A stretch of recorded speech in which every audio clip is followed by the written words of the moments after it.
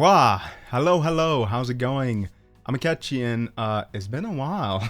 Yeah, it's been like, what, a month and a half now?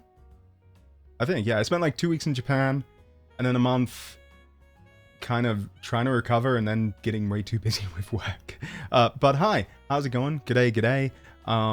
Today, we're not doing anything in particular. We're kind of just chatting, hanging out. I have a bunch of photos to show for my Japan trip if you'd like to see that and talk about it. But yeah, not really much. Okay, normally, oh, it's been too long. I've forgotten how to stream. Normally, I would show a schedule for this week, which I guess we can do, but like, there's not really a lot to show. Like, let me kit it up actually for you. So, it'll actually load. Bah, there you go. That's our schedule for the week. I don't know what we're doing tomorrow. I want to get back into streaming, so I'm like, you know what? I'll stream Sunday as well. I still don't know what. Maybe Mirror's Edge. I don't know. I bought that, and I'm like, hey, I liked Mirror's Edge when I was a wee little lad, a wee kitty on the Xbox 360. So maybe we'll play that. I don't know. Maybe we'll play Toho. No idea, but we'll figure out. Hopefully, I will figure out before tomorrow, but we'll see. That's Sunday for me. Anyway, today though, yeah, just chatting about my Japan trip. The one in which I was sick for like half the trip, sadly, but I still had fun. I still have like a bunch of stuff to show off. I will say, unfortunately, the way I need to show them off is a bit jank. So expect that, but I'll explain as we get into it. I guess.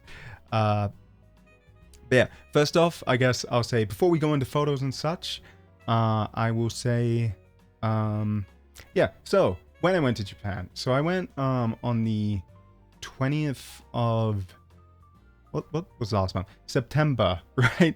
For TGS, because I was like, hey, I have a while before starting work. You know, I can go on a trip. I waited until basically until I could figure out my confirmed start date. I was like, hey, I want to push it back. Is that okay? And they were like, oh yeah, sure, you can start the week after. And I'm like, okay, cool. But I wanted to wait on that before I booked anything. So I ended up booking it like the day before I went, which I definitely don't recommend. For anyone who's thinking, hey, I want to go overseas. Don't wait until the day before to book every hotel and your flights and stuff like I did. It worked out fine, but maybe it's not the right thing to do. Maybe it was a bit more expensive because of it. All up I spent, I think like a little over 5,000, less than 6. But that's including like flights to and from, and I was there for like, what, 12 days? If I went on the 20th, right? And then I came back on like the 2nd, I think. Wait, let me check my calendar. Yes, I went on the 20th and I came back on technically the 2nd in the morning, I think. I left. So yeah, that's a good like 7, 8, 9, 10, 11, 12. Like 12 days, right? Kind of 11. So considering that, like 5,000 AUD, by the way, it's like, what is it, 50k yen? Pretty good, like pretty cheap, not too bad. But yeah, anyway, I will say, related to that, so, you know what, actually, we're going to talk about that. Kablam, photos. Yeah, this is going to be a bit jank because, let me see if I can like show it. But like basically I need to run this through VLC instead of an actual photo viewer because for whatever reason, OBS does not capture Windows Photo Viewer, and I don't know why. I've tried like multiple workarounds. I've tried OBS's slideshow thing. Doesn't work. It can only have like, I think it's like 5 megabytes or something of photos all up, and I'm like, I have like 80 photos here. That's not gonna work. So instead, we're using VLC, and I'm just gonna like go back and forth. I have my mouse so I can like point at stuff. But yeah, it's a bit jank. If I want to like go back and forwards, I need to like click the back and forwards button, and then you'll see like a pause symbol. Um, you're gonna have to deal with that. It's more annoying for me than you, believe me. Um, but yeah. So before I went though, one recommendation. I have a recommendation. If you are ever considering flying to Japan and you happen to be in Australia or like relatively close for a time zone, book a flight that does not land at like, I think it was 5, 6 a.m. My flight landed because, oh my God. It was, so this was where I landed. It was like, I think 5, 6 a.m. And I booked my flight for, I think it was like 7 p.m. or something in Australia. And it was like a 12-hour flight, 12, 14 hours, right? Um, however, Tokyo in September, end of September, was really hot. Like, it wasn't so much hot or that wasn't the issue. It was more that it was very, very humid. So I landed and I was like, oh my God, I'm going to die.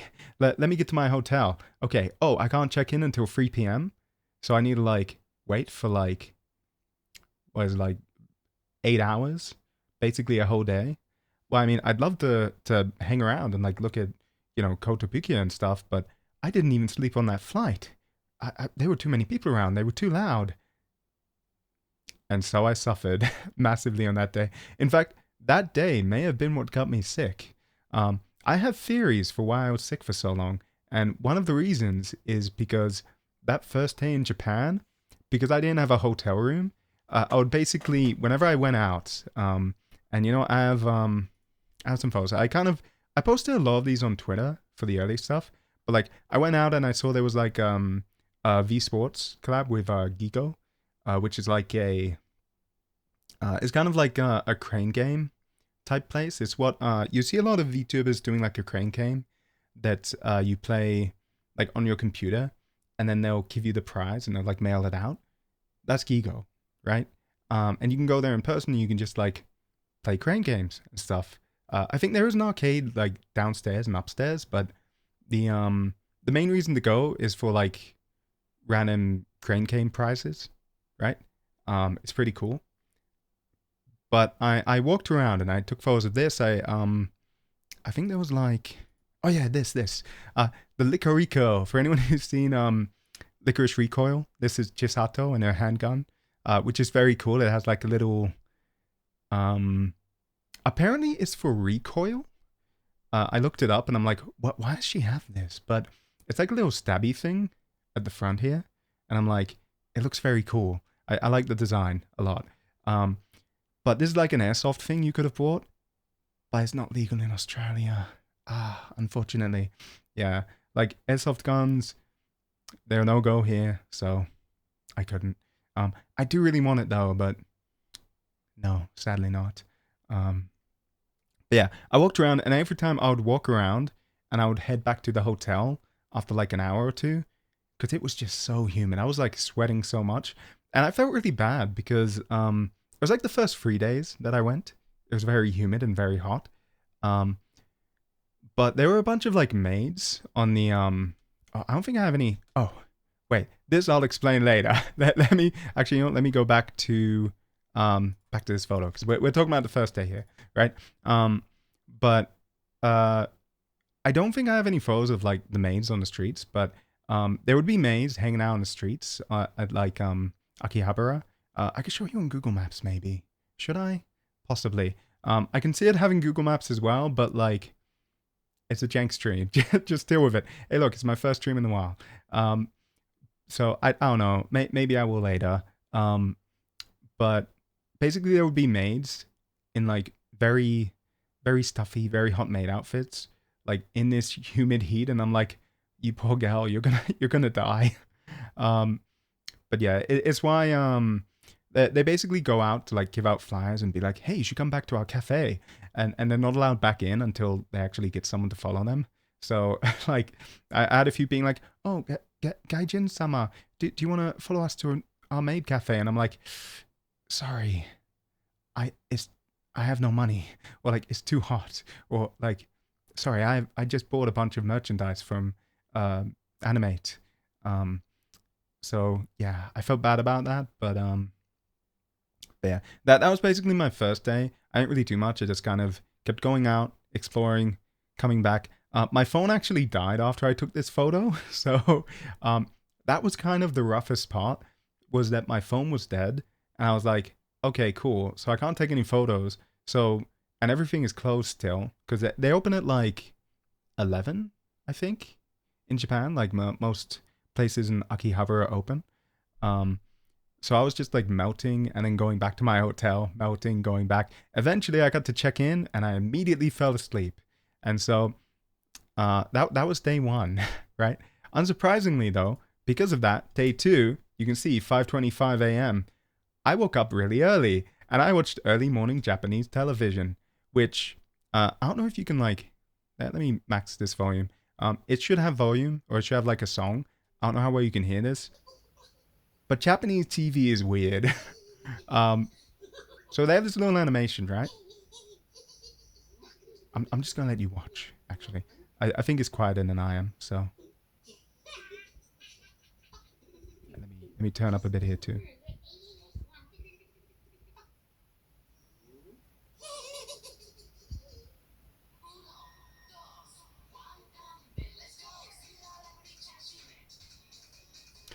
Yeah, this is Japanese TV, early morning TV. It's pretty great, but also I had no idea what the hell was going on. Um, but yeah, I watched this for like a few hours, basically till 11, because there was nothing to do until 11 when everything opened. But this was my second day. I don't know why this orange. You can't see because I'm in the way, but they're giving it a foot massage. Let me move temporarily. There you go. I don't know why it's Japanese TV in the early morning. It's kind of wild, um, but I kind of love it. I like. Also, there was this. Oh, here you go. So I included this. This was my favorite show. I have no idea what it's called, but like, it's basically just cats hanging out in the morning, and I'm like, yeah, this is a nice way to wake up. Um, so yeah, they had a bunch of like cats just hanging out in with jazz music in the background. It's good. Then you have say something J1 to I can't read that. That's too much kanji. Never mind. Some message. There's probably news at the bottom. But like, yeah, it was peak comfy. And like, they also had a Kamen Rider. Sorry, I'm moving my mouse too much. I keep forgetting which screen my mouse is on because I see it on here and I'm like, it's on OBS. No, it's on VLC. I'll move it to the left here so you don't have to deal with that. But yeah, they had Kamen Rider. They had the new show, the one where I didn't take any videos of this, but the one where he like has a jacket that he like zips and unzips. Oh, they had morning radio. I can't remember the name of this. It's a thing where you do like morning exercises in Japan, and like you'll do like squats and like star jumps and whatnot. And they always have it at like 6 to 7, and it's like it's meant to like help you wake up. It doesn't go that long, I don't think. I think it's only like a short time. I only watched a bit of it, but I was like, okay, cool. Well, there's no space in my hotel room to actually do this, but like it's kind of cool. But yeah, eventually, I think this was the second day. It might have been the third. No, I think it was the second. Yeah, I went out because I had my phone. It was charged, and it wasn't as humid, but it was still pretty hot. And I went to Tamashi Nations, which is like to the southeast of Akihabara. It used to be a Gundam base actually for like a bunch of Gundam merch and stuff, but they transformed it into Tamashi Nations, which you can see here has a bunch of stuff like the Master Sword. Also, by the way, don't worry, I checked all the reflections. I'm not in any of them. You'll see my shoes at some point though. But yeah, there's also like Meitante, Conan, and like Ryu for some reason fighting Guile instead of Ken. I'm not sure why, but the one big surprising thing for me here was that they had so much Berserk merch. Like they had a bunch of just like Griffith and Guts down here, and I'm like, why? Because they have Mecha And Street Fighter, I kind of get. It's like, okay, it's Capcom, whatever. It's everywhere. They also had what is it? Wait, Shangri-La Frontier. I'm like, what's the name? I love this show, Shangri-La Frontier. I actually ran into this twice in Japan. I'll show you the next one. It was at TGS. But like, it's kind of crazy that they had that here. But wait for it to go to the next image. By the way, I have like 80 images to get through, so this is going to be a very long time of me just talking about, oh yeah, here's bocce. Yeah, this bocce, for anyone who wants it, is very cute. It releases in January. I'm like, it's a J word. January of next year is in stores for like $38 AUD-ish. But yeah, that's what I had. I think this is Haikyuu. Oh yeah, it did. No, wait. No, this is Shoyo Hinata. Wait, is this Haikyuu? I don't know. I didn't watch much of Haikyuu. So someone tried making me watch Haikyuu, and I tried. And I watched like 3 episodes, and I was like, yeah, it's kind of fun. But like, I never really got into it. And I kind of felt bad afterwards because I was like, oh yeah, I promised to watch it if you watch this show. And then they watched that, and I was like, oh, I kind of don't like this. I don't know. Maybe I should give it another go at some point. I don't know. I think the only sports anime I've seen that I've actually like fully watched is Hajime no Ippo, which is like a boxing anime. But like that's great. That's top tier show. I love that show. Highly recommend it. That and arguably Kengan Ashura, I guess. Like that's kind of combat sports, but like I wouldn't count that as a sports anime at all. But yeah, they had a bunch of like figures. Some of them were already out. Some of them were going to come out. This dude is not me, by the way, but this dude is really weird. I think it's just like the reflection or something. I don't know if I can zoom in. Oh, I can. Cool. So, maybe I need to zoom in OBS instead of VLC. But like, oh, I can't do it enough. Damn. Wait, let me see if I can do this. Kind of. Okay, his eyes.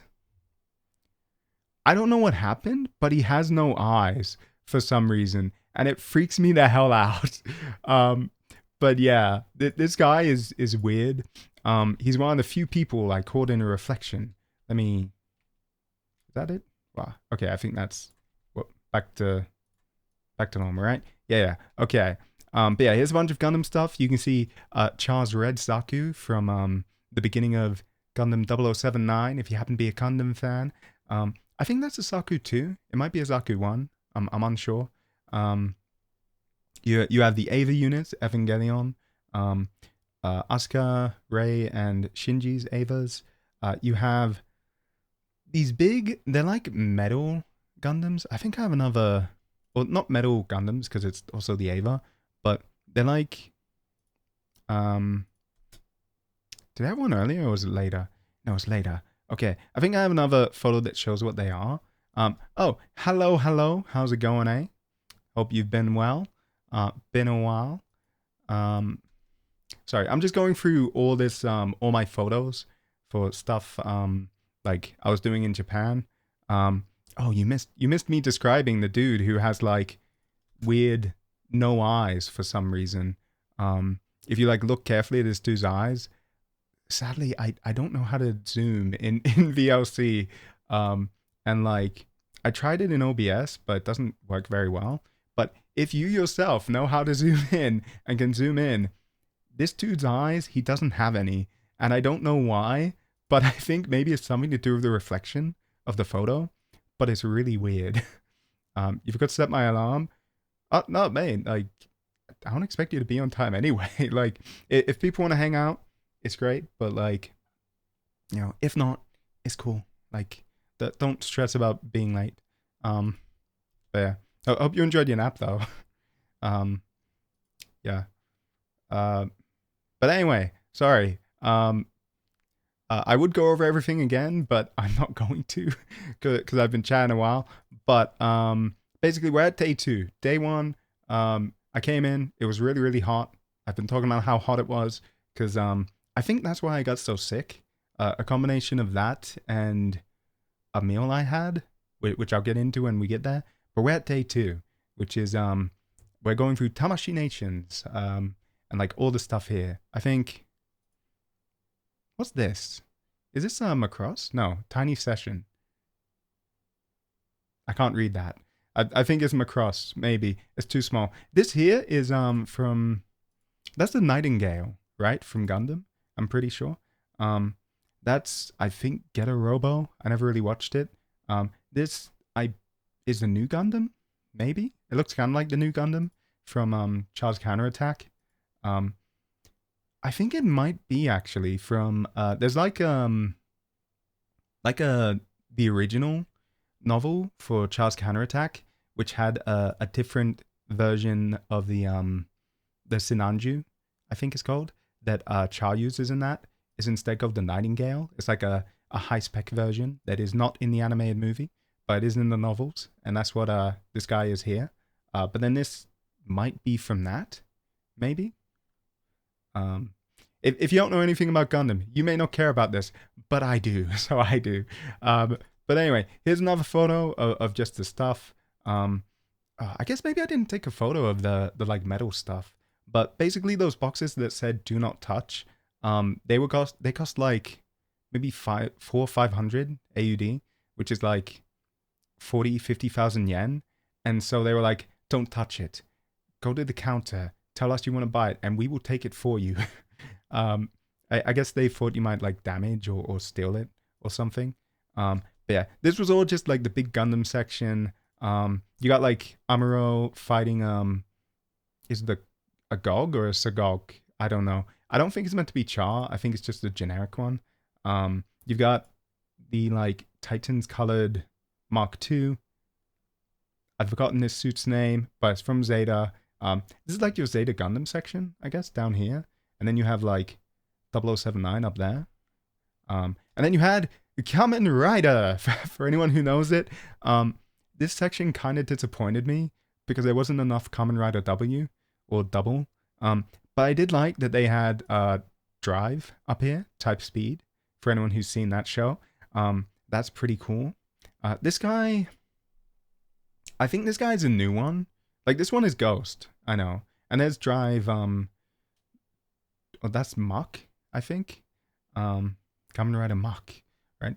And then this guy, I think it's from like one of the newer series that I didn't watch, so I don't know his name at all. This is 01 up here. This guy is Ghost again. Yeah, but as you can see, no Kamen Rider Double, no WBX, no Shotaro. It's really sad. But they also had more Berserk stuff. They had Shirkei here again, which is really weird to me still that they have Berserk stuff here. They had Yu Yu Hakusho doing the finger gun. They had this. So this is another Gundam, but I wanted to point this out because this here is pretty big. This is probably like the size of, not up to my knee, but like halfway up to my knee or something. This went basically up to my waist. And I'm like, what the hell? It's massive. How much does it cost? Like $460. Like, I don't know, 46,000 yen. I'm like, how?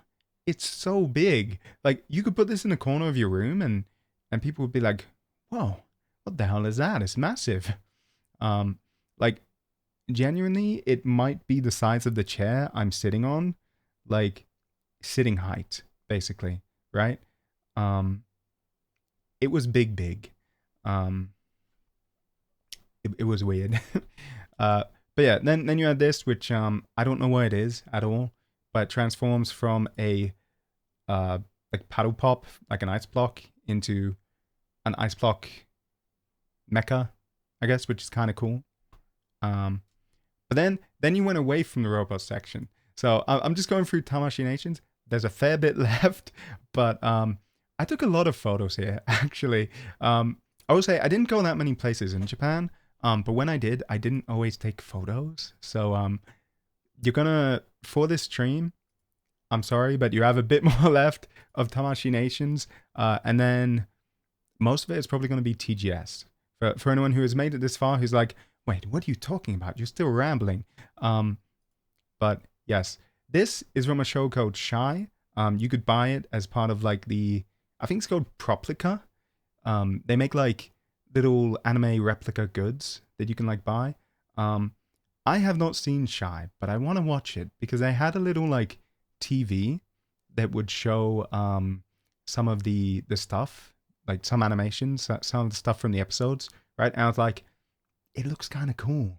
I kind of want to watch it, but I haven't gotten around to it. I keep forgetting every time I'm free. I'm like, I'd rather watch One Piece, which is now on hiatus for like a month, or I think it's like 3 months or something. It's a long time. I'm like, but my One Piece. I'm gonna have to find something new to watch. Maybe I'll watch this. Maybe I'll marathon Shy. I don't know. And this is like a golfing anime. I have no idea what it is. I've never heard of it before in my life. Um, what is that? Vanitim. Maybe that's the name of the show. I don't know. Like genuinely, no idea. It kind of looks cool though. Or actually, I think it might be like a Yuri show. I think I vaguely know of it. Like there's a Yuri golfing anime that was meant to go on at some point, but I don't know what happens in it. But this is like I think Shy is about like superheroes. Like they transform using these armlets, and then they in the like superhero suits. Um, I don't know. This, if you like Doraemon, is a very old show. Very old. I think it's from like what the 80s. But you could basically buy this little like propeller hat that would spin. Um, and this lady here on the left was wearing it. She's like a staff member. That's not me, by the way. Don't worry. But I checked all the reflections. I was like, am I here? Am I there? Right? Some random person. But she was wearing a propeller hat, but I didn't want to take a photo or a video because I'm like, that seems a bit invasive. She's just working. She's doing her job. Like, I don't want to be that guy who's like, hey, random person on staff. Let me take a video and post it on my social media. But she did end up in this shot. But like, she's not the main focus. It's okay. The propeller hat was cool. They had a lot of One Piece merch and like, Naruto and stuff, which I guess is gonna happen, right? Like that's kind of expected. But I don't know. They also had Moon, Prism, Power, Makeup, Sailor Moon for anyone who has seen that as a kid or like me both as a kid and then I watched the like original Japanese version or dub, whatever you want to call it, back in uni. I was like, hey, you know what? I remember liking Sailor Moon as a kid. let me rewatch it. And I really enjoyed it. And like here you have the Moon Prism, I guess transforming thing Sailor Moon uses. It's been a while since I watched it. Okay, it was only in uni. But yeah, you could buy a bunch of merch. It wasn't just this. There's a bunch more. But you also had you had these. If you ever watched like Power Rangers as a kid, you could get like the Green Ranger's. He has like a flute dagger, I guess, which would summon his Megazord or whatever, like his giant robot. You could buy that. You could buy like a bunch of swords. Really, a lot of these were like sword replicas, and I'm like, but if you wanted to get only one, what would you get, right? And I'm thinking, because I'm like, that's really cool. But then if you look like, not this one, but like in a few, like there are some others where I'm like, oh, maybe I'd prefer to get that, right? There's a Scouter, which I actually bought this. It's kind of neat. It has like a little, a mini game where it's like, you press on it and then you have to like time up. There's like a circle that appears and it's like dot, dot, dot, dot, dot. It keeps like appearing and disappearing. And when it gets to the center, you need to click again and you need to like time that, but it gets quicker and quicker. And then when you get it like 7 times, you have covered all 7 Dragon Balls and it plays like a little, like in Japanese, the whole like, oh, you have summoned me. I am Shenron. Tell me your wish kind of thing. Right. Which was pretty cool, I think. It's not that expensive, which is why I got it. I think if it was like $100 or something, I'd be like, nah, not worth. But like, I think you can still get this if you want it. If you're a fan of Dragon Ball, I do think maybe they're just like taking advantage of Toriyama and what happened to sell more Dragon Ball merch, but you know what? It worked on me. I now have a working-ish Dragon Radar, which is cool. They also had like Macross down here. Some stuff from that. They have Pac-Man. They have Madoka Magica, the Soul Gems, which is cool.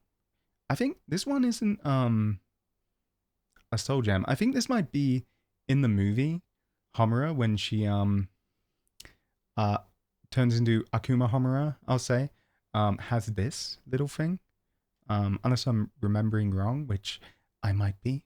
I'm sorry, Madoka fans who know more than I do. And then you have the little like Doraemon. But here, okay. So unfortunately, I had to delete a photo here because I was in a reflection. And I'm kind of in there. You can see my fingers here. But this is weird because I was like, is this my belly? Is it my butt? Like, what is this curve? I don't know. I don't think it's me at all. Like, maybe it's my arms, but like, genuinely, I zoomed in on this image and I'm like, what the heck is this? It looks like I'm pregnant. I'm like, am I? Mpreg real? Maybe. I think I'm a bit thinner than that, but that's okay. Maybe I'm not. My friend told me to watch Monica. I haven't yet. You should. I like it. It's a good show. I know it's very like kind of overrated, I guess. Like people are like, oh, you know, it's like the go-to, like just taking magical girl tropes and then inverting it or whatever. But like, it's fun. It's good. The animation's good. The story's good. I like the characters. There's also a new movie coming out very soon. There was like a leak for it recently on YouTube, which honestly, yeah, I might tweet that out maybe, possibly. But yeah, it's interesting. It's good. I like Homura a lot. Which I know is like a generic choice, but like she's cool, man. She has guns. She has like time stop. Anyway, I recommend it. You should definitely give it a go if you have the time. And if you like magical girl stuff, I guess. But yeah, I actually saw like a bit of Madoka stuff because at TGS as well, there was like a booth for I think it was for the like Star Rail clone that's coming out. I can't remember the name. It's like Extella or something. But like there was like a little green cube there, which was cool, but a bit random. I'm like, why is he green? I don't know. But there was a photo before this I had to delete, which had me in it, but it had like the whole sword display. Unfortunately, I couldn't. I couldn't keep it in. I'm sorry. But like some of these swords are cool. I never really watched Demon Slayer, which is what this is from. This I don't know what it's from, but honestly, it reminds me of like that sword from Naruto that the shark guy has. I don't think it is, but maybe it is. I don't know.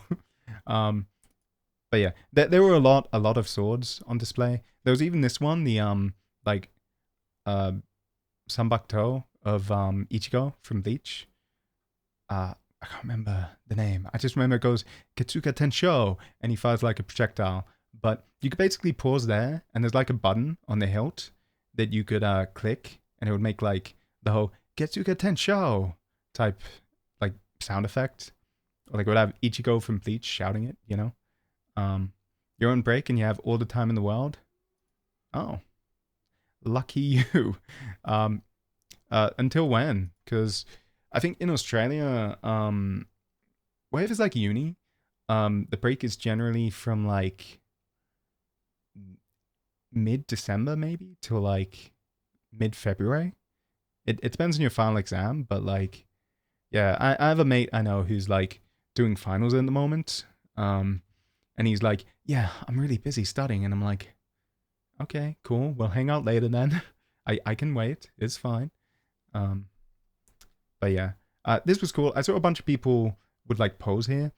The issue is with all of these like cool photo spot things.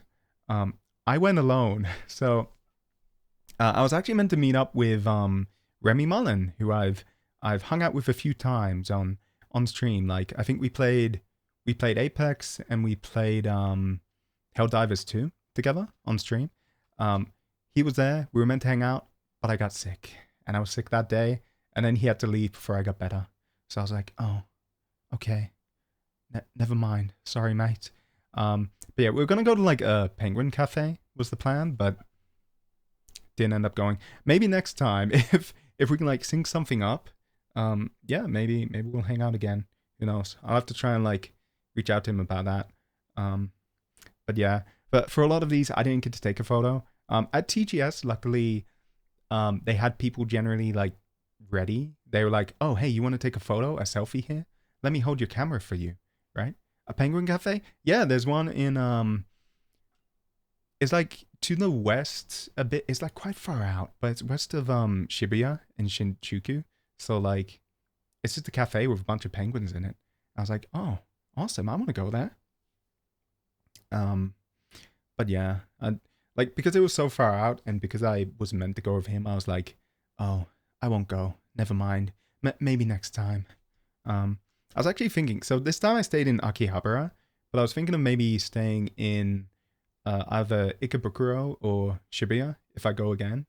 Um, but yeah, just to like diversify and look around. But yeah, here you have Psycho Pass, the Dominator. You have Rimuru Tempest from my beloved slime anime, Rimuru Tempest, which has not the best most recent season, but most of the show is very good. I just think that season 3 is a bit like meh, personally. But that's okay. You have a core drill from Gurren Lagann, and you have Killer Queen from JoJo Part 4. I'm like 4, 5, 4. Technically, it's not Killer Queen. It's like a little. I can't remember the name of it, but it's a little thing that he summons to like follow you, and then if you attack it, it'll blow up. But I can't remember the name of it, but it's from the Killer Queen stand, if you've seen Part 4. And here, I mentioned, there's a lot of Sailor Moon stuff. Yeah, there's a lot of Sailor Moon stuff. So if you like Sailor Moon, and you're like, I want some merch, I want to like cosplay Sailor Moon, and I want like official stuff, you could buy this. It's from Proplica. You can find it online. It might be sold out by now, but like I'm sure you could find like an old used one or something. Like it's pretty cool. I like how much there is. Personally, I don't think I could use it myself, but like, who knows? Maybe one day I'll crossplay. I don't plan to, but who knows? Maybe. It's still a cool thing to have. And there's like even more over here, and I was like, oh, that's cool. I was a bit disappointed they didn't have like anything from Tuxedo Common or Tuxedo Mask, right? Like, I don't know, what could you do really though? You could do his top hat. You could do maybe like a varnished rose. You could do his mask. Maybe an actual tuxedo, but like he doesn't have that much. I think he does have like a police baton he uses to hit people, but like there's nothing as iconic as like the actual Sailor Senshi and their weapons and stuff. Oh, and then here you have a random bald dude, not me by the way. But you have Kirito and Yujiro, their swords. From the only part of Sword Art Online that I actually like and I actually recommend, which is specifically only season 1 of the like Alicization, or not War of the Underworld, the part before this, where this guy here, the man who got cucked to death, kind of literally, I feel really bad for him because he deserves so much better. But my man Yujiro, best boy in the entire franchise, and then you got Kirito. Yeah, he's actually when I went to Heart of Hearts Maid Cafe on one of my last days, I was talking to one of the maids there, and I was like, oh, what kind of anime do you watch in Nihongo, like, oh, kimi no taituki wa, or taituki no anime wa nan desu ka? And she's like, oh, Sword Art Online? I'm like, oh, hi. And I'm like, hey, do you prefer like Yujo or Kirito? And she's like, Kirito. And I'm like, damn it, my man, my poor boy, never appreciated for the marvel that he is. But yeah, we stand Yujo over here, and we hate Kirito. I don't hate Kirito in that part, honestly, but like, man, Yujo deserved better. Um, but yeah. All right, A, because you came late. Sorry, I should probably explain. I'm using VLC for this because of because OBS doesn't want to capture Windows Photo Viewer, and like basically every other way of doing this is really jank as well. So I'm like, I'm just gonna use a video player, which is a bit weird and a bit dumb, but it kind of works. But yeah, here's more shy stuff up here. This is from Tiger and Bunny. Now, this I actually nearly bought a few years ago when it went on sale because I actually really like Tiger and Bunny a lot. I highly recommend that show. If you're into like, I guess like superhero stuff or like Super Sentai, but like it's basically a bunch of superheroes being sponsored by companies to catch criminals and stuff. With the idea being that like, and they have actual companies by the way. They have like Pepsi in there, and it's like there's a commercial for Pepsi. If you just watch in the show, they're like, oh, here's the superhero like drinking some Pepsi, and it's like, okay, a bit on the nose, but sure. But yeah, like it's a good show, and this is like a transformation bracelet, I guess. Technically, these two don't need to transform because they have a superpower that like gives them like super speed and strength a little bit. But I think the gauntlet like makes it last longer or something, slightly. Oh no, it gives never mind. It gives them a timer and also like a grappling hook, right? But that's basically it, and it gives them a costume that is like better for the sponsors. So they're like, oh hey, that's a cool costume. Yeah, it has my logo on it. And that's all it does. But like, really good show. Definitely recommend it. And that's why I took a photo of that as well as everything else. Oh, this shows like, I think this is Shy, which again I haven't seen, but like I mentioned earlier how like they had little TVs that would show like some anime from like the series they were trying to sell. They would show some of the animation. And this is for Shy, I'm pretty sure. So yeah, I was like, that's kind of cool. Oh, and also they had like barcodes everywhere for you to like scan. So if you were like, hey, I want to buy one of these, you could scan that. It would take you to the site, and you could just buy it, right? If it was available, which most of this I think is not, sadly. But anyone who's a fan of like Kingdom Hearts, here's Yugi played. Here's Saber Artoria, her like Excalibur. Here is a random massive jewel disc from Yu-Gi-Oh, which I don't know if it works, like if it makes like sound effects or anything.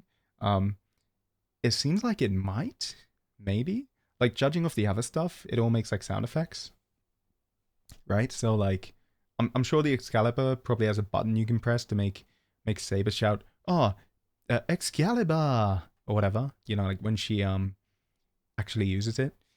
So I'm assuming the dual disc would have summon card sounds and stuff.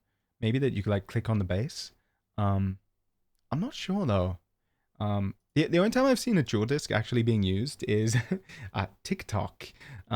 For any of my fellow Zoomers who sometimes go to TikTok, there's a guy, I can't remember his name, but he does like live action recordings of himself doing duels with people. And they're like, well, they're not always recordings. They're sometimes like live streams.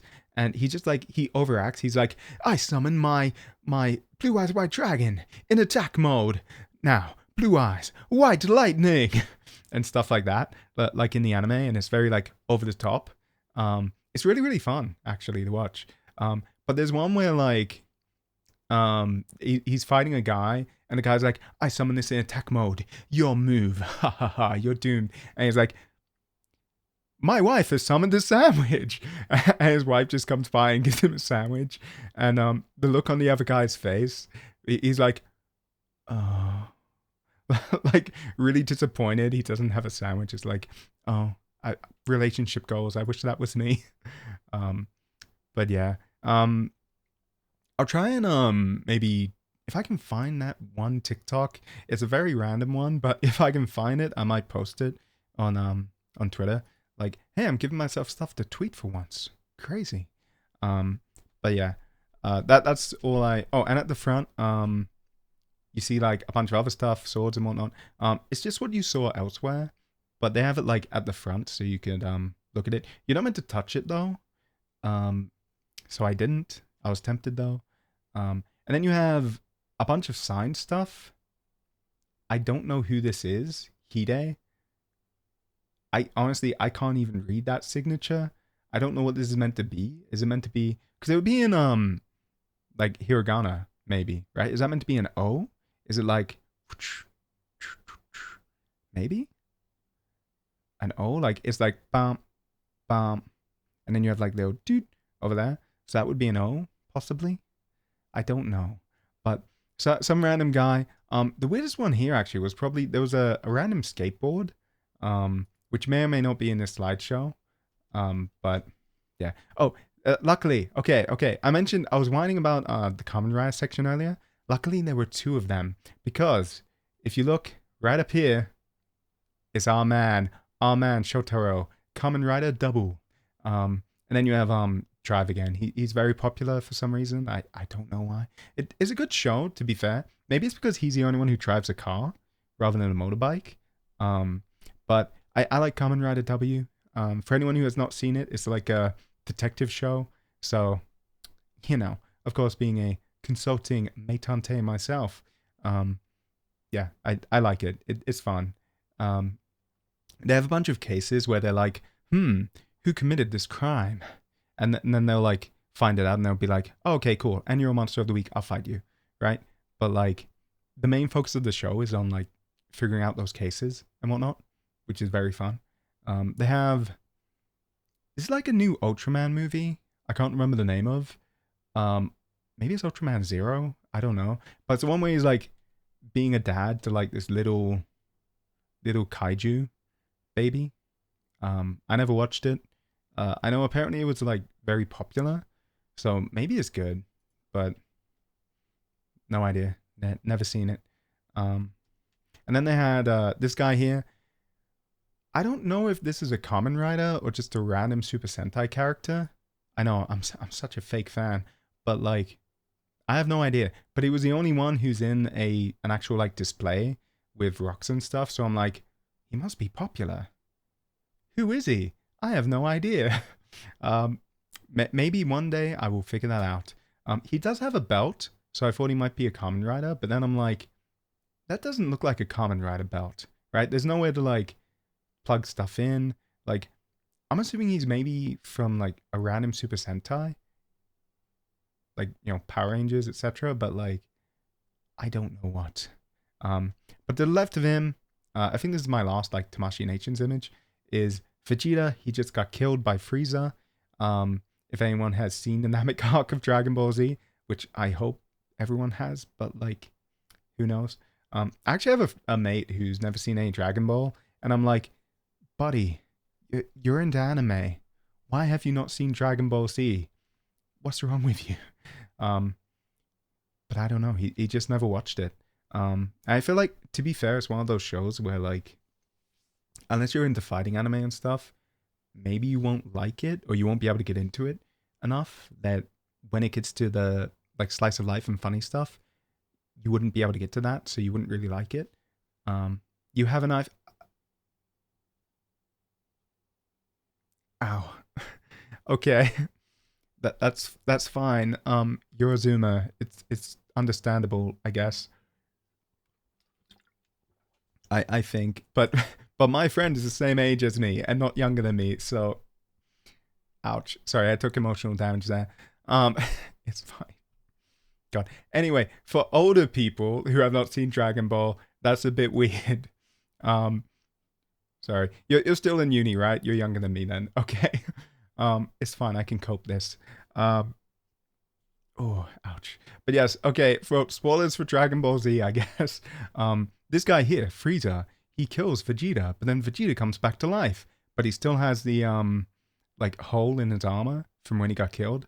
So there you go. I'm assuming it's that scene. And then he, for some reason, has a 4-star ball, which I guess because that's Goku's Dragon Ball he had as a kid. So it's like the famous popular one. But yeah, and then you have Luffy just with a bunch of meat. I don't know. Here you go, the skateboard. So there's a random skateboard in this otherwise just random anime figures and like anime merch and a skateboard. I don't know why. It's really weird. I'm guessing this guy is famous. Maybe he's like a famous skater. I don't know. But maybe he's like Tony Hawk in Japan, right? And so they were like, wow, Japanese Tony Hawk-sama, you visited our store. Can we have a photo? And he's like, yeah, sure, have this skateboard. But yeah, it was really random. So I'm like, okay, I'll take a photo. But yeah, that was it for Tamashii Nations, right? Which was quite a bit. Honestly, I think that was like an hour to spend on that store. But don't worry, the rest is going to be a lot quicker. I just took a lot of photos there because there was like quite a lot to actually look at. But yeah, this is all still second day. Don't worry, we're gonna skip like 5 days when I got sick and didn't take any photos. But these guys, so this is Taito Station. It's like an arcade, which is like kind of close to. It's on the same street as Animate in Akihabara, which again is where I was staying, right? And they had these fucking guys.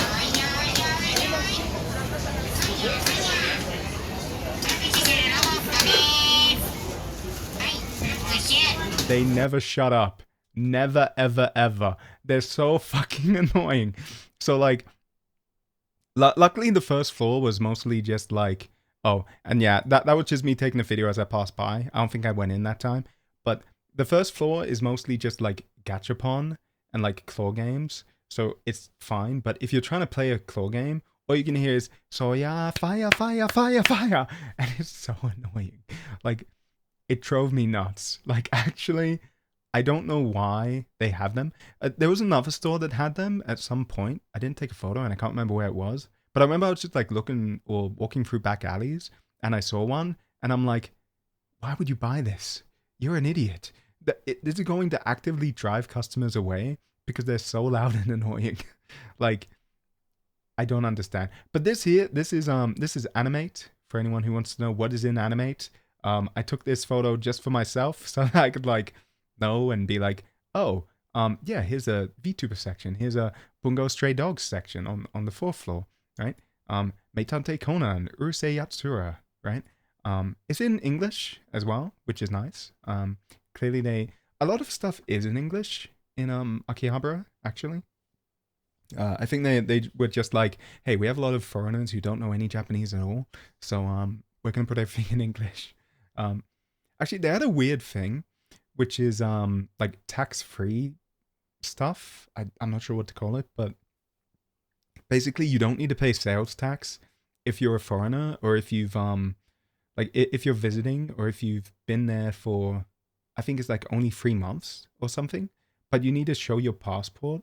And then they go through a lengthy process of checking it against some database. And I'm like, I'll just pay the tax. I don't want to wait here for another like 2 minutes. It's fine. But one time I used it and I was like, hey, here's my passport. And then I had to wait for like 3 minutes. And I'm like, yep, I'm ready to pay. Yep, whenever you are, mate. Yep. That is me. Yep. On the photo. Do you want me to pose like in... Let me blue steel for you from Zoolander. Okay. Turning left. It was just annoying. So I don't think I would take advantage of that. If you're like on a budget, maybe you'd do it. But like, yeah. Anyway, here was the stuff. There's a bunch of like Project Sekai. Hey, you like Project Sekai? Here's a bunch of stuff you could have bought. I'm not sure about like, a lot of the merch that they had at Animate. I was a bit iffy about because a lot of it was like stuff like this, like basically art folders, and then you had like little cards and stuff. And I was like, it's kind of cool, but they didn't have a lot of like some franchises didn't have a lot of like figures or or like art books or anything. Um, so it's kind of like, even if I'm a fan, I don't know if I necessarily buy it unless I'm like, oh, I really, really want merch or I'm like a mega fan. Um, like if it's cheap, I can see it, but like I don't know. It depends. But that was an issue with Star Rail as well, which you'll see. Here's more stuff. This is I can't tell. Is this Ensemble Stars? Sorry, I can't zoom in, sadly. Um hmm, I'm leaning forward, but I'm also looking through OBS because I can't see. But yes, here's another series. On Stars, yes. Okay, I am right. I'm looking for Madara. I'm like, where's my Mama Dio? I can't see him. But yeah, oh yeah, that's okay. Yeah. You used to play for a while? Yes, I should play Ensembles. I'm actually I've considered streaming Ensemble Stars or Hip Mic, but then I'm like, no, people will know I'm a fake fan. Like I've only seen the anime and that was a while ago. Like for Ensemble Stars and Hip Mic, I mainly just listen to like the music and like watch the music videos sometimes, right? Um so like I don't want to get called out by people who are like, "Oh my god, you don't even know this character? Unbelievable." And I'm like, "Oh, yeah, okay. I'm sorry for playing your game." Um, but yeah, I do like the franchises, but like again, it's one of those things where it's like, unless I'm a megastar, like I think I looked at the merch and I was like looking for Madara stuff, and like they have these little like these things are kind of cool. If they had a Madara of one of these like I don't know, puffy heads. They're kind of like Yukuris from Toho. Then I probably would have bought one of those, but they didn't. But the vast majority of it, they also had a figure here, like an Android. But the vast majority is like, oh hey, character cards. Oh hey, a badge. Um, which again, if you're a really really big fan of a certain character, I would buy it, but I'm just not. So I didn't get any merch. Oh this. Um, Thunderbolt Fantasy, My Beloved, the anime, which by the way is currently having a season 4 airing right now. It's pretty good. I'm always going to recommend this anime. Some would argue it is not an anime; it is a puppet show. But you know what? Some Japanese animation, I don't know, like tournament, not tournament.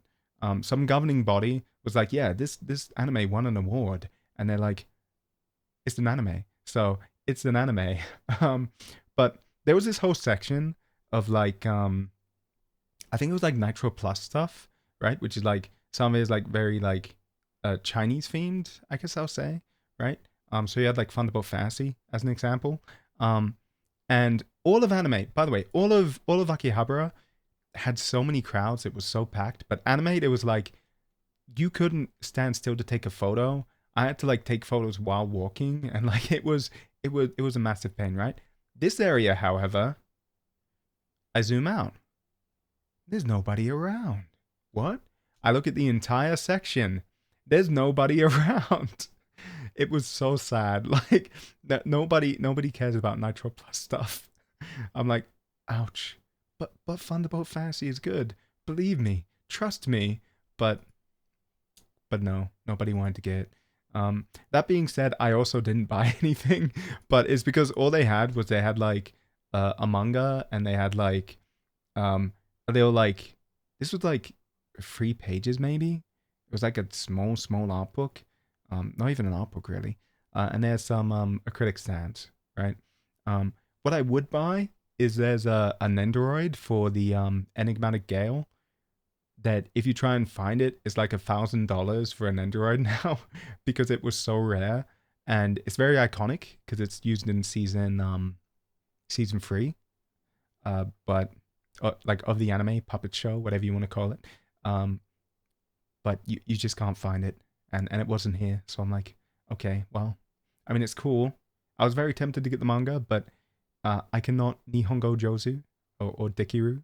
Um, I can't read enough Japanese for that, so I'm like, nah, I won't. Um, but oh, this is a cool thing. So, Nikkei, a game franchise I keep wanting to play.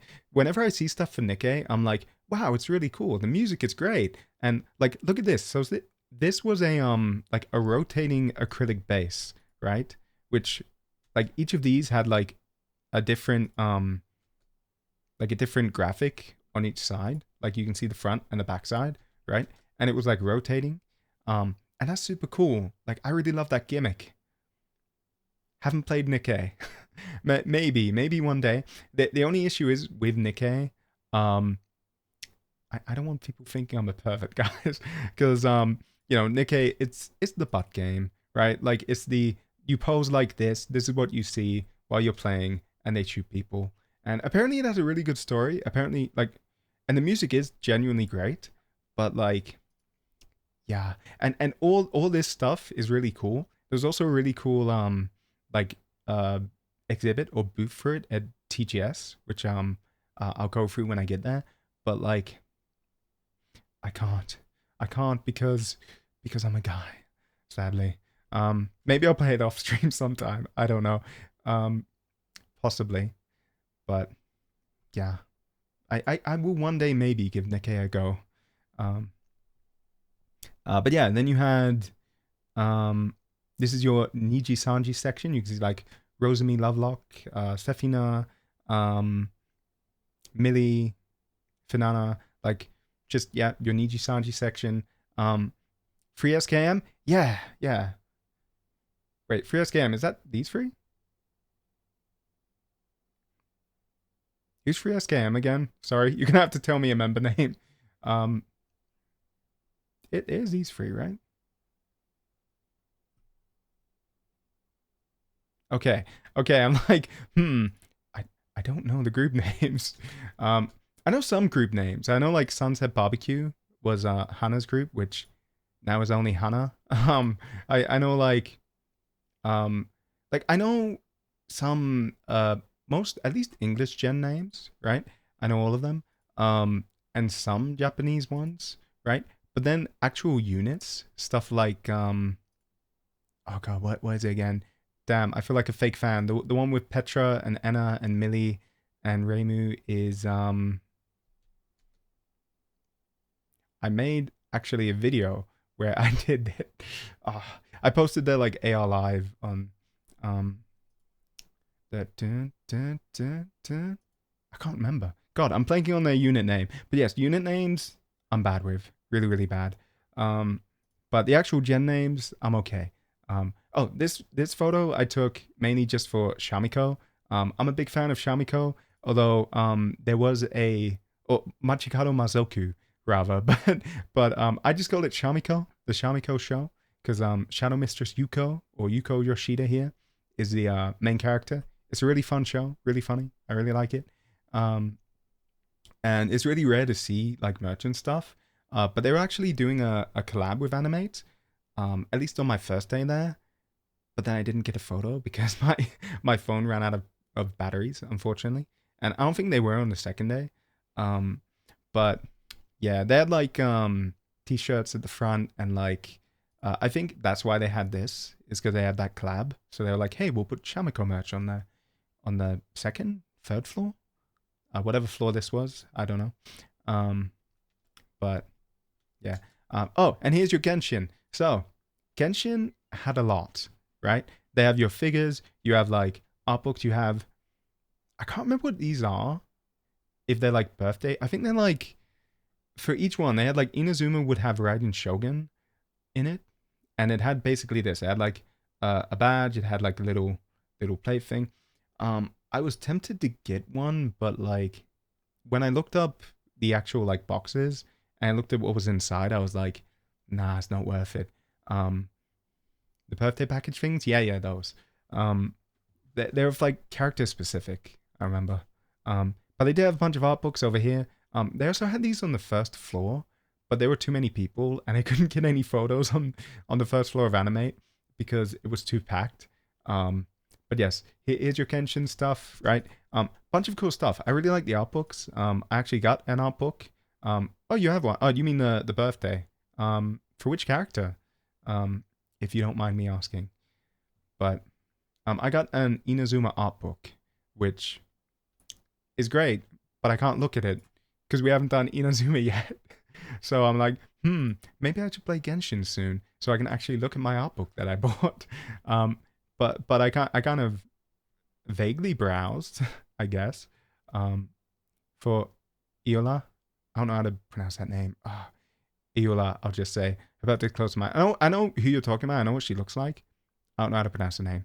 But yes.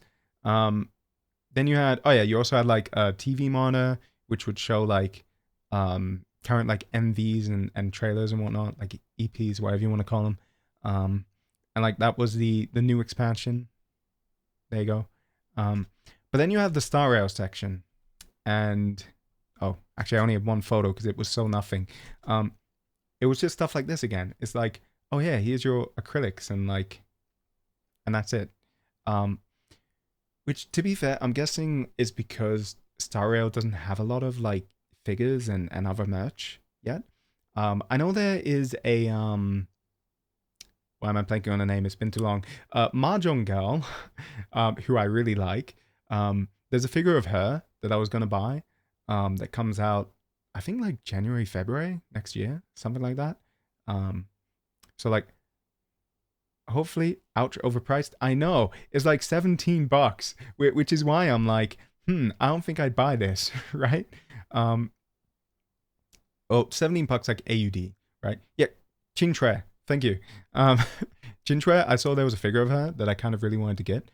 So there was something I wanted to do, which is I wanted to get like one piece of merch for every like major game that I play through, right? Or at least like franchise. So like I want one piece of Resident Evil merch. I want like one piece of Star Rail merch. And I figured that would be like a cool thing to do. So I could like track what games I've played and be like, hey, I remember when I played that game.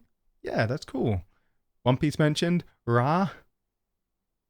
Wait, did I mention One Piece? I mentioned it a while ago. But hello, how's it going? I don't want to say Ipu, but it does seem like maybe Ipu Palette. Ipu Palette? How do you pronounce your name? Sorry. I'm not sure what to call you. I'll call you Palette. Palette 20. Palette. One Piece figure. Oh, no, sorry. We're talking about a Chinchue figure. I poop a lot. Oh, I missed that entirely. I'm like, it's I poo palette. No, I poop a lot. Okay, cool. Well, I do sometimes. It usually it's like once a day, but you know, depends on day, I guess. Pop works. Okay, I'll call you Pop. Cool. Better than saying the whole thing. There's too much. It's like with A, I just call it A rather than simply A existing, which is a good pun actually. Now that I know who A is, but yours is free because you drink too much milk. Ah, okay. I do have a friend who really loves milk, and she never shuts up about it. I'm like, just buy a cow, and she's like, oh, I tried when I was younger, but I couldn't. I'm like, okay, mate, whatever. But anyway, yes. So this is the Star Rail stuff, kind of meh, just because like it's really overpriced, like 1,700 yen or 1,800 basically. It's not worth it for that. I also saw more of the Niji section because I was like, wow, people aren't here for once. And there's like Toho here, like you have Raisin, you have Sakia, Rumelia, but you had these massive like, I don't know what they are, of Petra and Rosemi. I think they're meant to be like pillows, maybe. I don't know, but they're really big, and I was like, whoa, big face. I think I tried taking a photo of like specific stuff here because I had a friend who's like, oh yeah, you have Fuchan there, Foga. Oh yeah, you have like, oh yeah, this was weird. So they're still selling like Selen stuff, which considering, but I guess it's because like Animate bought it all in bulk from Any Color, and then they're just like, oh well, we may as well keep selling it, right? But yeah. Oh, there's my shoes. If you're wondering what kind of shoes I wear, I have a pair of white shoes. Yes, I'm doxing my shoes, but that's about all you're gonna get, I think. If you got it from the official Tmall stores, it's like 10 USD for the standees. Oh, that's still like 15 AUD, right? So it's like 1,500 yen ish, right? It's like 200 yen less. Star Rail is nice, but you never play it. Genshin is enough. Ah, you see, you see, we've been trying to make it through Genshin and Star Rail at the same time, so we're plopping along really slowly. Like, in Genshin we're up to Inazuma, and then for Star Rail we just beat the deer boss in uh what's it called, the Chancho whatever, the place after Jirilo. I don't know, like the third place, I guess, second planet, third location, right? Yeah, you also have like your Pomu merch here as like old merch. But I think I have a friend who is a Ren Vaders.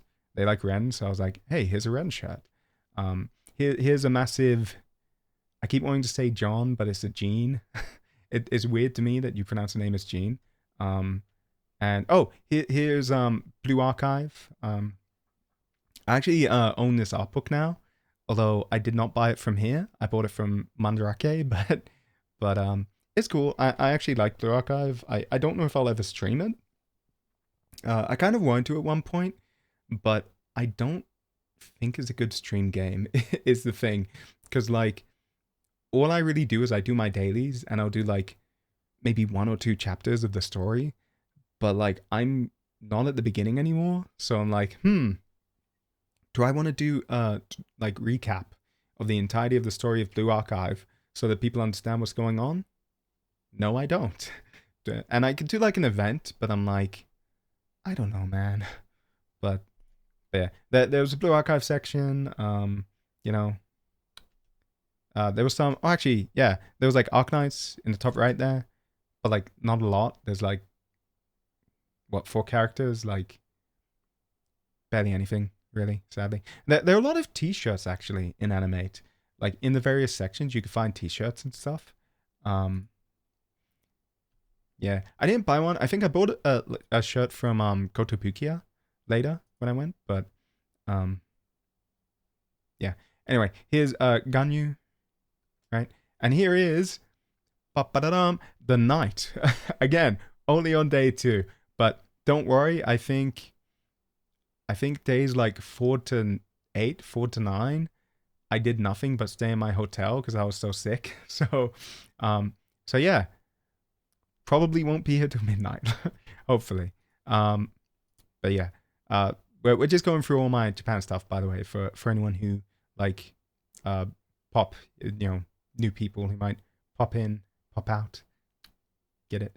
But yeah, this was the Monster Hunter Cafe, Monhon Sakaba, again in Akihabara.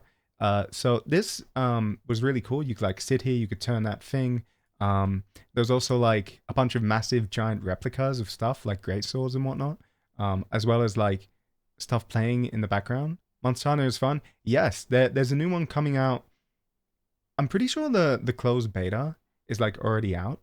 I saw a bit of Rosemi Lovelock was playing it earlier today, and I was like, oh, let me check in to see how it is. But she plays dual blades, and I'm like, I don't play that. Damn it. I don't know if it's good or not because it's a weapon I never played. But it looked kind of fun, at least. I mean, it's Monster Hunter, right? Like, it's not that different. It's just like new monsters and whatnot. I've considered playing it. I don't know. We were meant to stream it with Remy, like, well back in the day. And he was like, hey, do you want to stream through Monster Hunter World? And I was like, oh yeah, sure, we'll do it, bro. Like once a week. But then he got really, really busy.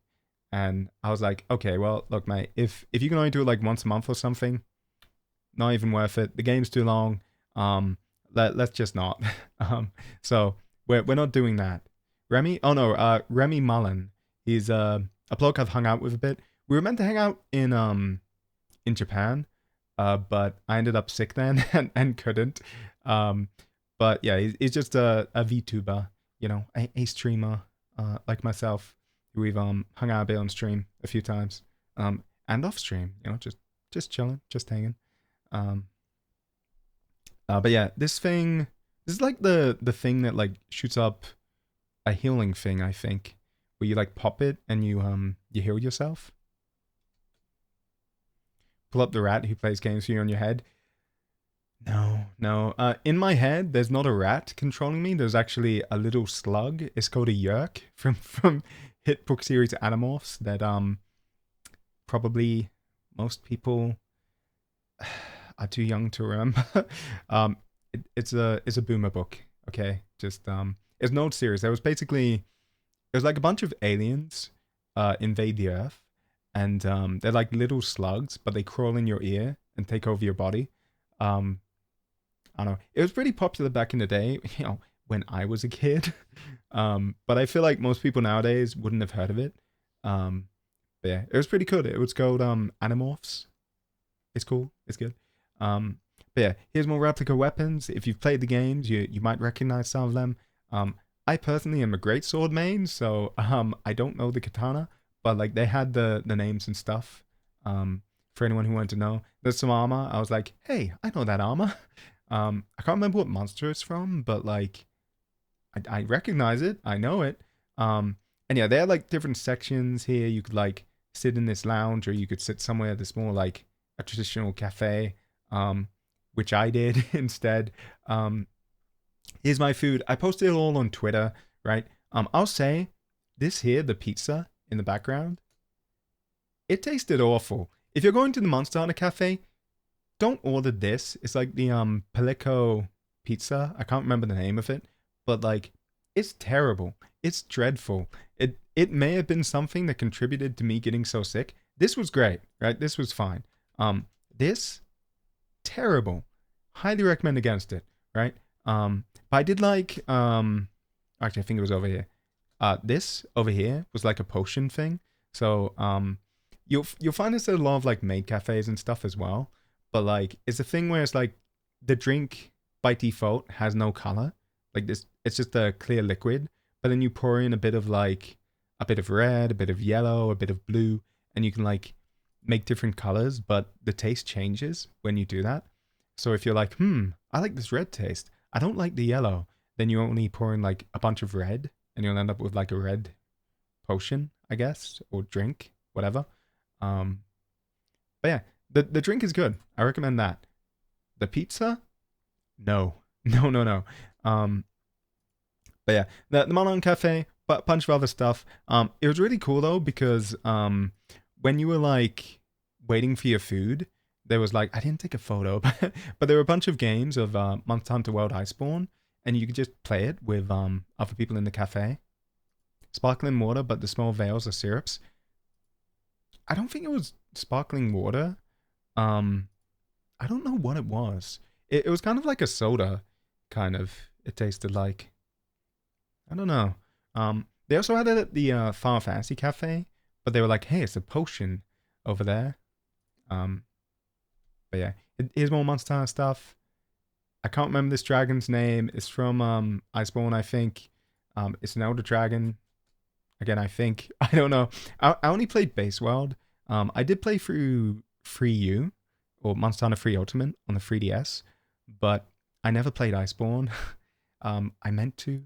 One day I might get around to it, but it's unlikely. But hopefully with the new game, if I end up playing it, I should be able to keep up to date, and I should be able to actually beat it and the expansion. But who knows? Oh, that was an Anjanoth, by the way, the like T-Rex type monster. Yeah, please don't touch. I touched it. This time I actually touched the armor. I know how horrible, but I did. Yeah, you have the great sword. You have jewel blades, right? And they show you like the monster that you could make the weapons from to craft them, which was pretty cool.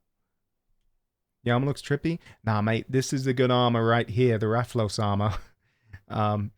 Yeah, but yeah, it's cool that they showed, or that they show the like the weapons, or the monster that crafts the weapons in the armor.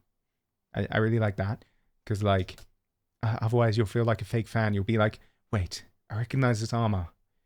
What's it from? Right? Wearing that on your first date, oh mate, instantly they'll be like, oh, you have so much riz. Wow, what did you hunt today? And you'll be like, oh, just a jaggy. and I'll be like, a jaggy? wow, only the most experienced of hunters can kill that. But yeah, I really like this as well. There was like a hunter's board where you could like, I think I have a photo. Yeah, yeah. You could like write stuff down for like your hunter card, and you could stick it up. Um, and then there's like a little book on the left here where they would like archive all of those. But I stuck mine up. I stuck it up right next to this, but I deleted the photo so you can't see it. Too bad, because I put my real name. So I'm like, I don't want to dox myself. But like, yeah, I wrote something. It basically says like, what's your main weapon? You would shade it in here. Write like a bunch of stuff, your name, your hunter rank here, HR. This I can't remember, but like, yeah, I can't really read it. The text is too small now. But yeah, it is pretty cool. I like it. If you want to see that, if you're like, oh, I want a Toxicatchy, well, you're gonna have to go to the Manhan Cafe, look for this thing, I guess, and you'll find mine near it in the book. You're welcome to do that. If you do that, honestly, then you deserve to know. You'd worry about their mobility? Oh, you mean the armor, right? Yeah, I don't know. Like, so in the game, to be fair, you can't walk that much, or like you're a bit like, it looks like you're limited in movement, but they do have like little, like right here, they have like a hole so you can like bend your arm at least. So like it's kind of usable. But yeah, it's like wearing a suit of armor. Like you're not going to be able to sprint and beat Uwe Bolt or whatever his name is. No sane robber would ever try snatching your purse. I mean, how are they going to get it? If it's inside your armor, just be like, oh yeah, sure, let me get it, and just punch him in the face. Like, you're wearing a suit of armor, mate. What are they going to do? Stab you? Nah. But yeah, this is also food. I like this, but I don't like the sauce. I think the meat was good. The sauce was a bit meh for anyone who's thinking of going. But then this killed me. This tasted good, but because I had eaten so much, so the drink was okay. This was my beloved what's his name, Jet Dragon, Faustrax, I think his name is. I would call him Falvauk because that's his old name, but this is meant to be a Faustrax drink. It didn't taste that good, to be honest. I think the potion tasted better, but like, it's cool. He's my favorite monster, so I had to have his drink, and this is a Kirin, by the way. The parfait here. Which these things were plastic, the blue stuff on the side, so you're not meant to eat them. Just FYI, because I may have tried to eat them. But don't eat them, by the way. I realized after I took a bite, I'm like, this doesn't taste right. There's something in that I don't like. And then I threw it out, and I'm like, never mind. It's plastic. It does look like something it's like, is this like something frozen? It kind of looks like it's part of the meal, but no. But this thing I couldn't finish. It was too big. If you're gonna eat, don't order as much as I did. Like, maybe start with the parfait, because it's big. It's a lot bigger than I thought it would be. And yeah, it's too much. I couldn't finish this. Like, I was feeling, by the end of this meal, I was like, oh, I gotta go sleep. Like, I gotta go, like, sleep this off, man. Like, if this is what a hunter eats every day in Monster Hunter, like, I could see them being very tired at the end of that and just passing out, because it was too much. But yeah.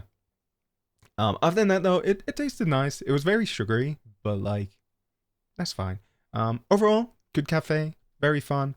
You got like a points card, a hunter points card, which, because I ordered so much, I could get a bunch of stuff. But it's mainly just like little like printouts and stuff of like kind of like pseudo acrylics. So it's not like amazing or anything, but yeah. Here's all your stuff.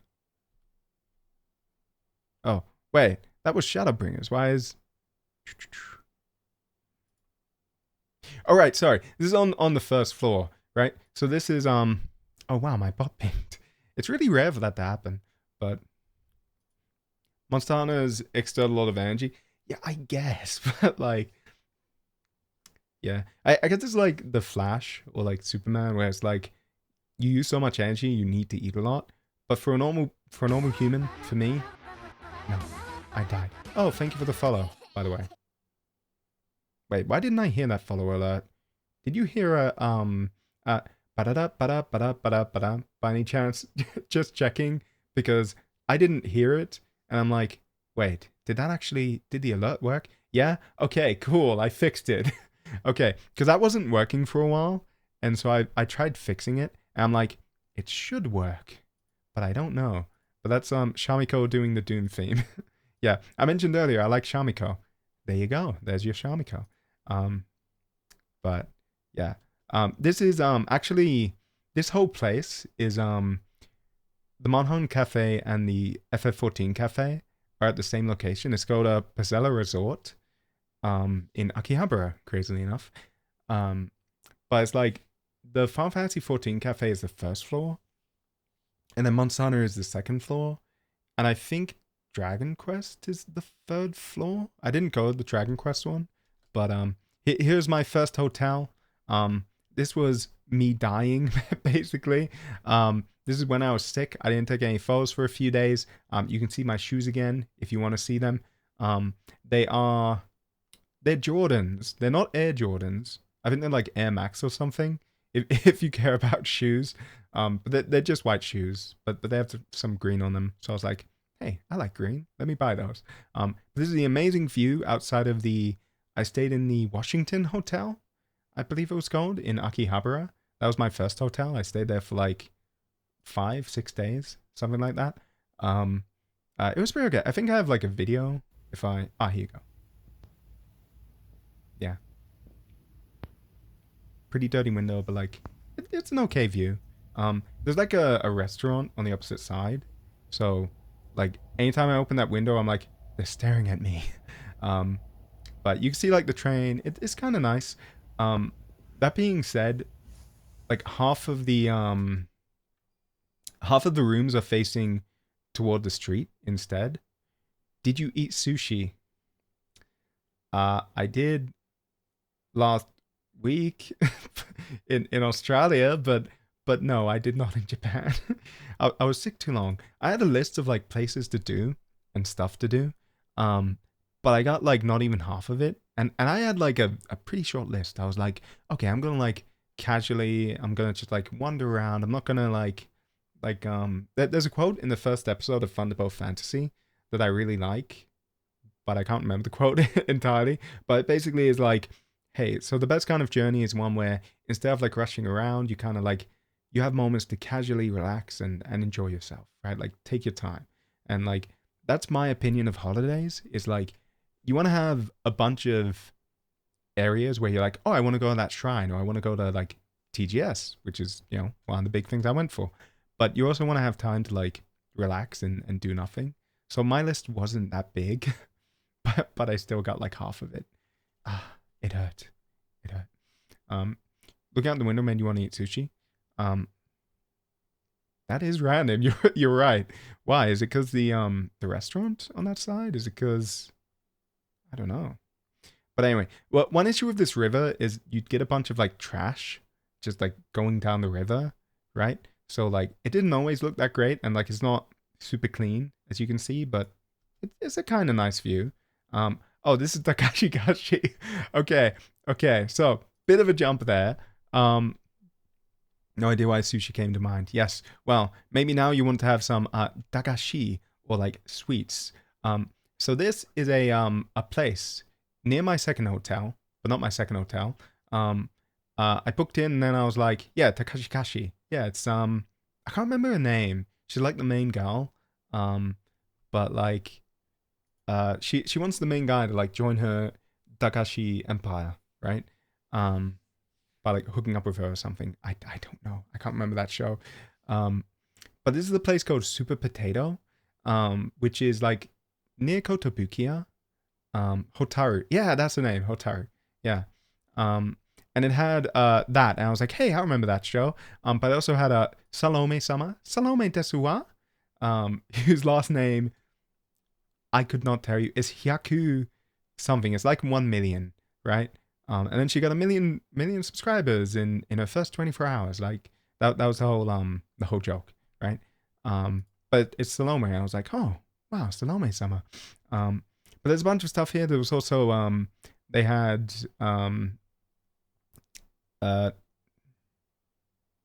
Kurone. I'm like, why am I blanking on Kurone's name?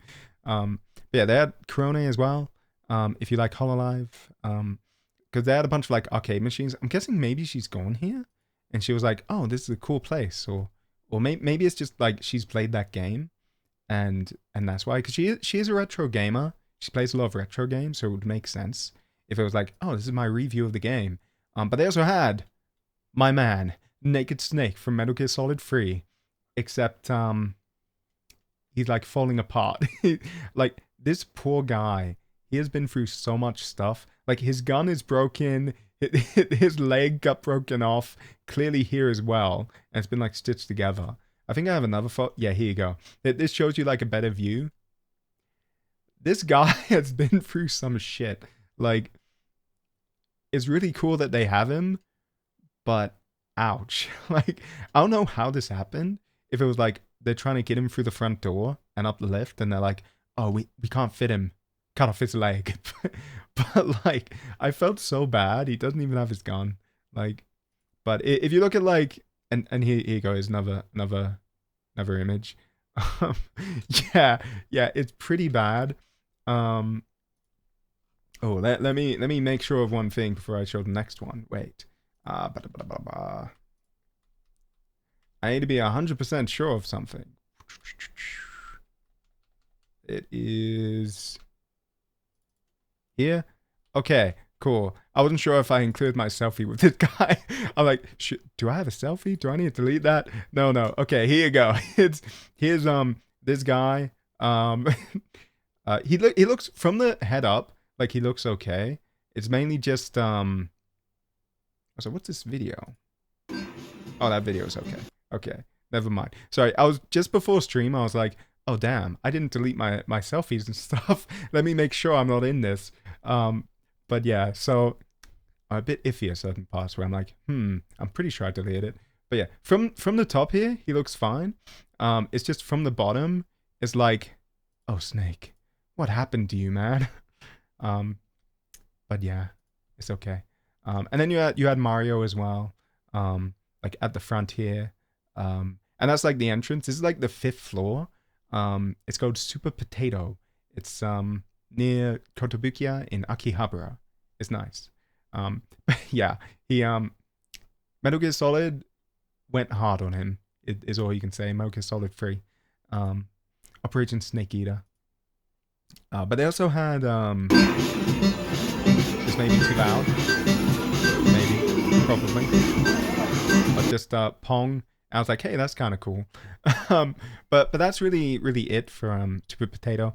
I forgot to take photos of the actual machines. I did it later, in a later day when I went again. It's actually a really fun place because it has well, a bunch of fun arcade machines. But one I really liked was it had, I don't know if it's Alpha, but it's a Street Fighter with Guy in it, and I main Guy in Street Fighter 4, and really any Street Fighter that has him is why I play Kimberly in 6, because I like the Bushinryu playstyle. Sorry, I need a drink.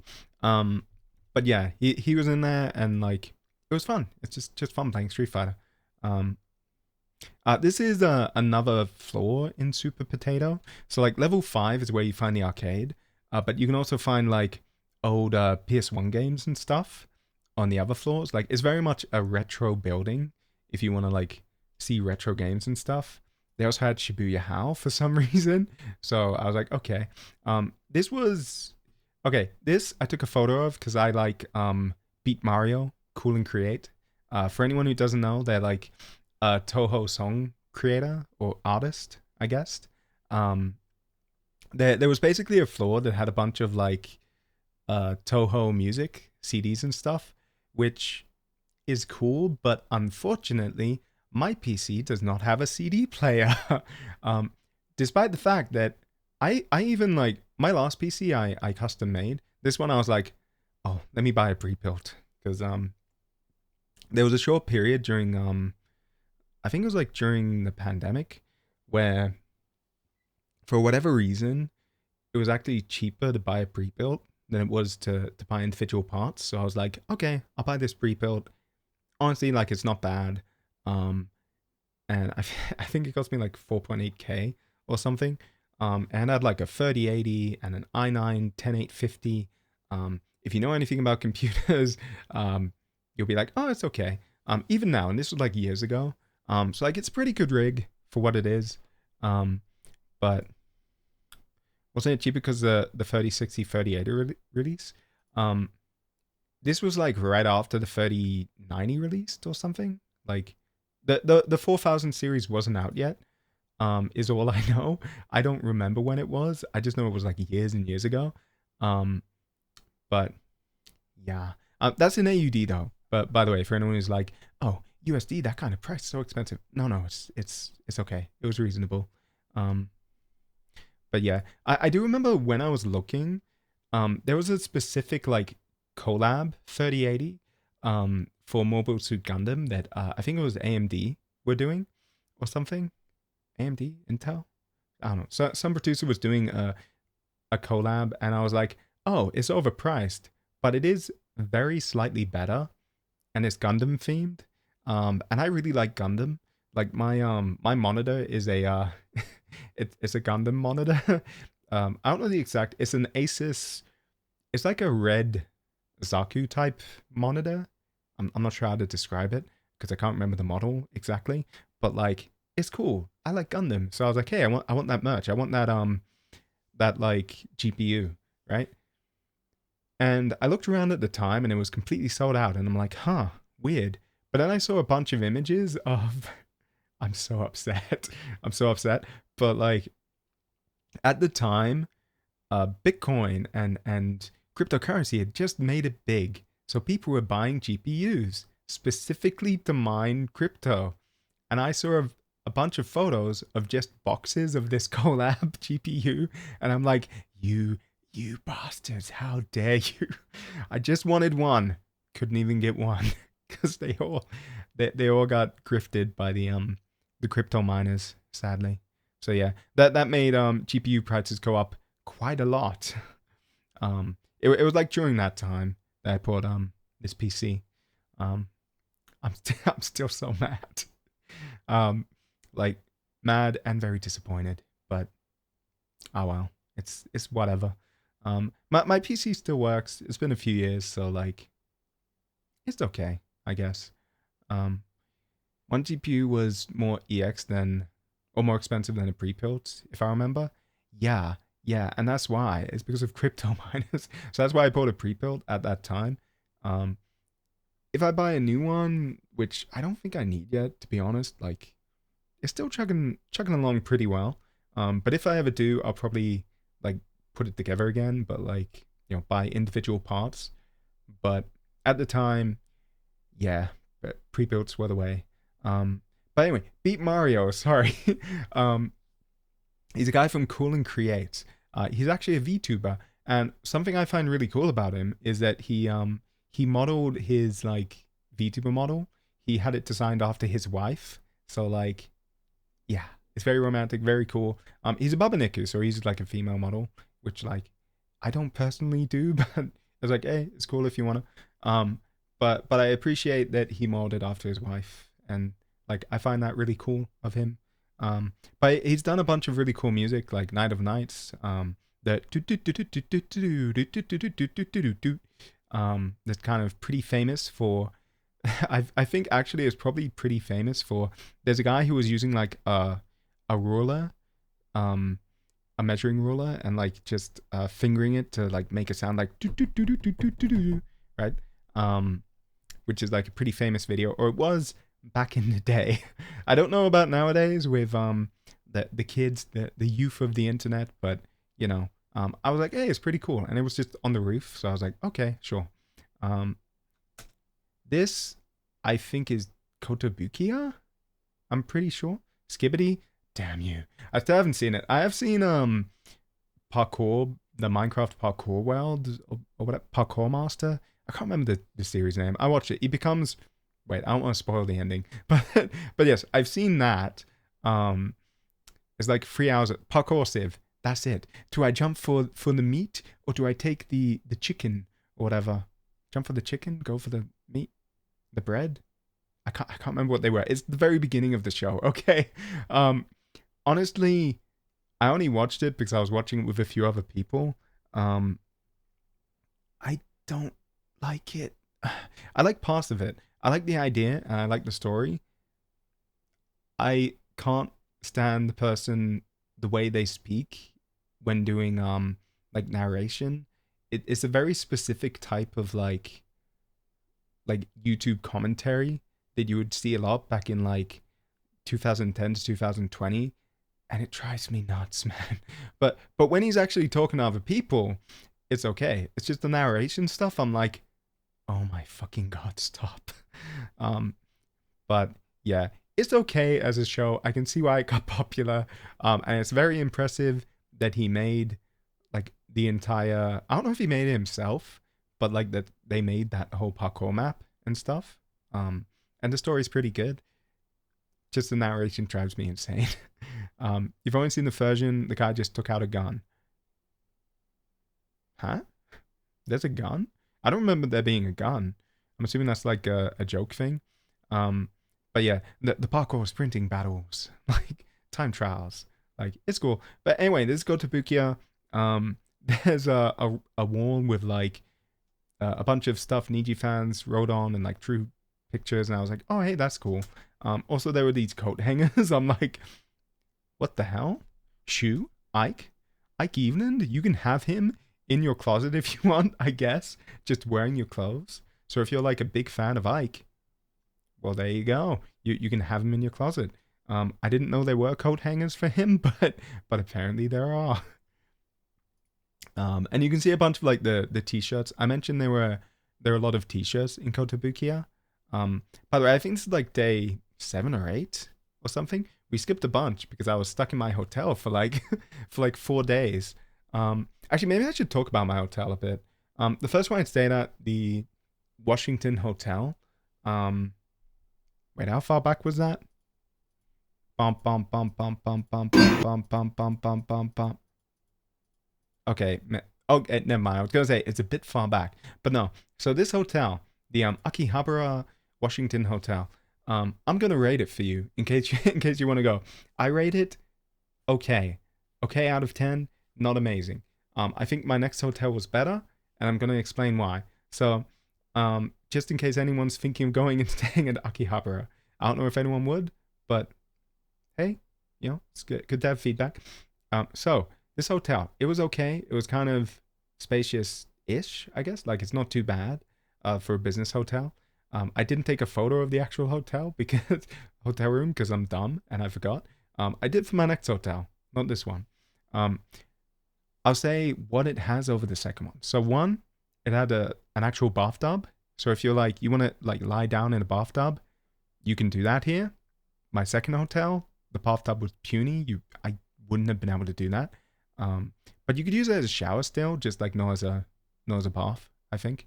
But this one was great. However, the main important reason why I would say maybe don't get this one is the aircon, right? Which won't matter if you're there in like, I don't know, like February, March, like March, April maybe. But when I went, it was so humid and so hot. It was terrible. Like, the aircon is not good. It probably made me like I think what made me sick for so many days was a combination of eating that parfait, right, at the Manhan Cafe, and then also just the heat, right? It may have been COVID, maybe. I don't know. I know I took a test when I got back, but that was like a week later, so I wouldn't have had symptoms, I think. And And also the testing kit I used expired in like 2023 mid-year. So I was like, huh, okay, I don't know if this is accurate or not, but like I didn't own I don't actually have COVID test kits because like why would I, right? It's not common anymore, at least not here. Um Actually where I live, there was like when it started, there was a whole like year basically where there was not a single case in my city um at all. Oh, hey Leah, been a while. How's it going? Um Sorry, I'm talking about how I got sick for like 5 days in Japan. Um, but yeah, the reason I didn't have a newer test kit is because there just aren't any cases here, where I live. Like, yeah. So maybe I had COVID, but I like to think it was because this hotel was awful. The weather was way too humid, and this parfait I ate, where is it? Ba-ba-ba-bum. Man, I thought there were less images. Okay, this one was too much for me. I ate too much here, and yeah. But anyway, that hotel, Akihabara Washington Hotel, I don't really recommend it. I think my next hotel was a lot better. The only upside of that hotel is it's like right next to the Akihabara station and Radio Kaiken. So if you're like, hey, I wanna stay in Akihabara, but I'm only gonna be there for like the night, then maybe get that hotel. It also had like oh wait, I went too far. It also had like a morning dinner or morning breakfast, sorry, um, which was like all you can eat, which is okay, but like honestly, if you're going to Japan, you may as well go out to eat, right? Even for breakfast. Um, so like I don't think it's worth it. I think pass on that hotel. Um, it's fine. It's maybe a 5 out of 10, but like it's not great. Right. The one I stayed at next, which I'll get to when I show photos, is far better. I think. I'm fine. How are you? How's the trip? I saw things on Twitter. Well, we are going through that now. So we're at day I think like 8 of 12, 7, 8. I don't know. um, but whenever I got better again, I think I tweeted, so you would have, if you wanted to cross reference, you could be like, oh, okay, he took a break from tweeting here, and then here we are on day 7 or something, right? But this was when I was still a bit sick, like pretty sick to be honest.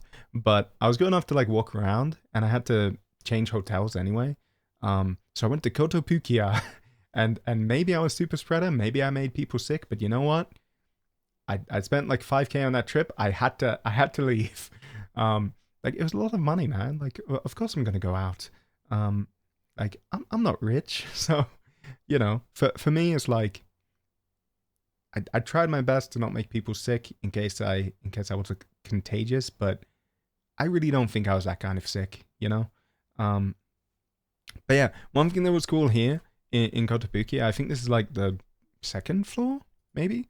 They had like a Niji section, but they had someone at staff is a fan of Niji Sanji because they had this like shrine to specific people. The dog girl, I can't remember her name. I think she's not in Ponto Nay's wave. She's the one after her. Um, but like, yeah, it's cool seeing stuff like this and being like, hey, you have your little merch or your little shrine to your Oshi, right?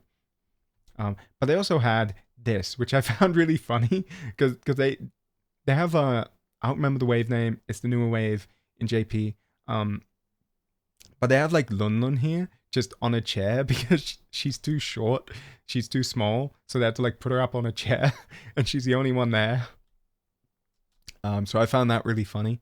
Um, and I think I went back to Kotobukiya later, so I had more photos, but I didn't buy anything on this day because I was still sick. I was just kind of browsing around, but waiting for night to come.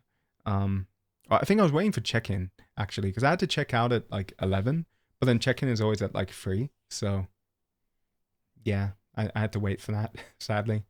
Um, but yeah, this is Mandarake, which I took more photos of than I can show because a lot of them had my reflection, and I was like, maybe I shouldn't show these. But here's Beast Wars. I just remember this series from when I was a kid. Here is the Demi Fiend from Shin Megami Tensei Nocturne. The only reason I took this photo is because I know someone who really likes the Demi Fiend. So I was like, hey, I'll show them later. I haven't yet. Maybe I should. I definitely should, in fact. But I just keep forgetting. I'll get around to it. Maybe after the stream, I'll DM them and be like, hey, by the way, when I was in Japan, I saw this Demi Fiend figure. I figured you might like it. Yeah, figured. Get it? Yeah, you have Alphonse Eric helmet. That's actually very big. Like, I think you could probably fit this on your head. But Mandarake, for those who don't know, by the way, it's like a you can buy stuff from here online right now and have it like shipped to you if you'd like. But it's kind of a secondhand goods kind of store, right? There are multiple levels. There's like a lot of it is just kind of anime figures and stuff, but there's a floor dedicated to like magical girl stuff. There's a floor dedicated to boys love, like BL Yuri or Yaoi stuff. The Fujoshi floor, if you'd like. There's a floor for like art books and stuff, but it also has like, it's the doujinshi floor. So if you're into that, you can go there. But it's a pretty cool place. It's pretty big. It was like right next to my hotel. Which here you go. Here is my hotel. You can see my shoes again. Don't worry. All you could see is I think my shoes and my bags, which I'm okay with people seeing. The rest of it, there's my wallet and my passport holder. But apart from that, like everything in there, like that's all like the hotel. As you'd get in, it would be like this. You can see it's not massive, but like honestly, it's pretty okay. It's pretty big, pretty roomy for what it is. And the aircon was so much better that I highly recommend this place. It's the upper, I can't remember the exact name, but it's the upper Akihabara Hotel, but it's the one that's like just to the south of Deer Stage. So like it was next to Mr. Donut, which sadly closed down. I think that Mr. Donut, it closed down like 2-3 days ago, and it's been open for like 15 years or something. So people were like, oh no, the Mr. Donut closed. And there was like a bunch of people really sad on Twitter about it. It was actually really nice. Like I would have recommended going to it, but yeah, you can't anymore. So too bad, I guess. But yeah, it is just another photo. I'm invisible, but you can see my bag and my bag if you want, if you care. But yeah, this is just like showing the hotel, being like, yeah, it's like decent sized. You could like control the aircon and stuff here. You could charge. This is something to talk about. Charging. Yes. So you could charge your phone through like a USB charge over here. Which you could also do at the other hotel for the bed. They tend to, for some reason, have like chargers on the beds at the hotels. But they also had chargers over here, like on the table, which are like better because you can use like it's like a laptop charger as opposed to just USB. Like it's a proper normal power outlet. The thing is, when I went, I had like a phone USB. I could like plug in my USB to my phone, but I didn't have an actual adapter for my charger because I couldn't find one in Australia that would work. I had one for my phone, I think, maybe. Yeah, I had one for my phone, but for my laptop, I couldn't use it because I couldn't find it. But I ended up finding a place just north of my hotel, right? So if you're in Akihabara and you're like, oh, I don't have like an adapter for my laptop. What do I do? I can't use it. It ran out of power. If you stay at this hotel, like right up to north of it, directly north, there is a store, like literally right above it, um, like on the other street. I'd love to show on Google Maps, but I didn't bother setting it up. um, but yeah, there's a place where you can buy a charger, um, for like your laptop that will connect to Japanese outlets. So this hotel was a godsend. I could actually use my laptop again, and I think I ordered a pizza from Domino's, which was not very good at all. But you know, yeah, it's good. It's worth it. The downside to this hotel, not quite as nice of a view, right? Like my first hotel had that lovely river view. Oh, here's my Domino's pizza, by the way. Um, but like this one is like, oh, cool, trash, nice. Um, it's okay, I guess. Like you shouldn't be staying in the hotel that much anyway, but it's like it's a bit of a difference, you know. Um, but it's okay. And then you have my pizza. I ordered from Domino's because I was still sick, and I didn't want to really like go out much. So I was like, oh, and here, by the way, this I bought this at Kotobukiya. It's a if you haven't played Blue Archive, you wouldn't know, but it's one of the clubs has this like eat or die, and it's a Blue Archive mug. I like it. It's nice. Like eat or die, and with mug, I don't know. It's kind of silly. I like it. This pizza, on the other hand, I don't like. I don't like Japanese Domino's. I think it's trash. I think it's worse than normal Domino's, or like Western Domino's even. Because it does not have garlic bread, and that hard filtered me. I was so upset. I was like, oh, I'm sick. You know what might help? If I buy Domino's, I can get some garlic, right? That helps with your health, right? No, that's why I bought the pizza. The pizza, because I was like, oh, I can maybe get like garlic sauce, right? But like, this tasted bad. It was a bad pizza. I made a mistake. Um, but what they do have is they have like soup. They sell soup weirdly at Domino's in Japan. So I tried getting it was like carrot soup or something, and I was like, okay, I guess that might help. I can maybe eat that without dying. But keeping in mind, like I hadn't eaten at all for like 4 days. Like I tried having some breakfast from downstairs one of the days, and then I just immediately threw it up. So like it was bad, and it was like really painful to just swallow. Like I was really really sick, guys. Um, like I felt like I was dying, type of sick. Luckily I didn't though. But yeah, even this pizza, I could barely like swallow it. Even at this point, but like luckily the next day and the one after, I could kind of eat again. So I was like, hey, I think I'm better. Um, but yeah, that was that night. The next day, which I think is day not 10 or okay, wait. So I left on Tuesday, so that would be day 12. 11 is Monday, which is 11, yeah. Then 10 and 9 would be TTS. So okay, this was day 8, I think. Yeah. So day 7 was when I changed hotels, right? Um Day 8 I went to Tonquiote, and I saw this Miku, which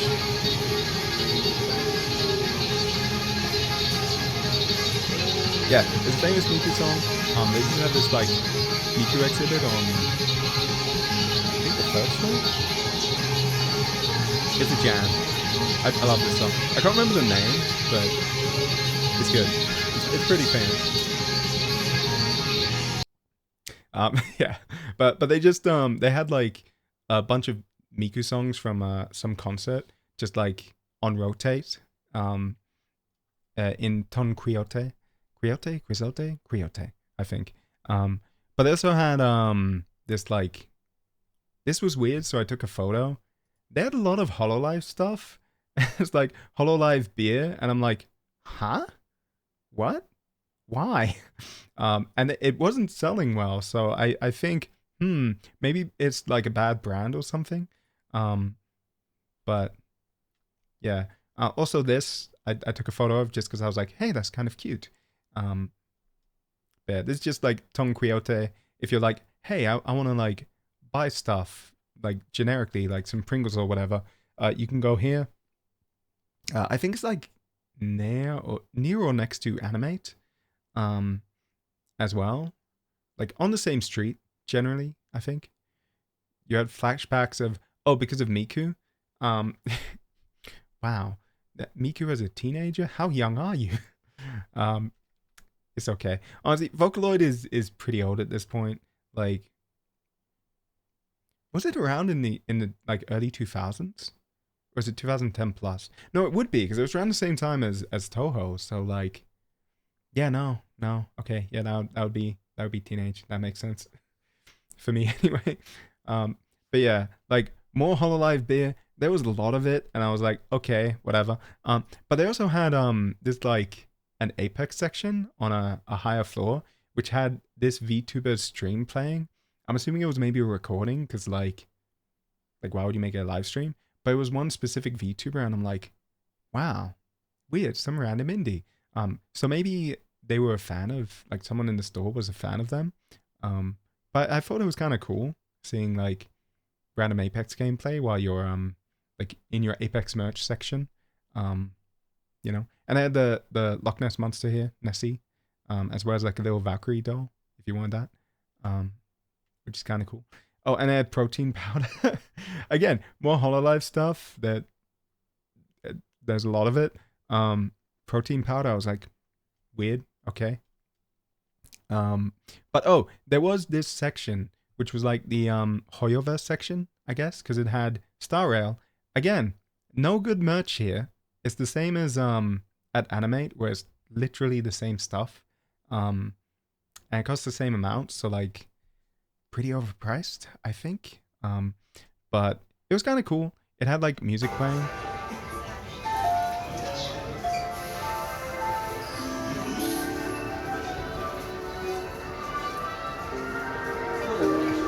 Yeah. But they also had a cart missing, or a car missing from the Astral Express. So don't know what happened there, but I don't know. Maybe it got stuck in a warp zone or something. Um, but yeah, that was kind of cool. I like that they had music there. They also had. Wait, did I skip too much? Or is this out of order? Maybe it's out of order. No, no. Okay, yeah. Sorry. So they also have the Genshin section here. um, you can spend all your travel money here. Yeah, Tonquiote has a lot. They also had like cosplay sections and stuff like that on the upper floors. But the cosplay stuff was all like, it was like nurse outfits and like, like your um it wasn't actually like cosplay, um I think it was intended for a certain use that maybe yeah, maybe it's weird to see in the same store as this, but hey, they also at the very top floor, I think there was a Maid Dreamin', if you want to go like a maid cafe, which had a line, so it must have been pretty popular. Um, like I do know Maid Dreamin' is a very popular chain. Um, I think it was Maid Dreamin'. It was one of the popular maid cafes. I can't remember. Can't remember off the top of my head. I didn't go myself, but yeah.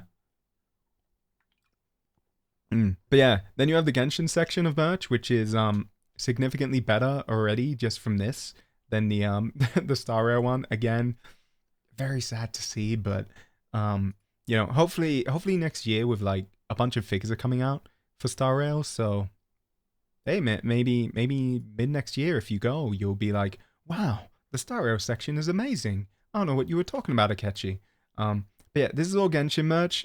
Like a bit different from the Star Rail, which had like that little thing. It's like, yep, this is all Genshin, all of it.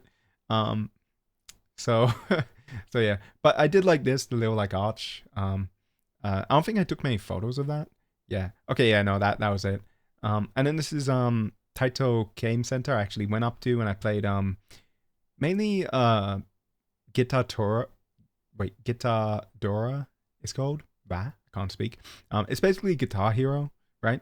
But on the, I think it's the top floor here. There was like a section for like rhythm games and stuff. They also had a taiko, which if you don't know what taiko is, it's like one of those drumming rhythm games where you have like two drumsticks and you like smash on a drum. You hit the center or the side, and that's like all you do, but you have to like do it in beat. It's really, really fun. But it was on like the third floor, I think, second or third maybe. Which was a bit weird because they have all these rhythm games up here. Oh, and there's Nene from Hololive, by the way, which is why I took this video or this photo, I think. Because this was a game over here. It's a rhythm game, but it's like you need to touch where she touches on the screen, right?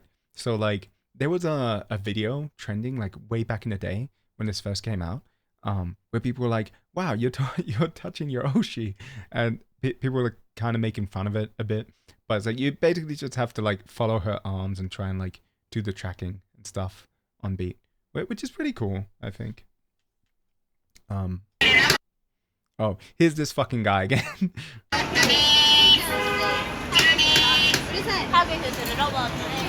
Literally, in this video, someone said urusai, which is technically it means like loud, but like it's a way of saying shut up in Japanese, right? Because this thing is so fucking annoying because it never shuts up.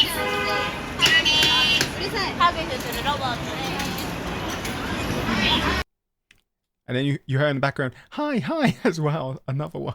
It's so loud. But that's just like the first floor of Taito Game Center.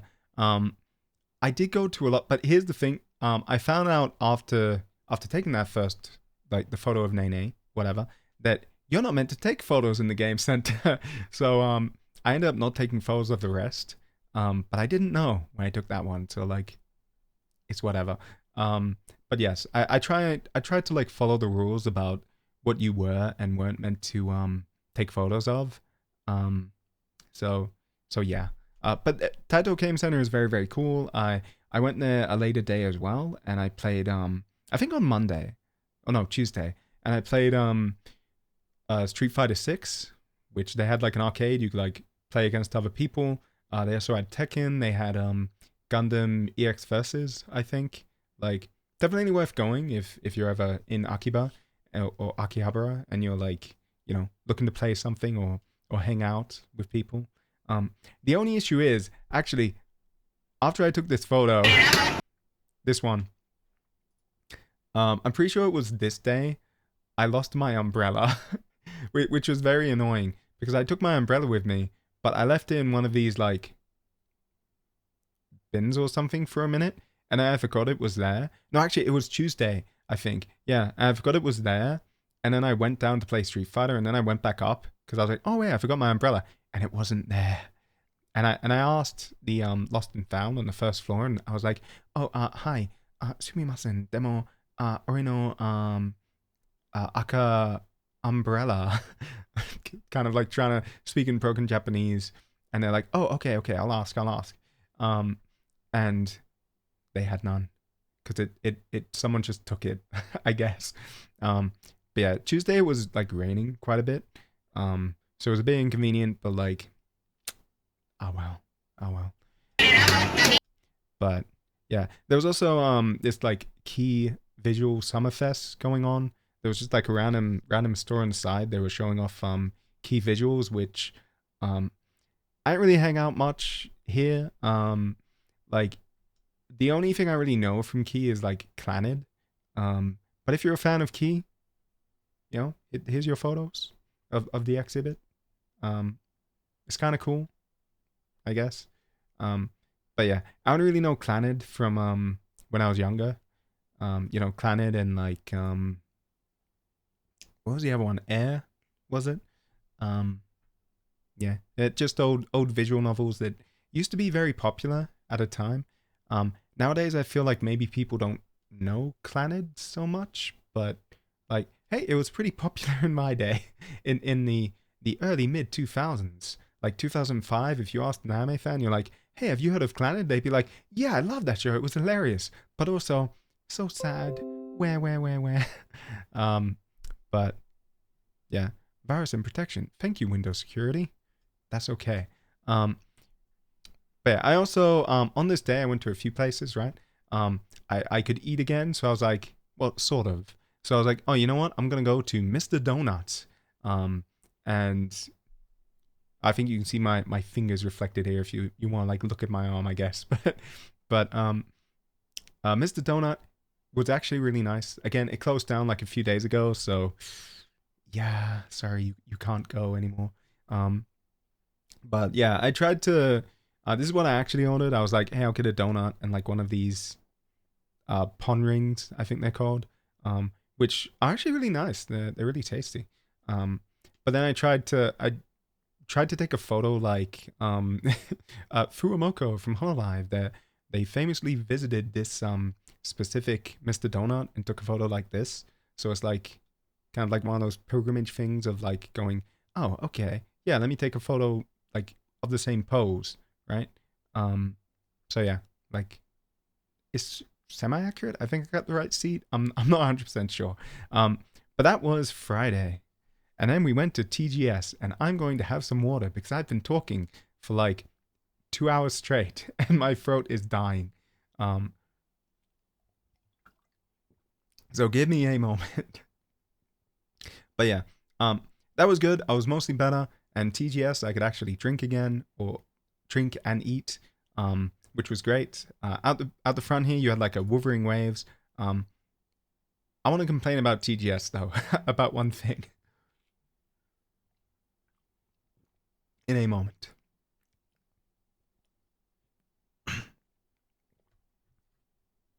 which is which is um the venue. So the venue for TGS was out in Chiba, right? Which is like northeast of Japan or northeast of Tokyo, basically. For those who don't know, um, and it's like well out there, right? It uses me only to comply what it really wants and what it really wants to fail. It just wanted to be understood. I'm assuming you are a bot, but okay. Hello, Urk.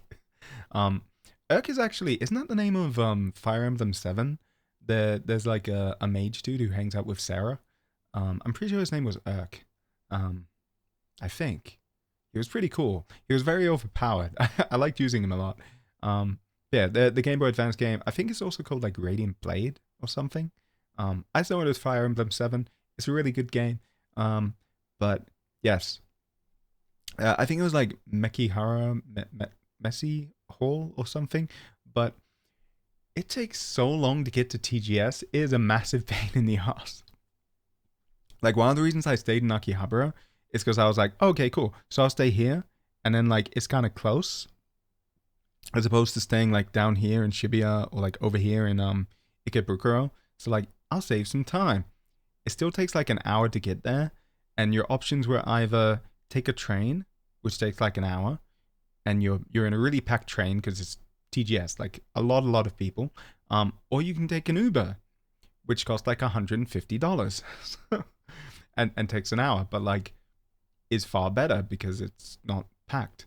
I took the Uber, which I know was very expensive and a waste of money, but also, hey, look, I was sick for like 4 days, basically 4, 5 days, however many. I think it was like Tuesday to Friday or something, Monday to Friday, right? So basically 4 or 5 days. In a hotel. My budget was okay. I was like, I budgeted. I'm like, you know what?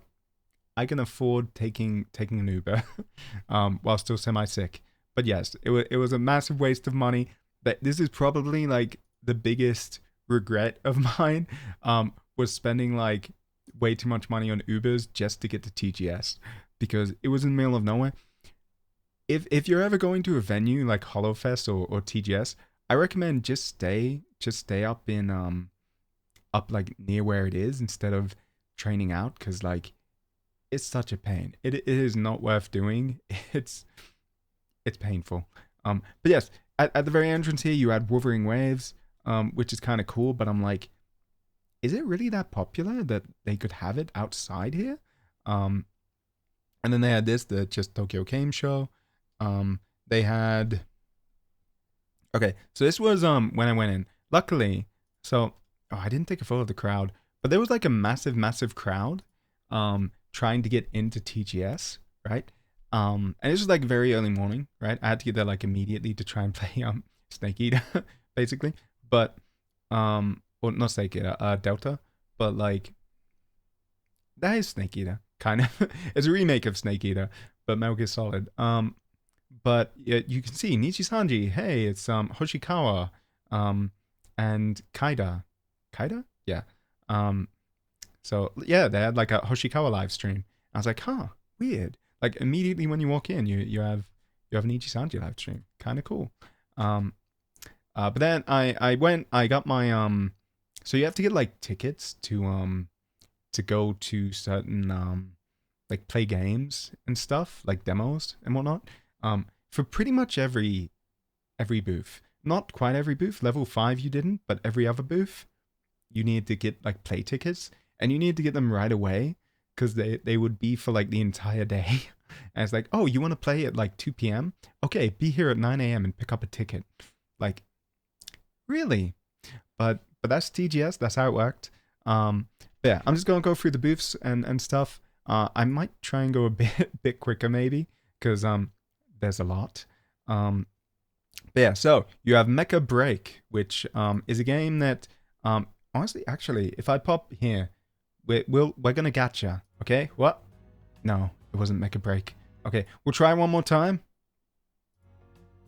No, never mind. Okay, basically, in this random gameplay on the left here, one of these is going to be Mecha Break because I played the like open beta and it was really really fun.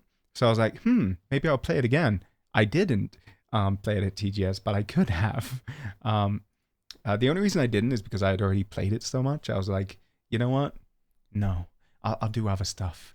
But you can see that like the lines and the crowds were awful. Trying to move around in TGS like on a public day. Oh yeah, here's Arknight's Enfield. But on a public day, it is so painful, man. Like I felt so like what's the there's like a phobia of being in like a confined or a small space. And I don't have that, but I feel like I got it there because like every time I would move, I'd nearly whack someone in the face. I had to try really hard to just not like smash into people. But then eventually, after a few hours, I was like, I don't care. Move. Because these crowds were so massively annoying to get through. Literally, you could not take one step without having someone else move first. Like, the crowds were terrible. They were awful. I think if you have the option to go on a public day or one of the like press days of like, I think it's like Thursday, Friday, or maybe it's just Friday. Definitely don't go on the public day. If you can only go public day, it's okay. But if you're too short for the crowds, that's going to be painful for you. Luckily, I could see over the crowds, but like, yeah. Oh, here's like just a bunch of stuff for Arknight's Enfield, by the way. There's like the base building stuff here. You could see like some bases. I think I got like, oh yeah, here's some like cosplayers. I will say, for cosplay in Japan, at least at TGS, but really any event, really, what you're meant to do is there's like a cosplay photo area. You're meant to line up and wait for it. But the crowds were so massive, I was like, I'm not doing that. So I just got like photos from the sides here instead. It's just on my like S9 Plus Samsung camera anyway. So like it's not an amazing photo, but like it was cool seeing like them hire cosplayers and stuff as well for it, and they had this like big thing. Yeah. And then you had like people playing Enfield in there. Which very annoyingly I didn't get to. Oh, here's the crowds again, by the way. You can see it's such a pain. So I was just like, you know what? I'm not gonna wait around. I'm tall enough. I'll just like slightly raise my arms, and there you go. So like, there's your photo of this is, I think Dragon Quest. Yeah, Dragon Quest 3. The armor of the main character. For anyone who wants. And then you had your Wuthering Waves booth. I didn't go into because I've already played it. I'm like, there's nothing worth getting in there. Like, I kind of Wuthering Waves. We played it a bit, and we met Jack, who I keep wanting to go Scar, but wait, no, he's Scar, who I keep wanting to go Jack. Damn it! Every time I call him Jack. I don't know why. He seems like a Jack. But yes, Scar. We met him. We heard about like the whole village story and stuff like that. Um, but then we got to a point where like your union rank, we had to level it up, and I was like, it's too high. I don't want to do this. Um, I think it was after we went to like a facility with I can't remember his name. The dude with glasses and like dual pistols, and we learned about like the anti rain or reverse rain, whatever. Um, I cannot remember the story of honestly the story of Wuthering Waves is very complex. I feel. Morfetti, thank you. Clearly, someone plays Wuthering Waves. But like it's compared to like Genshin and Star Rail. Like I could tell you what's going on in Star Rail or Genshin, right? In Wuthering Waves, I genuinely think I need to like do a reminder. I don't remember. It's too advanced for me. Um, it's too complex. I'm small brain and I don't understand it. There's also a lot of reading in it, to be fair. But like, yeah, you found the story a bit boring, so I appreciate having the skip button. Here's the thing, though. The only reason I play gacha games a lot of the time is just for the story and the world building and stuff. That's my main draw for JRPGs. Um, so it's like, yeah, I can't. But also, I don't want to do all the side story stuff to try and unlock more of the main story. So we stopped playing. I heard that they lowered the cap though, or the requirement for the union rank, so you could like continue your main story. But yeah, so I considered maybe going back to it at some point. The gameplay is fun. I do enjoy it. Um, but yeah, just that union rank stuff, I hate it. I hate it in Star Rail and Genshin as well. Star Rail I haven't had the issue yet. Genshin I had at one point. I had to raise my AR, and I'm like, damn you game. I know you want me to play the side quest, but please let me continue the main quest. Um, yeah, but I don't think it was as bad as Wuthering Waves was at that point. Um, but yeah. Oh, there's also Layton. Yes, Professor Layton, the new game, which I really want to play. I did play the demo actually. Not this day. I think it was like a future day. Like here's your Layton booth or level 5, I should say, because here's also your Fantasy Life booth, um, which is a video game. And here is your Metal Gear Solid Delta. Tadaima something something something. I don't know what it says, but there's just a line. You'd wait here. If you had a play ticket, you could play it, but you couldn't take photos, right? So I took photos from here instead. There was a bunch of like at the entrance. There were a bunch of like prop guns, but they were pretty realistic, right? Like they weren't real guns. You couldn't like shoot them, but like, you could like go up. You could like cock the gun and stuff. Like pull back the the top. I don't know. I'm Australian. I don't know about guns. Okay, but yeah, there was a bunch of stuff. It was pretty cool. There was like a revolver, so I like spun it and you could like spin it like a revolver ocelot, which was cool. If you don't know Metal Gear Solid, you're probably like, what are you talking about? but yeah, it was cool if you're a fan. I feel. Um, Now I need to check something again before I go past that next photo. Because I need to make sure that I deleted my not selfie, but like photos that I got taken of me. Oh yes, I did. Okay, good. Never mind. Sorry, I keep needing to check this. Because like again, just before stream, I was like, oh damn, I didn't delete my selfies. Let me do that. But yeah, they also had like new merch and stuff. And you got like a bunch of stuff from like this booth as well. You could get like a hat, you get a t-shirt. I think you only got the shirt if you played the game though, maybe. I think. I don't know. I got it after doing it though. But they also gave you what's it called? Something mate. It's like a food. Choto mate, a minute. Calorie mate. Ah, yes, that's the game. Okay, that's the name. Calorie mate, which is just a food from the game. So they like handed it out. But there was this thing you could like get a photo taken of you like posing here, right? Like this dude did here. And yeah, okay, cool. Thank God I didn't actually have my phone there. But yes. So luckily, this booth, I mentioned back in Tamashi Nations, like I couldn't really take a selfie or anything with any of the stuff, but luckily they had staff who would like hold your phone for you and take a photo, so you could like get a selfie. But it's basically like just like pretending you're hanging off the bridge. It's a bit silly, it's a bit dumb, but like it's cool, you know. And then I played the game, then I came out, and then you have like cutouts of all the characters. You have Revolver Ocelot, the boss, Naked Snake, um, Ava, and then Vogan. Right, for anyone who hasn't played the game, they're the character names.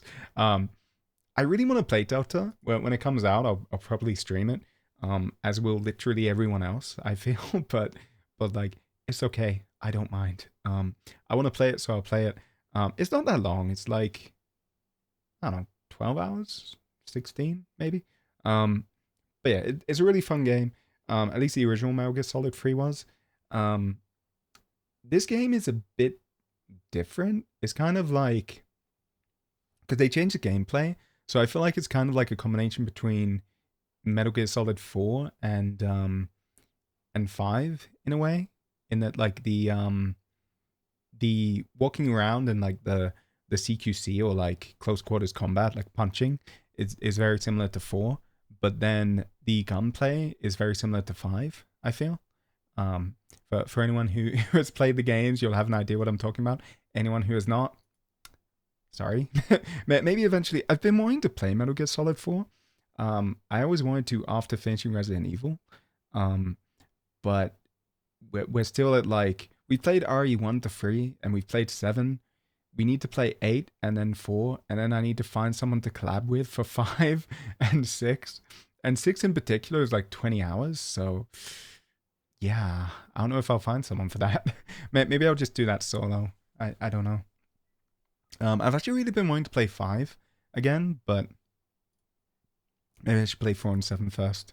I don't know. I don't know which to play first though. But yeah, my voice. But yeah, and then we had the you know, it's Japan. It has booth babes. Look, I'm a guy. I'm not gonna lie. I like you girls. Whatever. I took a photo of the booth babes. Here you go. Don't judge me. But yeah, they had them. They also had them at Silent Hill. I think it was mainly just Capcom stuff that had like the you know the booth babes, where I think they're called. Also, hey, there's Giant Goku. But they had one at the Silent Hill booth as well, which were actually very cool. Which I'll show when I get there. But they had a Goku. I'm assuming it's for the new game, like Raging Spark, Sparking Burst, whatever it's called. The like Budokai Tenkaichi new version, I guess. I only played the original like Budokai and Budokai Tenkaichi on the PS2, but Sparking Zero, I think it's called, right? Yeah, the new game is very similar to an old PS2 game called Budokai Tenkaichi, which I really liked. I played a lot with my older sister back in the day. Well, one of them. And yeah, it's sure it's Dragon Ball. But is that Ultra Instinct Goku, or is it normal Goku? I can't tell because he has it kind of looks like silvery, kind of white, so it might be Ultra Instinct. I don't know. It could just be normal Goku. You never know. But there was also a metaphor booth for Atlas, which I still don't know anything about this game. I don't think I'm gonna play it. I probably should, but I don't think I'm gonna. But it's doing very well. Apparently, it's very good. But I thought this was cool. It has like a little, like a face on the meteor. I don't know anything about the story, so I don't know why there's a meteor. But it reminded me of Majora's Mask, where like you have the moon with a evil moon with a creepy face, and it falls on you after like 3 days or something, and you have to keep turning back time to try and stop the moon from falling. That's a Zelda game for those who don't know. But yeah, then you have character cosplay. I don't know anything about this game still. I didn't want to spoil myself on the game because I wanted to play it, but then I'm like, no, it's probably like 40 hours like Persona, right? I don't know if I have the time. Maybe one day I'll play it, but it's a metaphor, right? Oh, and my boy. So I mentioned this earlier when I was and we were talking about anime, right? But hi.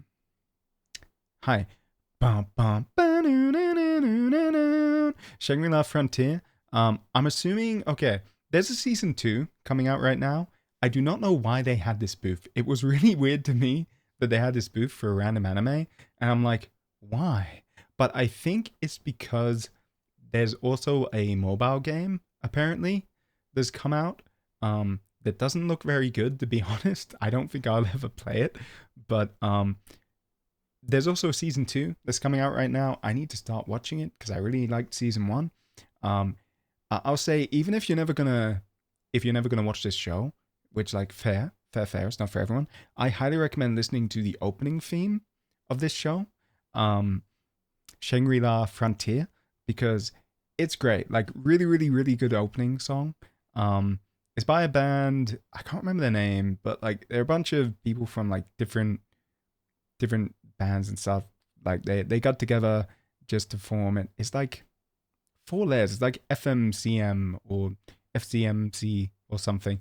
But like yeah, their songs are great. They did also the second opening as well. It's also a pretty banger. Definitely recommend giving it a listen if you have the time. Took a few photos of this because I really like this show. But yeah. And then this, I have no idea what this is. Genuinely, no idea. I think I took a photo because I was like, oh, the like art style looks kind of cool. And they have guns, so like maybe it's a tactic thing.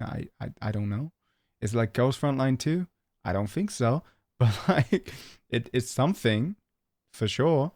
But it looked kind of cool. I had like guns on the wall and stuff, so I was like, hey, okay, that's kind of neat. But then they had more Monster Hunter.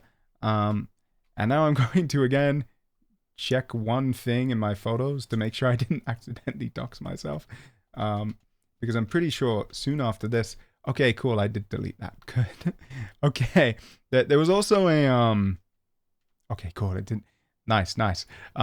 So there was like I didn't show you I didn't include a photo because the only photo I took was like a selfie.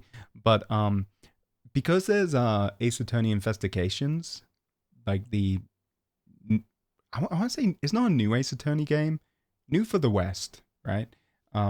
But a game based off of Edgeworth being like the main guy instead. They had a little cardboard cutout of Edgeworth, and you could like pose with him at a booth, and they would like take your photo of you posing with him. So obviously I did that because I like Ace Attorney. But yeah, I didn't include it because again, it was a selfie, guys. But yeah, they also had like Warhammer, which I don't personally really care about. I did like there's like an internet series called what is it, Emperor's Text to Speech, about the Emperor of Mankind getting a text to speech device. He's like on a throne, he's like a skeleton. He can't talk or move, but he's technically alive, right? But they give him a like text to speech device, and they're like, okay, here's what happened since you died. And it's pretty funny. Like I enjoy that a lot. But I think the last episode was like 5 years ago or something. Like they're very, very slow with updates, so you know. But it's good solid like I don't know, 15 hours of content if you're into that kind of stuff. But yeah, everything I know about Warhammer, I learned from that. I know there was an RTS game I played a little bit of, and I know there's like a Space Marine game, which this is for the sequel to that, Space Marines 2, which is apparently like a third-person action game. Looks kind of fun. I haven't played it. There's also like a Doom game, I think, called like Thunder something. I don't know the name. I think I saw Aya Amare was playing a bit of it, but I didn't watch because I'm like, it's okay. Like I'd rather watch Sunny play Ultra Kill or something, you know. But yeah, this is a weapon of the Space Marine. I don't know. It's like a chainsaw. It's cool, I guess. Again, not personally really into Warhammer, but yeah. There was a Tarkov booth which had a bunch of dudes wearing like military gear. I don't think they were actual soldiers. I think they were just like hired off, I don't know, Fiverr or something in Japan. And they were like, "Hey, could you wear this outfit?" But like that's kind of cool, I guess. Um, oh, and then you had do do do do do do do do do do do do. I do not remember the lyrics, but Madoka, Madoka Magica, right here, right? And this I'm assuming is for the game, maybe the new like Honkai Star Rail clone. Um, but it's weird because they had a green Cube A, and I'm like, why is he green? And you have seen this on Twitter, but I'm like, why is he green? I don't understand. Because if you've seen the show, which I know A hasn't, but if you have seen the show, you know Cube A. He's got like little pink ears, red eyes, like he's the devil. But for some reason he's green here. I don't know. I'm guessing it's something to do with like the gacha game and the story, but like I don't know, green Cube A, kind of cute. Um, you know, I would keep that as a pet, I think. And then I saw this fast penguin, and I have no idea what it's for. I have no idea what it's about. I cannot remember anything about why I took this photo. I think I just took the photo because I was like, what the heck is Fast Penguin? That's an awesome name for a game. So I took this photo. No idea why else. Couldn't tell you. There was Watame from Hololive. She's in a gacha game. I don't know what game this is. It looked kind of meh. So I was like, whatever. Never going to play it. But it's cool that Watame's in a game, I guess. I don't know, man. This I took, I think, because that is the Crystal Exarch from FF14, from Shadowbringers. Big spoilers, I guess, because they're actually showing his hair. How could you? You spoiled everyone. This. Okay, I mentioned cool Nikkei stuff earlier. This was the Nikkei booth, which kind of, like, it started off as, like, all shaded. And then you, like, the player over there, and you had to line up for this. I couldn't get in because the line was freaking massive. Like, it was absurd, right? But you, the player, would go up and you'd be like, okay, I'm going to choose this one. No, wait, this one, right? So if you want, you can guess. You can be like, okay, which one is going to be the winner, right? And what you're looking for is basically there would be a girl behind each of these, and one of them is holding like a little toy, like a bunny or something. I can't remember what, but if you want to guess, you have like 5 seconds to guess which one. But like one of these has a girl. Can you guess?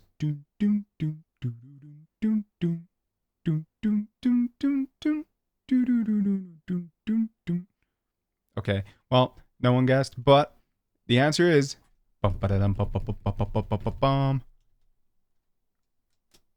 this one, right? She's holding a little, like, you can't really see it very well, but it's like a doll. Maybe if I can like zoom in OBS. This is the annoying thing about using VLC for this. Nope, I can zoom that way, but can I right click to like transform? No, it won't let me like zoom. It's really annoying. What if I like, well, not that. If I pull it up here and then I zoom this away. Oh yeah, kind of. You can see she's holding like a little doll, but you basically need to guess which one. And then you get like which one of these people was holding a doll, and you get something, but I don't know what, because I didn't see anyone win. But also you can see the line is like massive. Like you had to line up like all the way around there, around the corner, or sorry, around there, around the corner. Also, I was pointing on the wrong screen. But yeah, this girl here had like a doll in her hand, right? But you had to line around the corner, and it was such a long wait. I couldn't do it. It was too much for me. But like it's cool. I really like that. The whole like IRO gacha aspect is pretty cool, I think. Yeah, and like you can see line was massive. Oh, this fucking guy. So sorry. This guy was really annoying. So I was like, okay, cool. Well, I'll leave the convention hall for a moment. I'll like take a photo of this like Tokyo Game Show, right? Like a lot of people were trying to take a photo of this. I'm guessing to like post on Twitter or be like, "Hey, I'm here," right? This fucking guy, for whatever reason, was like, "Oh, people want to take a photo of me, this random dude," and like everyone was waiting for him to leave, but he wouldn't stop posing. Eventually, after like 5 minutes, he left, and yeah, eventually I could actually get a photo of this, the Tokyo Game Show, thing, trailblaze the world with gaming. But like that guy was like, look at me, he looks so proud of himself too. Um, but yeah, this is a Nikkei cosplayer for uni. Um, I think I looked it up. I'm pretty sure she's someone I'm following on Twitter. So that was a bit weird to see. On my fan account, not on this account, but yes. It's weird running into people from Twitter IRL. But yeah, she was. I think she mentioned she was also working the like Nikkei booth.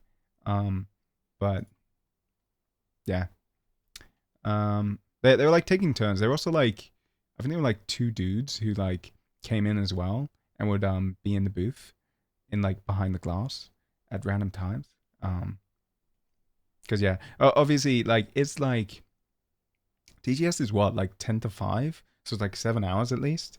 So if you were doing that the entire day, you would be dead. Like, I can't imagine it was very like cold in there or very well ventilated in those booths. So like, yeah, they had to like take turns. This is the Nikkei goods corner, I guess. Like I was, oh right, yeah. I was looking at, I was like, should I buy some Nikkei merch? And I took a photo to like look at it, and now I'm like, nah, I don't wanna. But this, however, is Kojima Productions, which might be a bit cooler because like the merch is kind of cool, sort of. But this is for Hideo Kojima. This is for Death Stranding mostly, to be honest, because that's like all Koji Pro has really done so far, I think. But yeah, you could buy all your sunglasses, which I don't know why that dude Kojima is so obsessed with sunglasses. Like even in Metal Gear Solid 5, anytime a character's sunglasses would show up, it would have like little branding being like, oh, these are like aviators of this kind. You can buy them. And it's like, okay, cool. Actually, I so I owned a pair of Ray-Bans, which I used to really like, and I was wearing them in Japan, and I lost them. I lost them while going to TGS actually, because I forgot them in an Uber on the way back. So yes, pay attention to your belongings when they cost like $200 for anyone who's I guess traveling. But yeah, they have that. They have like the little like, I can't remember the name. It's like these bugs that you eat in Death Stranding. They're like, they're meant to be immortal, I think.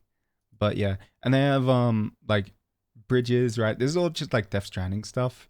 But you could buy all of this from the office. That's loud. From the Koji Pro booth if you wanted to. They also had, this is not Kojima Productions anymore, but let me turn that down because it's a bit too loud for me. Oh yeah, okay, cool. It is loud. That is again, it's like a Monster Hunter section where you can like, this isn't me by the way, but some random dude. But you could like spin cook some meat, I guess. I think personally the one at the Monster Hunter Cafe was cooler. Like I'd rather do it there. But I did appreciate that they had the music, like dun dun dun dun dun dun dun dun dun dun dun dun. Although for that music, actually, for Monster Hunter, I've always found it very similar to Superman's theme, like the like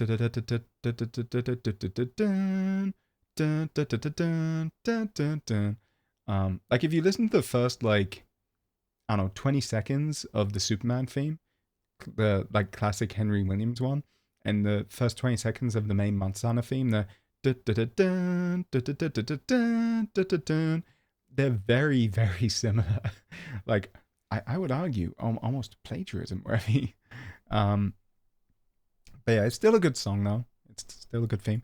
And then I saw some cosplayers. There was this guy here. What's his name? Reno. I've forgotten what his name is. Damn it! But he's from FF7. We played the remake or part one at least. He was there. He was in it. He made the skyfall on on the like lower settlement. And he was hanging out with some 2B cosplayer. Um, and I left like that. That was it for Saturday, that day of TGS. Right, you've got Indiana Jones out here and Fallout 76. It is crazy to me that they like Fallout 76. I don't think anyone plays that game. I think it's dead. Like I've not met a single person, not a single person I know plays Fallout 76. Um, but like, and I remember when it got released, people were saying like, "Oh, it's awful, really bad game." But like for some reason they're advertising it. So like, okay. This though, the Indiana Jones. Wait, ninth. Oh, it's like a month. Okay, yeah. This is an Indiana Jones game that's coming out soon. I guess next month on the 9th of the 12th. For anyone who wants to buy it, keep that in your calendar. But I really want to play it. It looks really fun. It reminds me kind of Uncharted, right? But maybe with a bit less action. But it looks pretty cool. But that's just the exit or entrance. Then you have my Perlica, now a guard dog, I guess. What's this? Wait, let me check this video file before I play it. Oh, okay, cool, that's fine. Really? Didn't I go to... Oh, so I think this night I then I was really tired after TGS, so I went out and I guess I didn't take a photo. Well, I don't think photos were allowed. That's probably why. But I went to Deer Stage because it was like right next to my hotel. Which for those who don't know, Deer Stage is like it's kind of like an idol venue, sort of. Not entirely, but like you go there, you go to the second floor, you order some food, and then like on the hour or something, they'll have like live shows, like I guess idol live shows, on the ground floor. So you just like go back downstairs and jam a bit, then like go upstairs, eat your dinner, head to bed. That's what I did because I was really tired, and I was like, it's either that or Mogra. So I went there, and yeah, it was pretty fun. They had it was like a special event for someone's birthday, which I didn't know about. I felt a bit out of place because clearly everyone there was a big fan of this person. And I'm like, oh, cool. But everyone had like a white glow stick for them, which they popped at one point for one of their songs, and I was like, oh, I didn't bring anything. Sorry. But yeah, it was fun. They're really good at singing. They did a bunch of like I guess collab songs, like duets, with the other people in the in Deer Stage. So that was really good. There was one person, I can't remember her name. She was wearing like a nun outfit. They were all like wearing themed outfits, but yeah, no, I can't remember her name. But I really liked her song with Ray. I think it was Ray was the birthday girl's name. But yeah, I'm blanking on it right now. But yeah, it was fun. Definitely. If you're in the area, I recommend Deer Stage. I only went because the streamer I like keeps bloody recommending people go there. She's always like, "Hey, you guys, you should go to Deer Stage if you're in Akihabara." So I'm like, "Okay, I'll go." And yeah, it was fun. Good time. But no photos allowed. So yeah. But then the next day, I'm gonna want to turn this down again because I'm like deafening myself. Okay, cool. See, all my earlier videos were too quiet, but now I'm like, it's too loud. But here's the Leighton poof again. Sunday, TGS. I went back again. And yeah, you can just find this trailer online. But like, it's pretty cool. They had like Steam and stuff. I wanted to show that off. I wasn't meant to take a photo of this, but again, I did while I was in the crowd. I had to wait a long time to get into this, right? It was like probably an hour in line just for Leighton. Sorry, I'm trying to stretch here. And And it was fun. So this puzzle is basically you have to make like 3 L's, right? Which I guess would be like, but you have to like connect with everything. So it would be like bum bum bum bum bum bum. I guess, right? I'm guessing, but that must have been it because I solved it. But there were like a few puzzles you did, and it's just Professor Layton, right? But you could play it in Japanese or English, so like I appreciate that a lot. Good on level 5 for actually making it in English for me because ori no nihongo ga hetekuso. So, you know. And yeah, more photos I probably shouldn't have taken. But oh, this was cool. So, what kind of cool? Kind of funny. They had like was it Phantom Breaker booth, which is really weird. But they had Wario and Luigi. These two dudes were just like hanging out. I think they were just random cosplayers, but like it was funny seeing them like sitting down. Well, not Wario and Luigi, sorry. Waluigi and Wario like hanging out, just playing this game. I actually played the game a bit myself, because I know it has Kurisu from Steins Gate as one of the playable characters.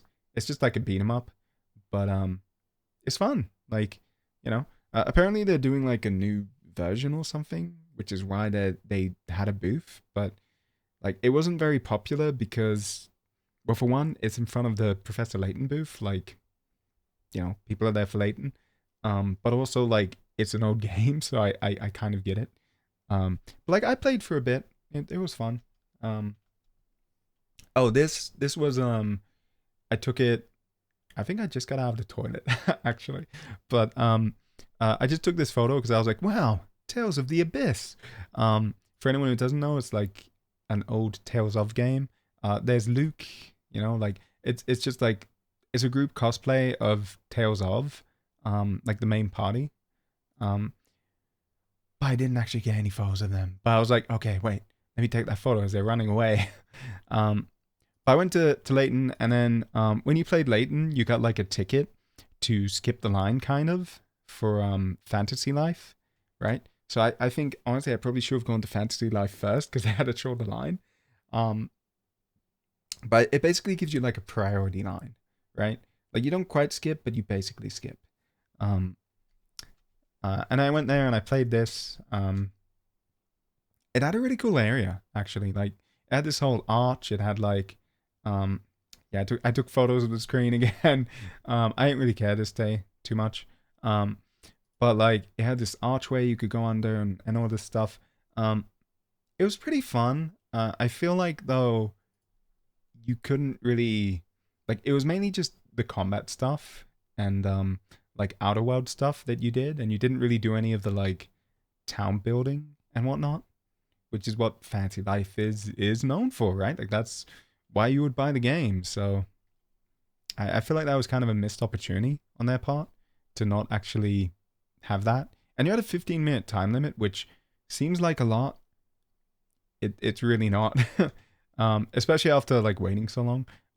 For that booth it was fine, but you had it for Layton as well, where I had to wait an hour and there's like 15 minutes. It's like painful.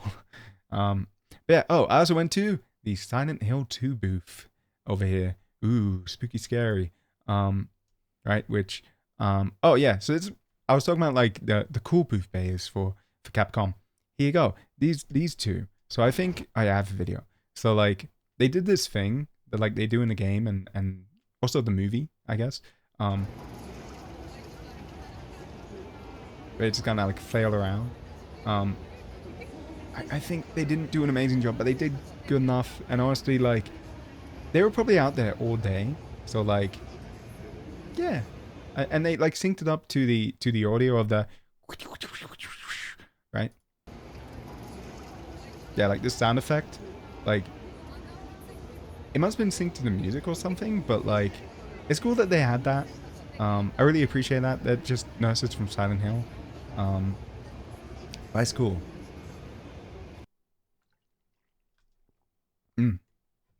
But anyway, I went. There was like a little line outside. I got in, and then I was here, and we watched like a trailer of Silent Hill 2. But then on the left here, there was like a blinking light, which, yeah, you can see here. Took a little video of the light. And I was like, is something gonna pop out there? Like, what's with that area, right? But no, instead, after watching the trailer, we went in, and again, there was a blinking light. I'm like, so many blinking lights. But at this point, I saw they didn't want you to take a video, right? But photos were okay. So I swapped to photos only. But you watched another trailer for Silent Hill 2, right? Which was cool. Like I haven't played it. But then on the right here, there's this area, and it's like, what's gonna happen here? Clearly something's gonna happen here, right? I kept watching the trailer, right? It's pretty cool. It's Silent Hill 2. Yeah, you could probably watch it now. The game is out now, so like, you could just play it. I kind of wanted to play it, but then Sunny Briscoe, a streamer I watch, started playing it, so I'm like, I'd rather watch him play it, to be honest. Like I already started, so I'm like, or started watching him play, so I'm like, yeah, I'm not gonna play it myself. Plus, too many streamers are playing it. It's like, yeah, there are too many people I'm interested in. And I'm like, I'm just gonna watch Sunny. I am interested in it though. To be honest, like, I haven't really played. Well, I played Silent Hill 3, but other than that, I haven't played any of the Silent Hill games. I've always been more of a Resident Evil kind of guy. But I do like the stories. Like I've seen people play like Downpour and Homecoming and whatnot. And I played 3, which was good. What was 4, Downpour or Homecoming? I don't know. I watched people play 4 onwards. Two Best Friends Play back in the day, for anyone who knows that name. Played through some of the Silent Hill games. But yeah, now I'm just watching Sunny play Silent Hill 2. Because I vaguely know the ending, I think, maybe.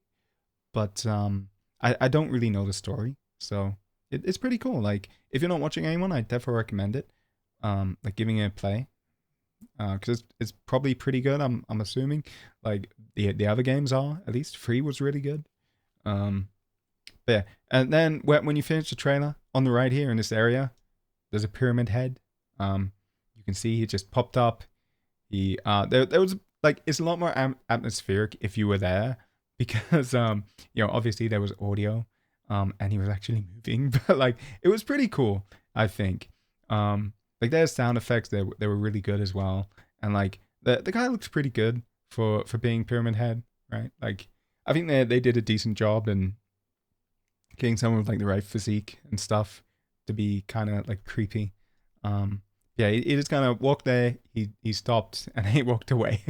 But yeah, that was the Silent Hill 2 booth. It was pretty cool. And then this photo I think I just took because I was like, hey, it's Shigure Ui, the lowly Kami Requiem girl, who drew Subaru and I don't know if she drew Miyamoto, but I know that she used to hang out with Miyamoto along with Subaru from Hololive. But yeah, it was cool. So I was like, hey, I recognize that character. And then you have like Minecraft Man, where I think it was a creeper on his head. I was like, okay, random. There was this kind of booth, I guess, of like PlayStation controllers and consoles. And I was like, okay, cool. I've never heard of the PlayStation Portal remote player before, but apart from that, like up to the PS3, I had them all. Like, I had the PS1, 2, and 3. Never bought a 4 or 5, but I own a PS5 controller. I use that for gaming. I'm meant to delete this because I wasn't meant to take it. But this is Infinity Nikkei. I was like, hey, this is actually like, there's like a train section. People were playing games in this area, and like it looked kind of spooky. So I was like, I might actually be interested in this game. I didn't know it would be like horror and stuff. But yeah, okay. So I was checking images again to make sure again that there was nothing in the future there. I'm like, I shouldn't show this. This is Individuality. That there's an anime, and apparently there's a game coming out. It's like an MMO or something. I don't know. I need to finish watching the anime. I watched one episode and I was like, oh yeah, the animation is pretty cool. Yeah, it seems pretty interesting. Never watched any more of it, but it looks nice. I like the design work. And there's a game coming out if people are interested, I guess.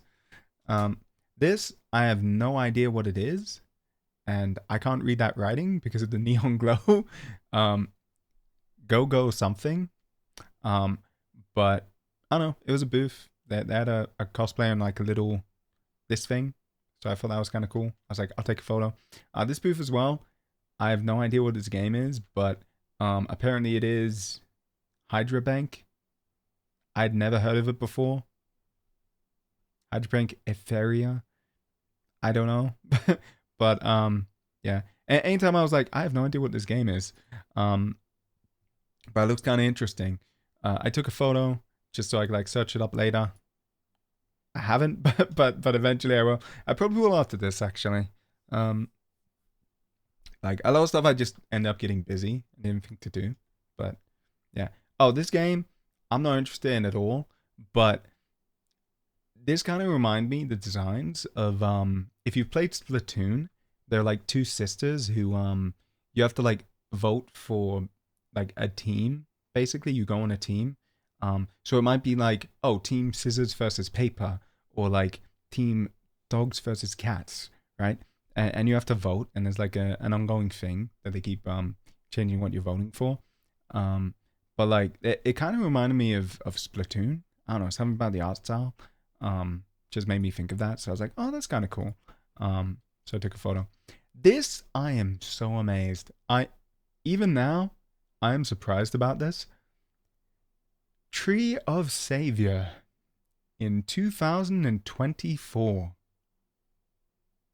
Wow. Um, like, but for those who don't know, Tree of Savior, I think it ended up kind of being a flop, at least outside Japan. But at the time that Log Horizon Season 1, the database, it's living in the database, oh, wow, oh, that show, when it came out, which great show by the way, I love Season 1, but when it was coming out, Tree of Savior was like being announced. And I was like, wow, it has like 30 different jobs.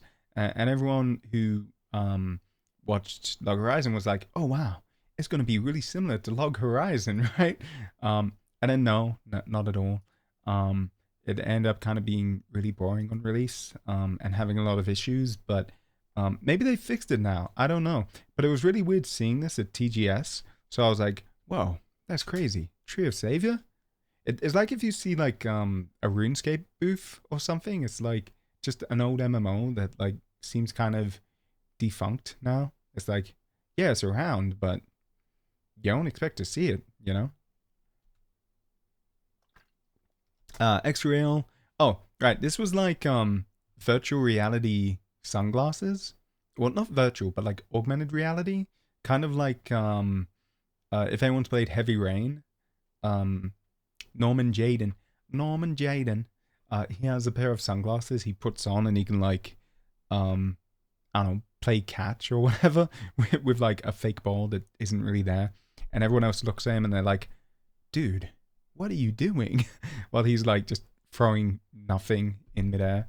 But to him it looks like he's throwing like a ball or something.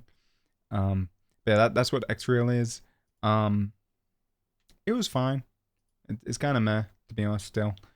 This is, I think, just the play area for. Yeah, okay. Yeah, this is like Spark Nexa. There's just like a play area over there. Yeah, that's took photo of the play area. Regenerate. This I'm pretty sure is VR. Sadly, or at least at the time I believed it was VR. And I'm not really interested in VR stuff because I don't. Well, I kind of have a VR headset, but I don't really have a VR headset. I have like an old development kit too, which I don't have any trackers, so like I can't really use it. So I didn't really try out the VR stuff. Zatch Bell. Wow, I can't speak. But that was cool. I remember the anime from when I was a kid. Yeah, there was like an animation section, kind of cool, kind of groovy, I guess. Oh, another Beat Mario right here. So there was this is like near the not the exit, but like one of the sides for the food court, kind of, I guess. Which by the way, bad food. very overpriced and not very good. If you can, try and like sneak in some food to TGS. I think it's worth doing. Um, but yeah, Beat Mario. There was like a shirt. There was a bunch of shirts for like random YouTubers and content creators. I didn't really know any of them except for Beat Mario, so I just took a photo. Um, oh, this is yeah, okay. I took this photo because I felt bad for this person, um, because they were moving so slowly they could barely move, and like it's a cool costume, but so impractical. And I felt really bad for them having to slowly make their way through a crowd. But yeah, surprisingly, this area didn't have many like people walking around. I think it was like the cosplayer changing area, which is why. But hey, here is the traveler. It's our brother from Genshin Impact.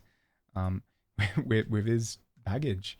Then you have like yeah, okay. This is when I started taking cosplay photos. So like you have your Gundam. Maybe I should. Okay, you have a Zagok, like Charles Zagok from when he fought Amuro in it, and this is just like some kid. He was this guy's kid actually. Um, I can't remember his name, but I met him and chatted with him a little bit. The father. I was like, hey, cool costume.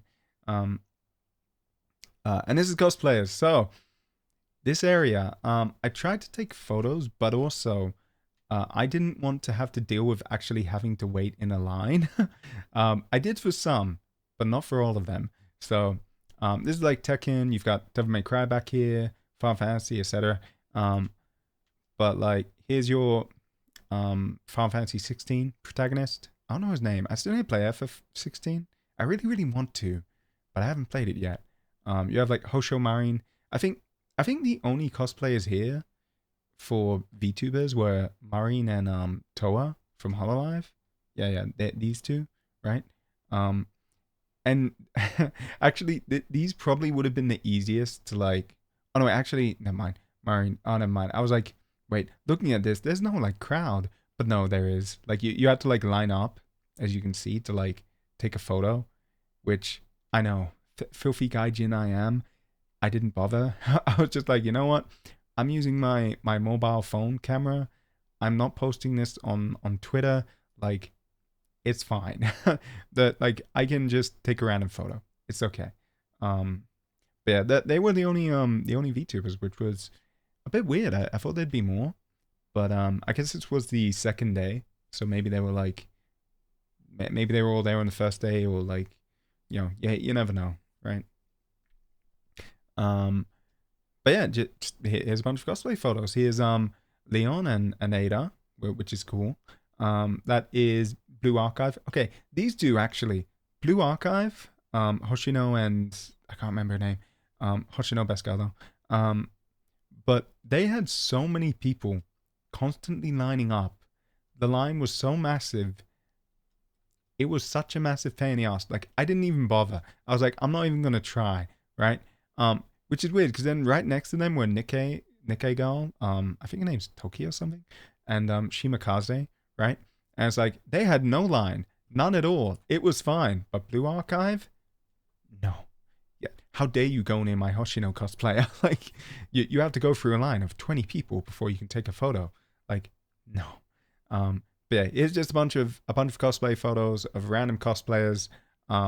Here's this guy is I thought he might be Hunk, but he's I think just a generic Umbrella Corporation like soldier.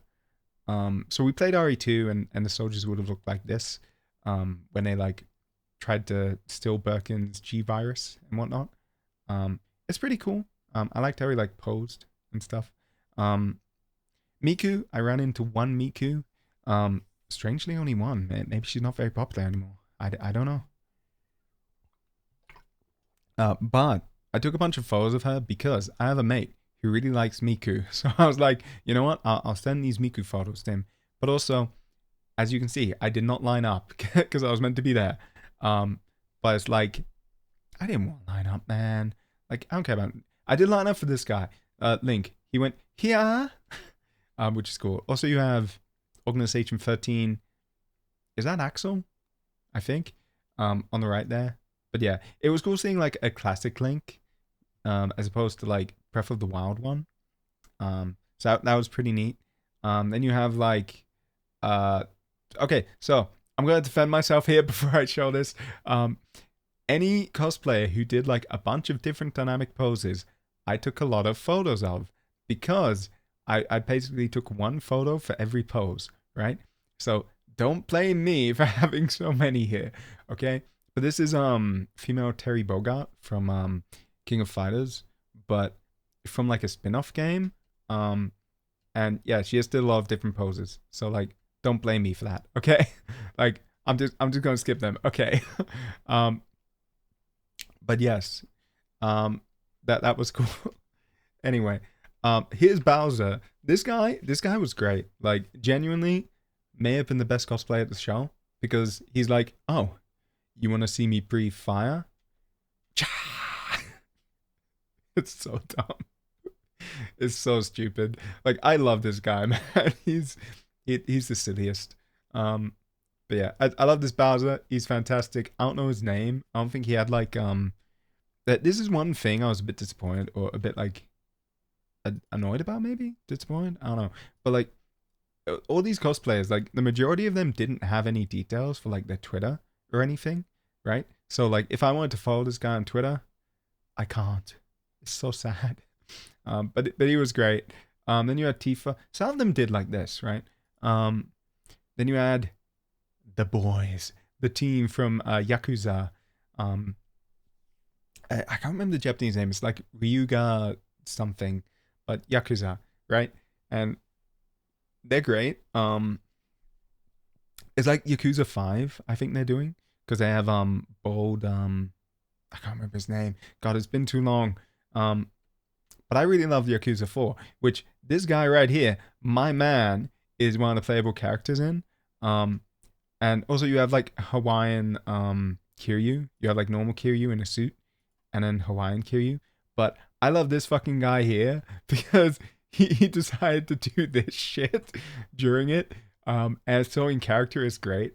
I really like this dude. He's great. He also looks like very similar to the not the original. So yes, Yakuza 4. I need to explain something, which is this guy. He's like a detective character. But all the characters were like mocapped or like face scanned, right? And in Yakuza 4 on the PS3, originally, he had a specific actor, but then that actor got caught up in a scandal, I think involving drugs, which is pretty bad in Japan. So they were like, okay, we're doing a remaster, new face, new actor. But he looks similar to the new guy, I think. Like, maybe not when he's crunching up his face, but like, I think he's pretty good. I like this guy. It's good cosplay. Good job. The Majima I also kind of like, but like, I think it's just because I like Majima, you know. But I like that he has this like shirt with the tattoos. Like, it's not something you notice immediately, right? If you're just like glancing, but then you're like, wait, that's a different tone of that's a t-shirt, right? So I like that a lot as well. I don't know who that is in the background. No idea. But yeah, there are a lot of characters here who like some of them I didn't know, like these two. I have no idea. I know I'm a fake gamer, but like I don't know. They kind of look cool though. I like their masks. So like if I knew, I'd probably be like, oh, I'm interested in that anime or video game. But Dead by Daylight. Wait, they're just like generic Dead by Daylights? They're not like a collab or something? Because I know Dead by Daylight has a bunch of collab stuff with like Castlevania and whatnot. But like they're an original. They're not like I don't know, Hedge Grazer 27. The main villains from that collabing with Dead by Daylight. You know? Yeah. I keep wanting to play Dead by Daylight, and they wanted the killers. Okay, so they're probably like a default. That's cool then. I keep wanting to play Dead by Daylight and like Phasmophobia and games like that, but I'm like, I'm not. sure if they're good solo. Like I know I watch InSim sometimes. He's a spooky YouTuber. He plays a lot of horror games. Um and he plays a lot of Phasmo, but like I think that's enjoyable because he knows what to do. He's like, oh, okay, it's a bit cold here, so it must be this spirit, or it can't be this one, right? But I'm not sure if playing it fresh and new, if it would be interesting to watch, because it would just be me going like, wait, okay, so it's cold here. Let me go back to the van. Okay, what was a spirit that might be cold, and going back and forth. So yeah, and Dead by Daylight. I don't know if it looks kind of fun as, but I'm not sure how fun it is with like solo without friends. Um, but yeah, I have considered it and I keep considering it, and maybe I'll play it at some point. I really wanted to do it because the Castlevania collab looked really cool.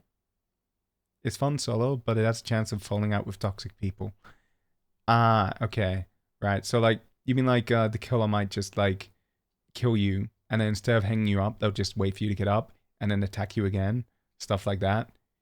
Yeah, that's not fun.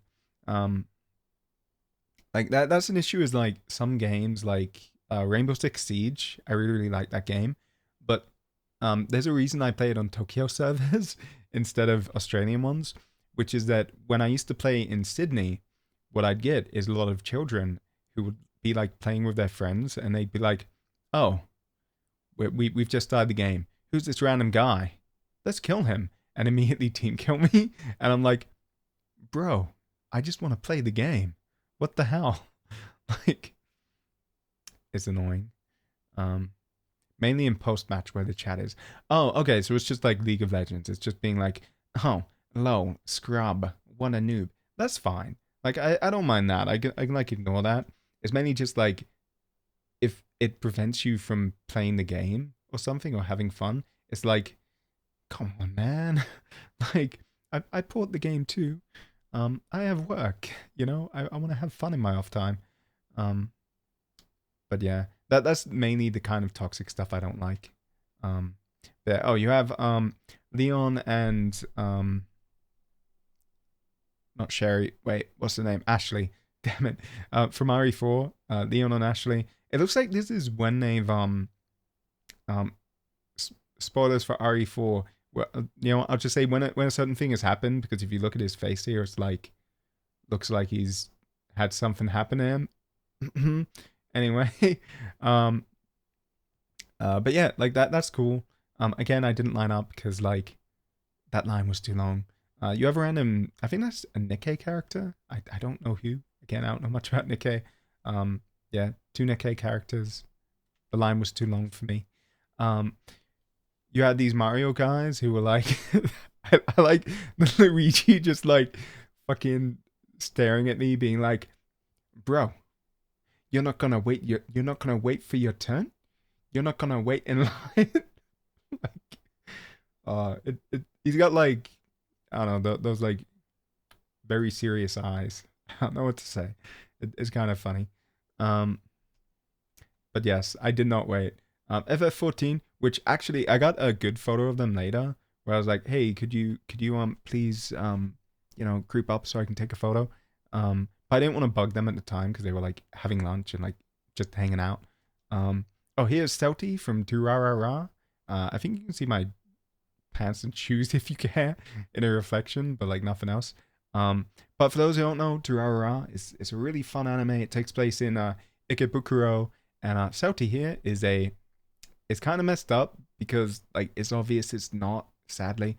But she's a Dullahan or a headless horseman, right? So like she wears like a zipped up suit, and then the helmet is just like she has no head.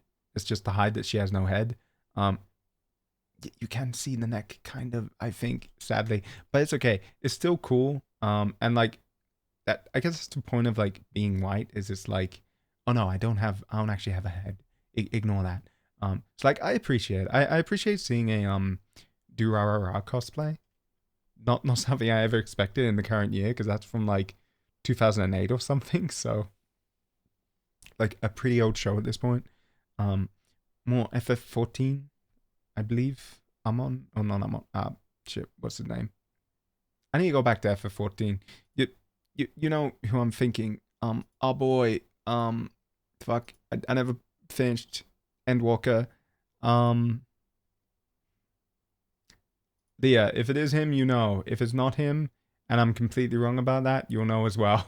But yes, he is Galvus, Yotsune's brother, but not really Yotsune's brother. I don't know. Anyway, he's the dude. Her, I have absolutely no idea. Honestly, like I think he might not be him. Asahi, that's it. But not Asahi, right? I forgot his freaking Asian name. I don't want to say the other name that's not the Asian name because I don't want to spoil people. But like, yeah. Anyway, a dude who maybe looks like Asahi. It might be him, I think, but I'm not 100% sure because I don't remember him in this outfit, and like I'm just guessing from like the hair that it might be him. But I really don't know. That's my best guess. And her, I have absolutely no idea, right? So if they're like in a pair, that's definitely not him. If they're not, it might be him. I don't know. I haven't finished Endwalker, man. I really want to. I really, really do. But maybe one day. Maybe one day. Oh, here's Metal Gear Solid. By the way, there was a massive, massive group of Metal Gear Solid people. And you could like pose with them, but I didn't have anyone to like hold my phone, sadly. So like, you just finished ARR. Wait, you haven't played it? Oh, never mind. I was mistaken. I assumed that you might know, because I know that you started FF14 at least, but like, never mind. Okay, but never mind then. Ignore that guy. Ignore everything I said about him. But luckily, I avoided saying certain things, I think. So I think I didn't spoil anything. It's just a guy who looks like another guy. But he's very important for like in 4 expansions from where you're at, I guess. But yeah, there was a big Metal Gear Solid group, which was really cool. But again, I didn't get to really have a photo with them, sadly. Here is the boss, also from Metal Gear Solid, from Snake Eater, the 3rd game. I really like that she had this flower. If you know why, you know why. But yeah, really sad. Like big 07, with the flower and stuff. There was also a really cool Ocelot here. I think he looked pretty cool. And it was like, this is Death Stranding. I never finished Death Stranding because I played a bit, but like I think I played like 10 hours, 15. I got to the point where you can like make roads and stuff, and I just stopped. I stopped because I was playing it at the same time as a streamer I watch, but then they stopped playing, so I was like, oh well, there goes my Death Stranding playthrough. That happened actually with Sekiro as well, where back in the day I was playing through it with Rosalie Lovelock, and I would just like every time she'd start streaming, I'd be like, okay, time to boot up Sekiro, let's go. But then she stopped, and I was like, oh, well, guess I'm stopping, which I know is very dumb, but like, I don't know, it's like a hobby. I do that with some games. I think it's fun to like play at the same time, you know, and like, I don't know, kind of compare your progress and be like, oh damn, we've played the same amount of time, but they're so much ahead of me, or haha, I'm the best gamer in the world. I'm like hours ahead of you now, you know. Same? Oh, cool. I'm not the only one. I was trying to defend myself because I'm like, it's not that weird, right? Cool. Good to know others do that. But yeah, there was also, I really liked this. There was like a Guillermo del Toro cosplay over here, which I really like. Like it kind of looks like him, right? Oh wait, is it del Toro? Well, I guess okay. So it is him. But to be fair, I think it's the character he plays in Death Stranding, but I can't remember his name. But like, yeah, it's cool to see Like I appreciate that like there are people who will cosplay as like actors basically because they're being mocapped and scanned into games now. Um, which I'm not sure if I like it or not that they do that entirely. Um, when it's like a Hollywood actor when it could just be some random, but like um, I think in some cases like this it's cool to see. So it's like if I saw like a George Clooney cosplayer, right? And it's like, oh, I'm not George Clooney. I'm actually John from Splinter Cell, the new game. Yeah, he got mocapped into it. I'd be like, really? Awesome. This I think is King from King of Fighters. I think King of Fighters King. Um, I don't know for sure because I've only played 13 and I played one of the older games, but I got wrecked by the arcade mode and rage quit. Um, but like I think she wore like a red outfit in the older games, so I think that's who she is. Um, it's kind of weird because she's in like the big Kojima area where like everyone's being like Death Stranding and Metal Gear Solid and stuff. Um, but yeah, it's kind of cool. Oh, so there were a few Sam Bridges with babies. I think this guy was the best one. Um, but oh no, wait, not this guy. Sorry, this guy was pretty good. He looked cool, but there was one. Did I not get a photo? This guy here who had like the bag and everything, and he had a thing that would like go up and like make a noise, kind of like in game. How you have that scanner that does that. Um, I don't know if I got a photo of him though. Yeah, this area I didn't get too much. Like, oh, there was a Jetstream Sam with like a Raiden over here. That these guys were really cool. Um, sadly they were just kind of hanging out, so I didn't want to go like, oh, sumimasen demo, sashin desu ka, and be like, hey, can I have a photo? Like, you know, they've been out there all day. I don't wanna bug them too much. Um, so yeah, that is I think it's Metamorphize or whatever again. The new game from Atlas. Haven't played it again. This is Marie Rose from Dead or Alive. Um, again, anytime someone did multiple poses, I took photos. Don't judge me. um, but this is Ishtola. I got a pose, and then I was like, Tsumimasen Temo group session deska or something like that. I don't know what I said. I was trying to communicate in broken Nihongo or broken Japanese. But I managed to get like group photo. And I was like, oh, it's cool. So like I appreciate them a lot for like going and grouping up for this, right?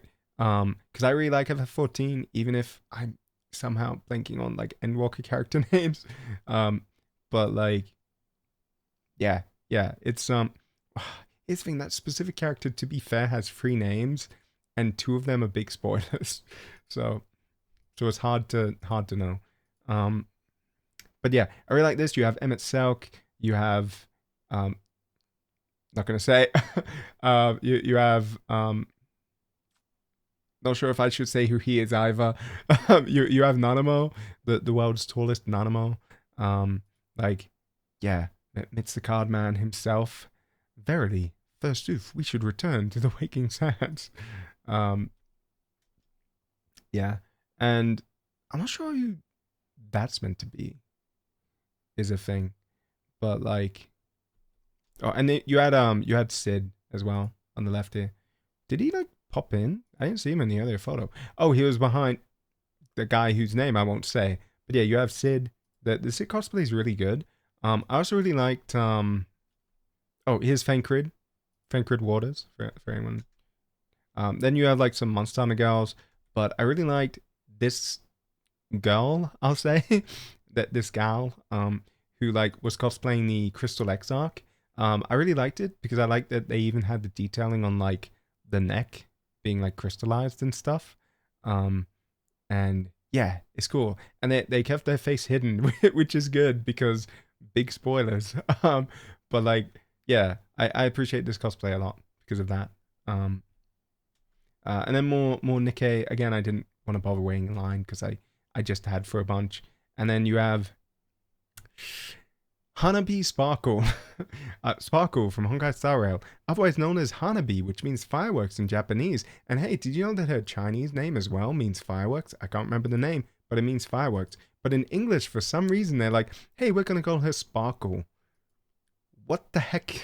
Mihoyo. I hate it. Anyway, um, yes, Sparkle.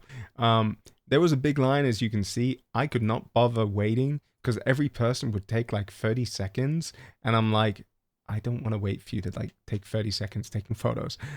But Payday 2, woohoo! Yeah, I really, really never expected in my life to see a Payday cosplay in Japan.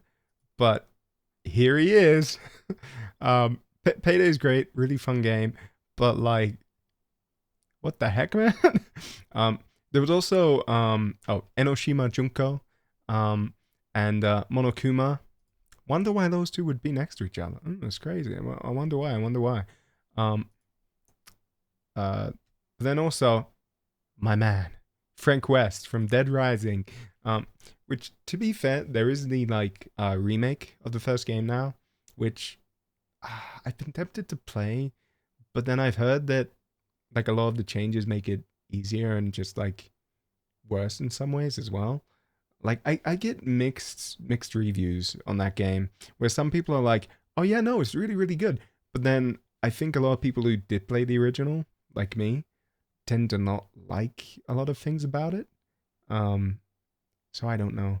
I'm very tempted to play it though, because I really loved Dead Rising when I was a wee little lad playing it on the Xbox 360. Super fun game, really, really fun.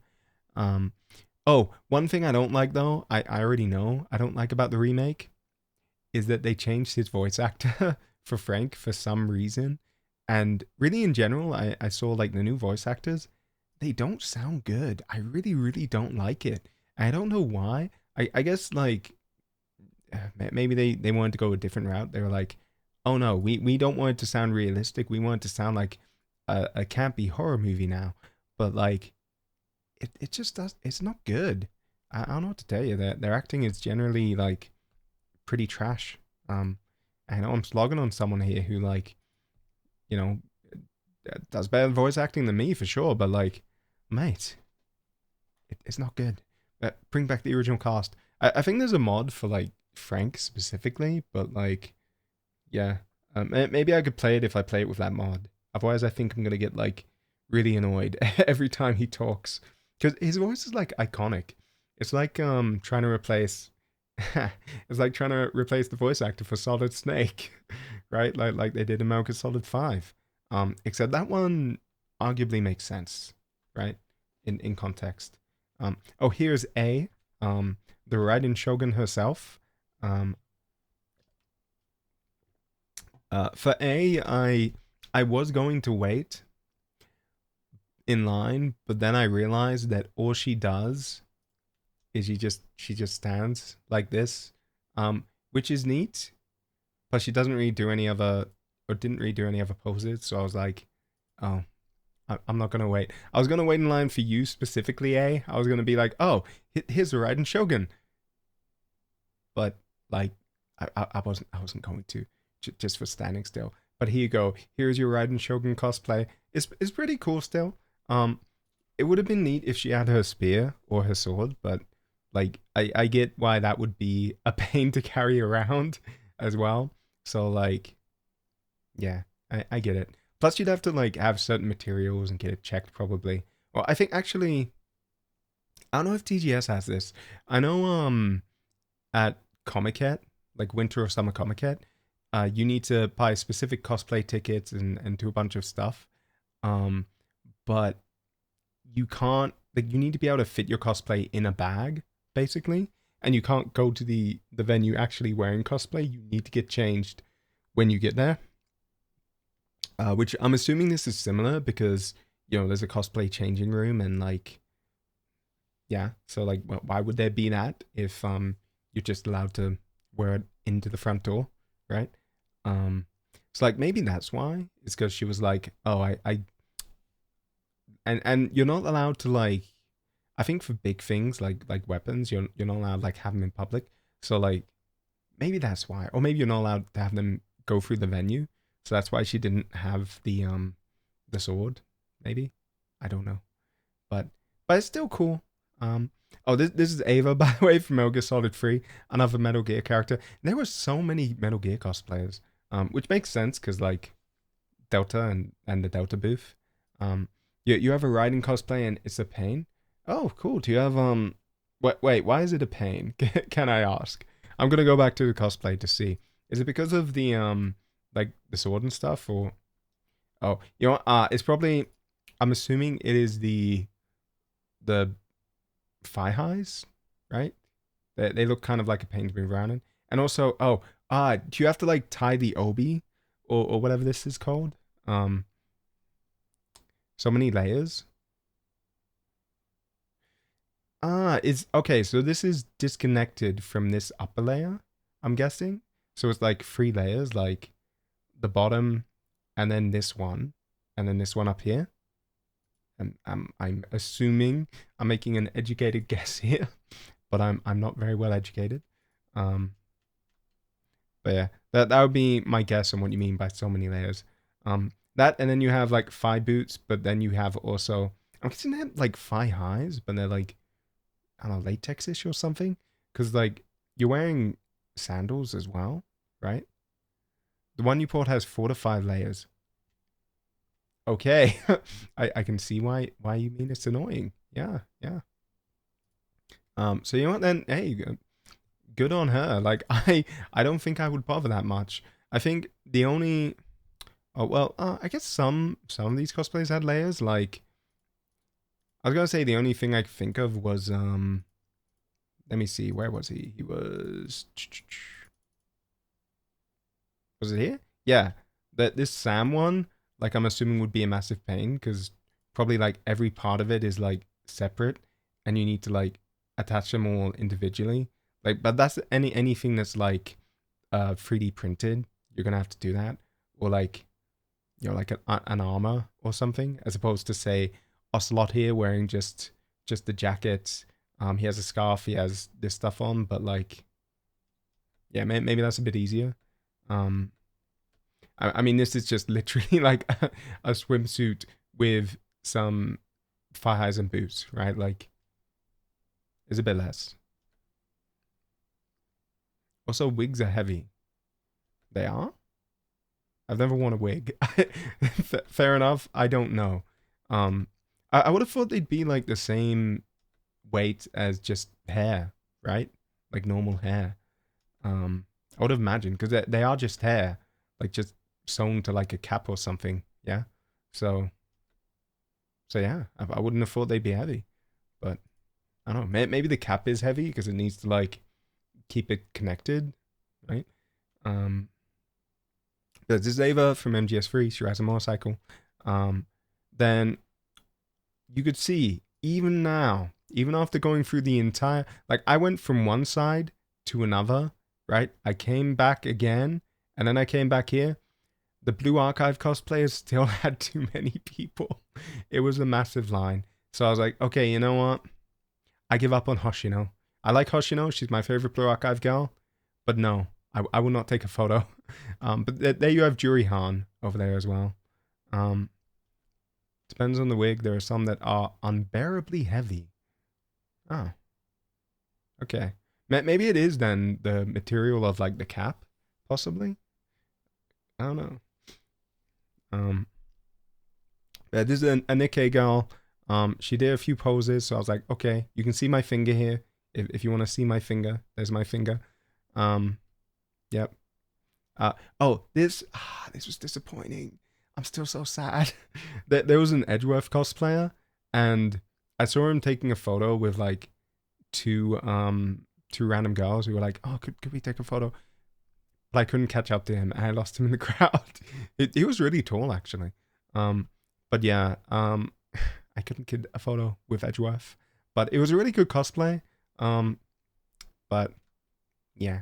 Anyway, this was the Yakuza booth, for Yakuza 8 or Ryuga something whatever, like a dragon. I don't know the Japanese name.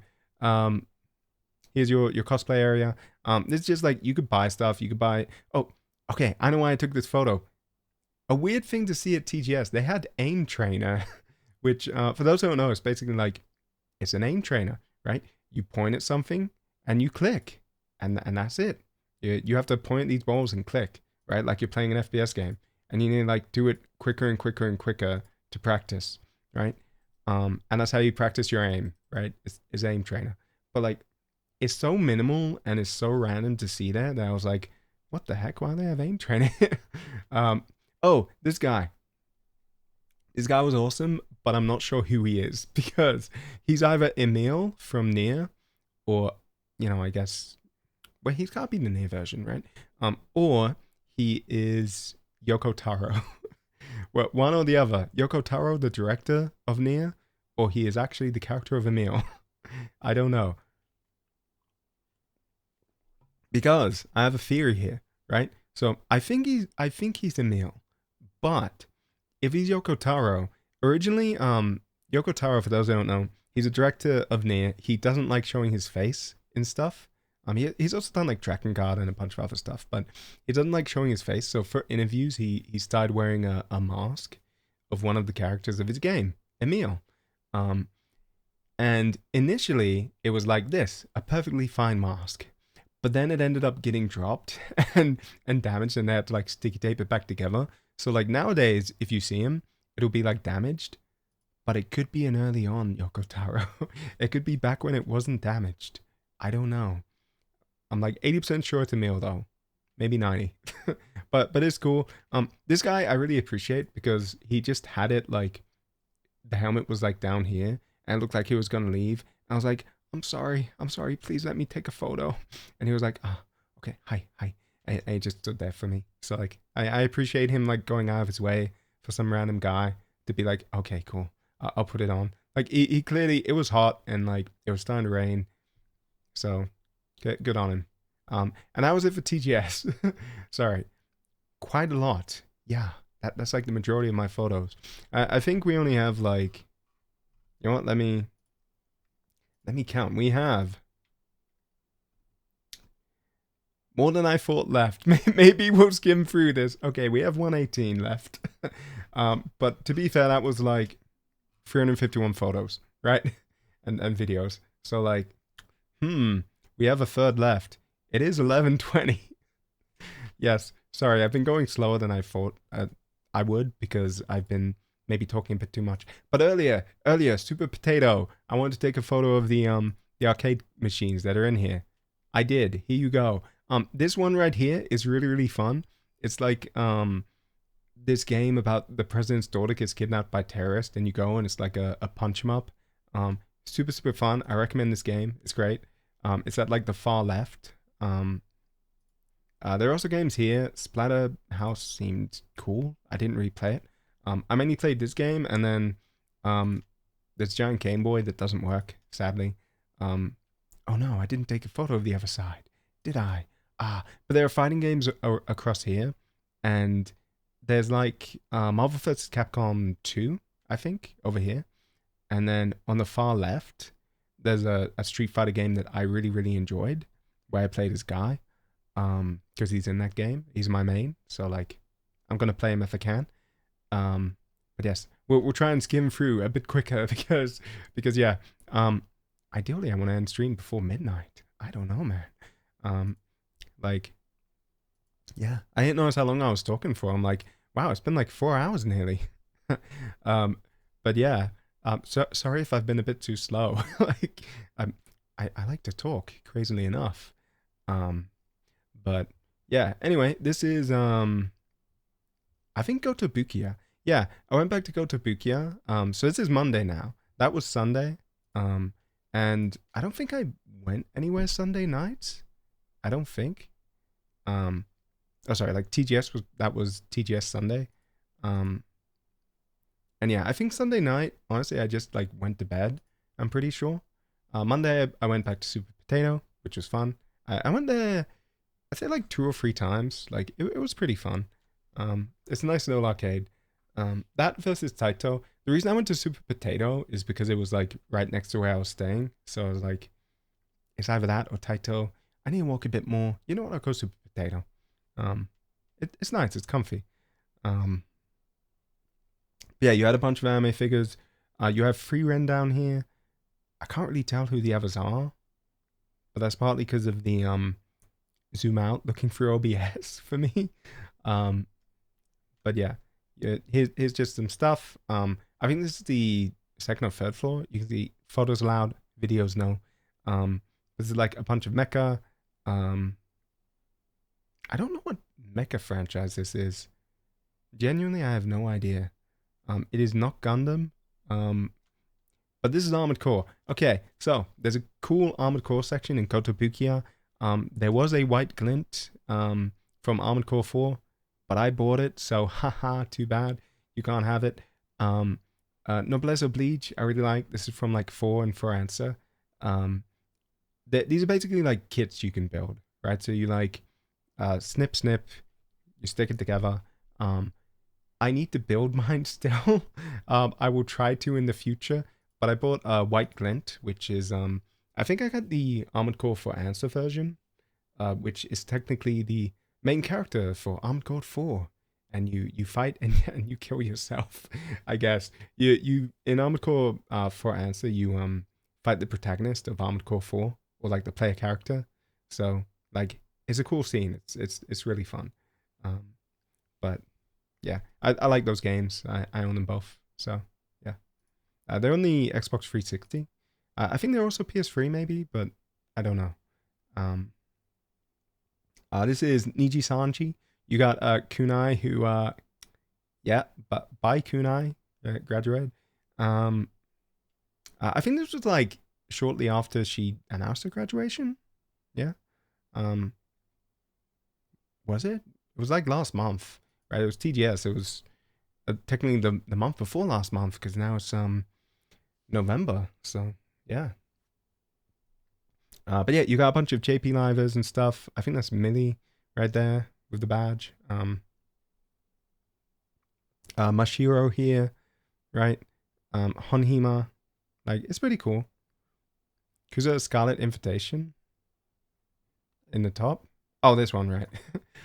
Yeah. They had a bunch of like the what was it? The Niji Valentines? No, not the Valentines. They had the scarves, like the scarf sets, which was cool. But I already own free scarves for it, so I own Anjay Katrina scarf, which I highly recommend. Really good scarf, really nice. I own Illyria Pandora's scarf, which is a bit meh for the material, IMO, but like if you're a fan, if you're like a familiar, if you're a fan of hers, like then it's worth it. And I own Ponto Nay's scarf, which is similar to the Illyria one, where I don't necessarily recommend it. But I really like the Anji one. Anjay Katrina, Anju. I think it's worth getting if you're a fan. Or even if you're not and you just want a nice scarf. Yeah, you had a bunch of plushes here, right?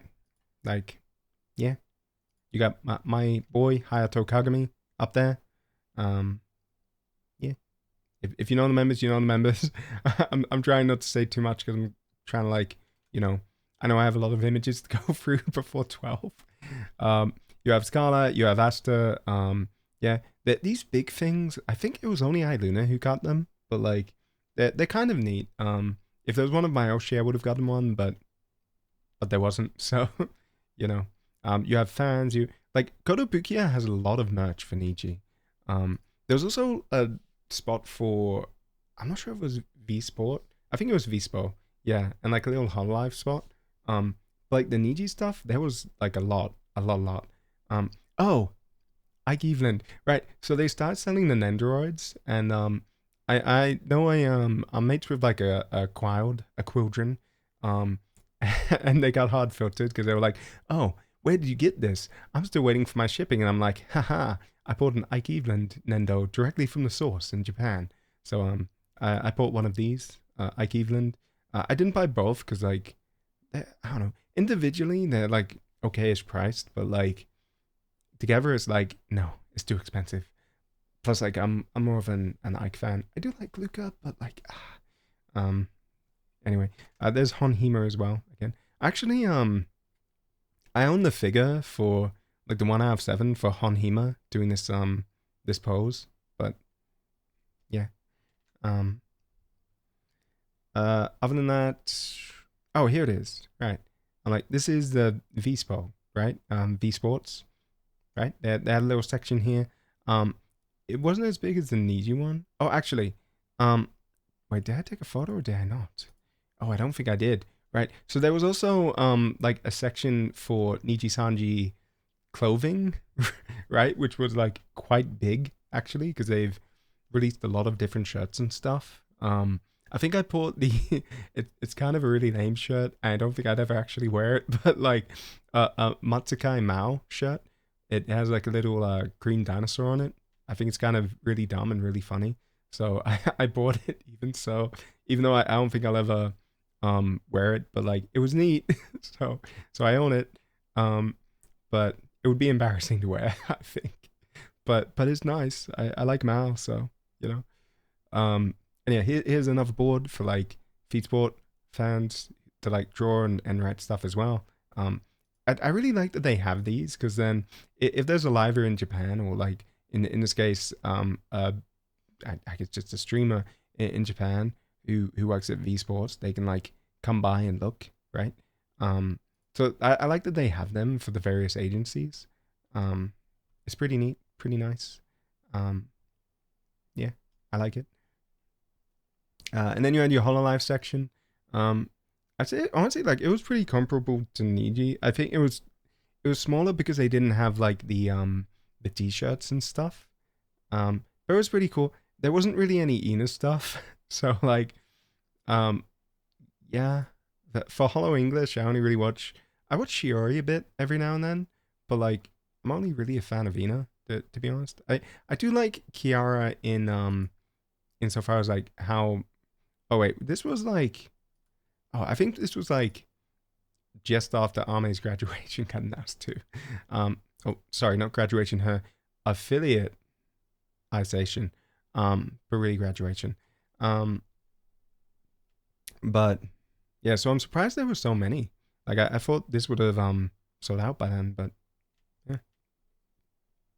But yeah, I did play this gachapon machine, which had like an Ina in here, and I pulled one, and I'm like, who am I gonna get out of these? I only really like Ina, but I'll try for it, and I got Ina, and I'm like, hey, cool.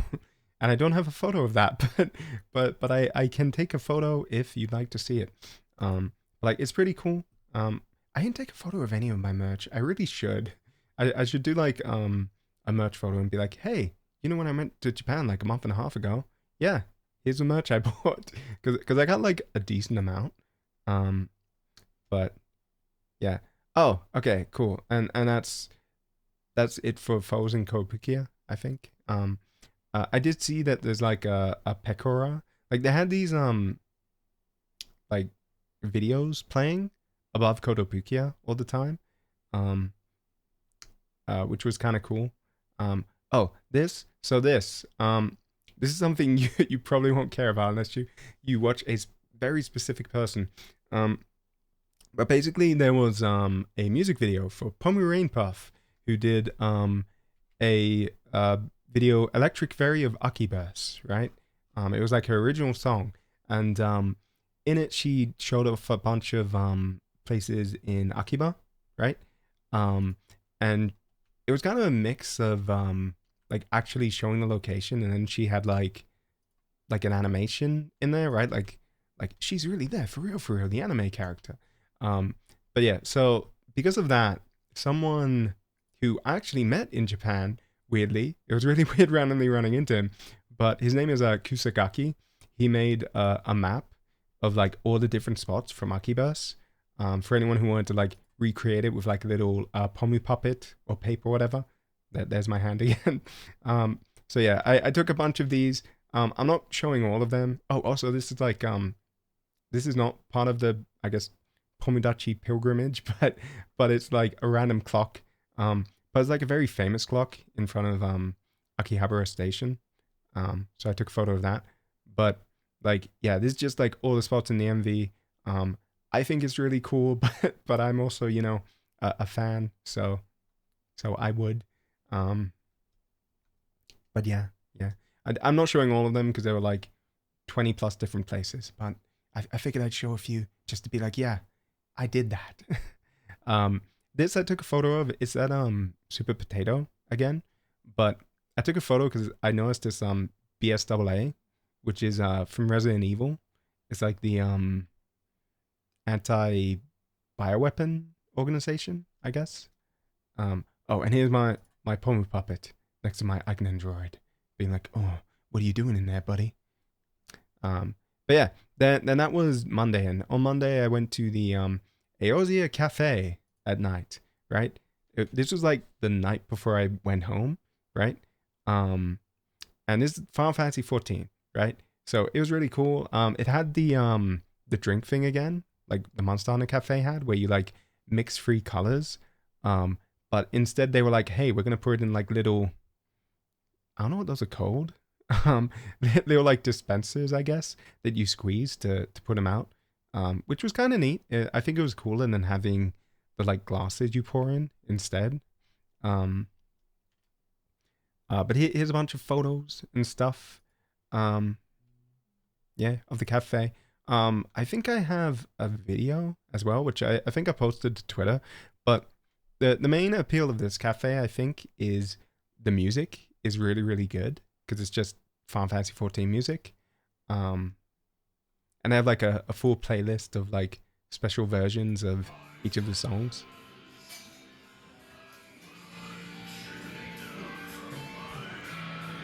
like this.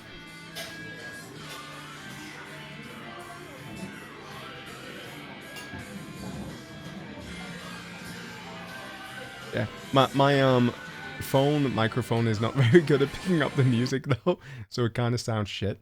But you know, like that's a Heaven's Ward song, I'll say. So you probably don't know it, Leah. Um, but yeah, it's really cool. They have a bunch of like good music from the franchise just going over, um, like playing on a playlist and kind of looping. Um, they have the food is honestly not great. I think. I think compared to the Montana Cafe, the food at the Final Fantasy one is kind of it's too sweet, right? Like it's very much a sweets cafe rather than like you know a meaty fulfilling meal kind of cafe. Um, so I guess pay attention to that and think about that if you're ever in Akihabara and you're thinking of where do I go to eat? Well for like a sweet meal, FF14 cafe. For like an actual meal, the Monster Hunter Cafe, right? Um, but they had this little like the fat cat, which I really like that they had this guy, and then I ate him.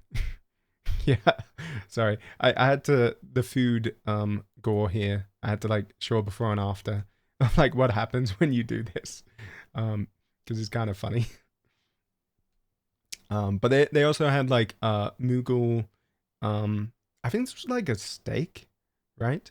Um, and you could like order a steak for a Moogle who also got eaten. Yes, he's in my belly now. Um, yep, he's just screaming in there, but he's going Kupo Kupo, but he's never getting out. Um, and then I tried this, which so they had all of their menu, but especially their drinks were like themed off of characters and stuff. Well, they had two menus. They had one that was like themed off characters for drinks, so you could be like, "Oh, I want the Alpha Now drink. I want the Thancred drink," right? And then they had one that was themed off of like jobs, so you'd be like, "I want the Black Mage drink. I want to be the White Mage drink. You know, I want the Blue Mage drink, the Warrior, whatever." Which is really cool because it's like you can have your job, your class. You could be a ninja if you wanted. The issue is that a lot of them just weren't very good. Um, this one, I can't remember who it was. I think I posted about it on Twitter, but it wasn't very good. But this time there is something amazing, different from Monster Hunter Cafe. You'll notice this now. Do you think it's plastic or do you think it's chocolate?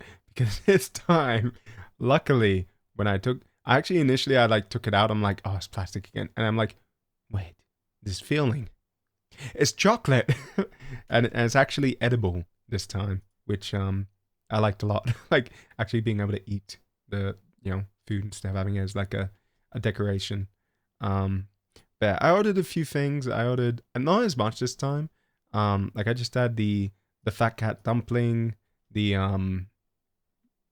steak, I think it was. Again, I can't remember, but like it's just meat in there. You can see. And I got the this, which I didn't finish, but it's meant to be based off of Reen and Gaia, which is a Shadowbringers thing. So if you haven't played FF14 Shadowbringers, you're going to be very confused. But it was pretty nice. I think that the dark chocolate was a lot better than the white chocolate, but I guess that's like in general people think that. I do like white chocolate though. It's just I don't know that this one it was like extra sweet. Um, I just didn't like it, and especially this like gooey stuff. I don't know what it was, honey, whatever. I don't think it's actually honey. I think it's like maybe a syrup. I don't know, but like it was not good. I didn't like it, so I kind of like ate around it, and I didn't really finish it, but like it was good. It was a nice meal. I liked hanging out there. You can see a bunch more stuff from the cafe here. I took a bunch of photos. You have your little carbuncles. You have Moogles. You have a chocobo. You have Carney Senna over there. Um, yeah, it's cool. It's a nice place.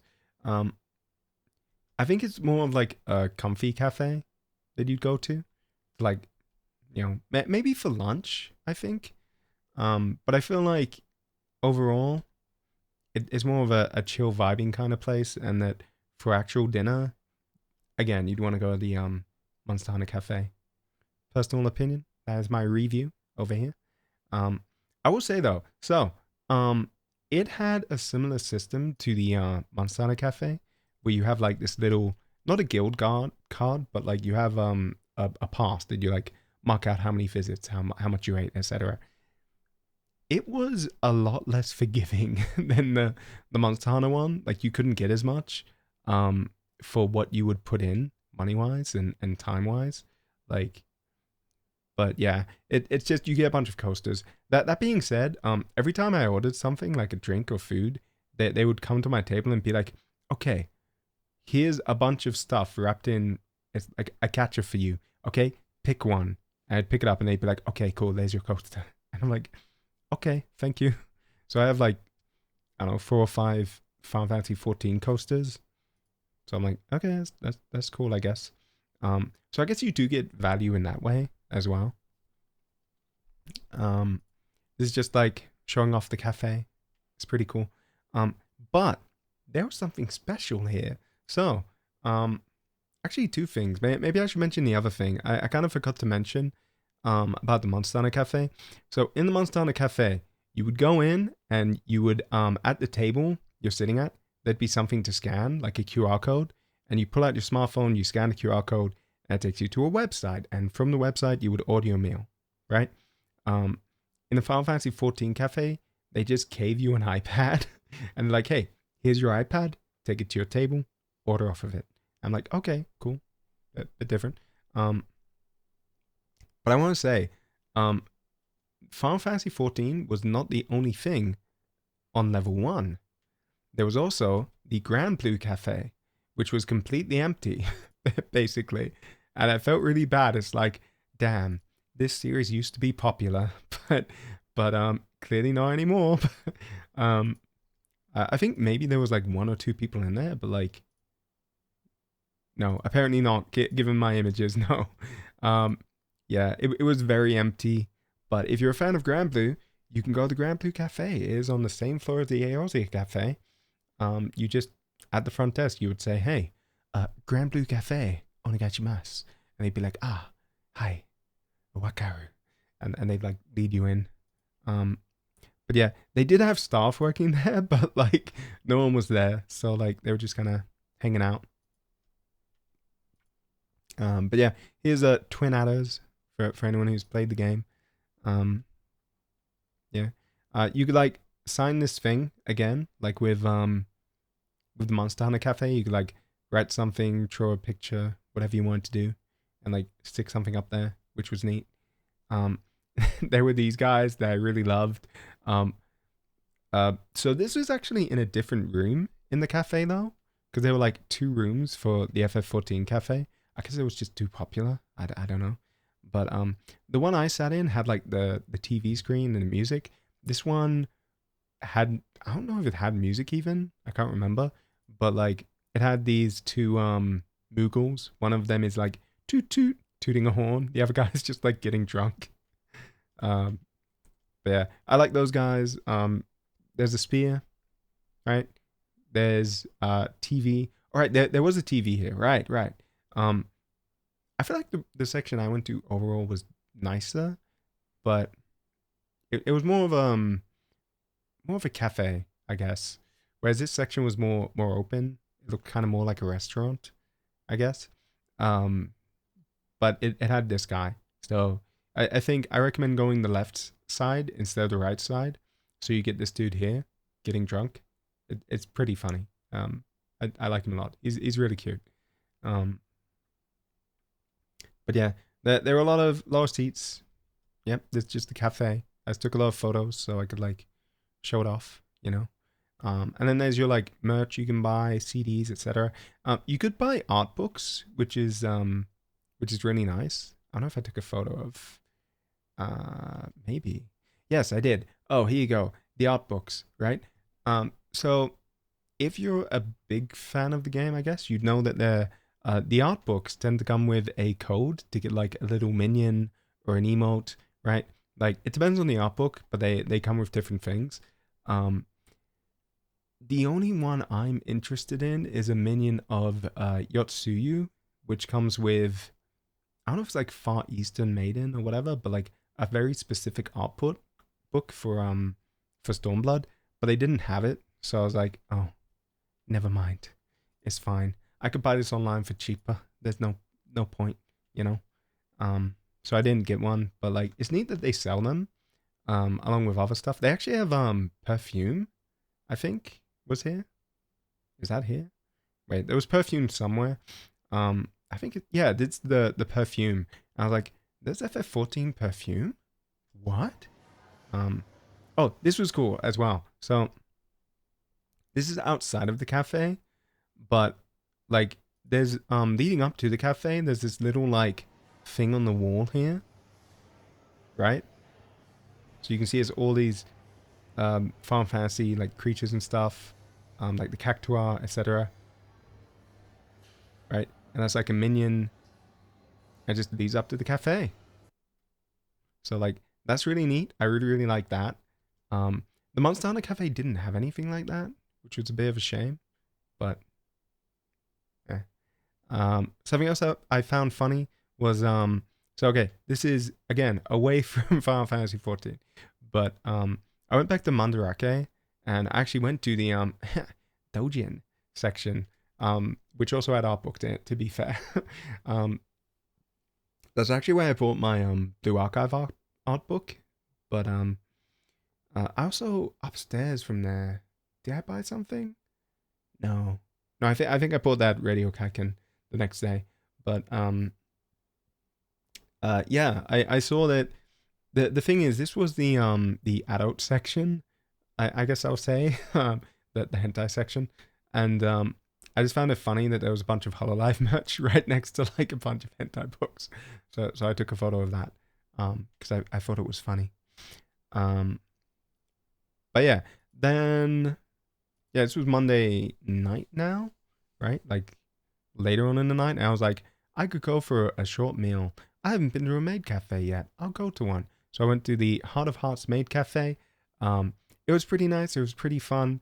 I got the like. So generally, when you go to a maid cafe, you can order either like a normal meal, or you can order like a meal with a live show, right? With like a little live concert, right? And what they'll do is they'll give you like a book. They'll say, okay, cool.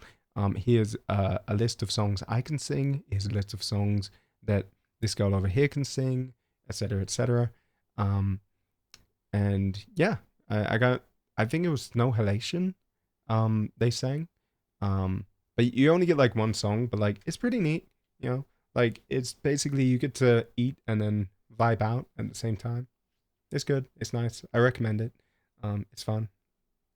And this is where I talked to that one maid. I can't remember her name, but I gotta check it. I just don't know her name off the top of my head. But we talked about like anime and stuff, and she was the one who was like, "Oh, I like Kirito, not Yujo," and I was like, "No, my boy, my man, why?" Um, but yeah, I think she said her hobby was like pounding mochi or something, or like sorry, making alcohol.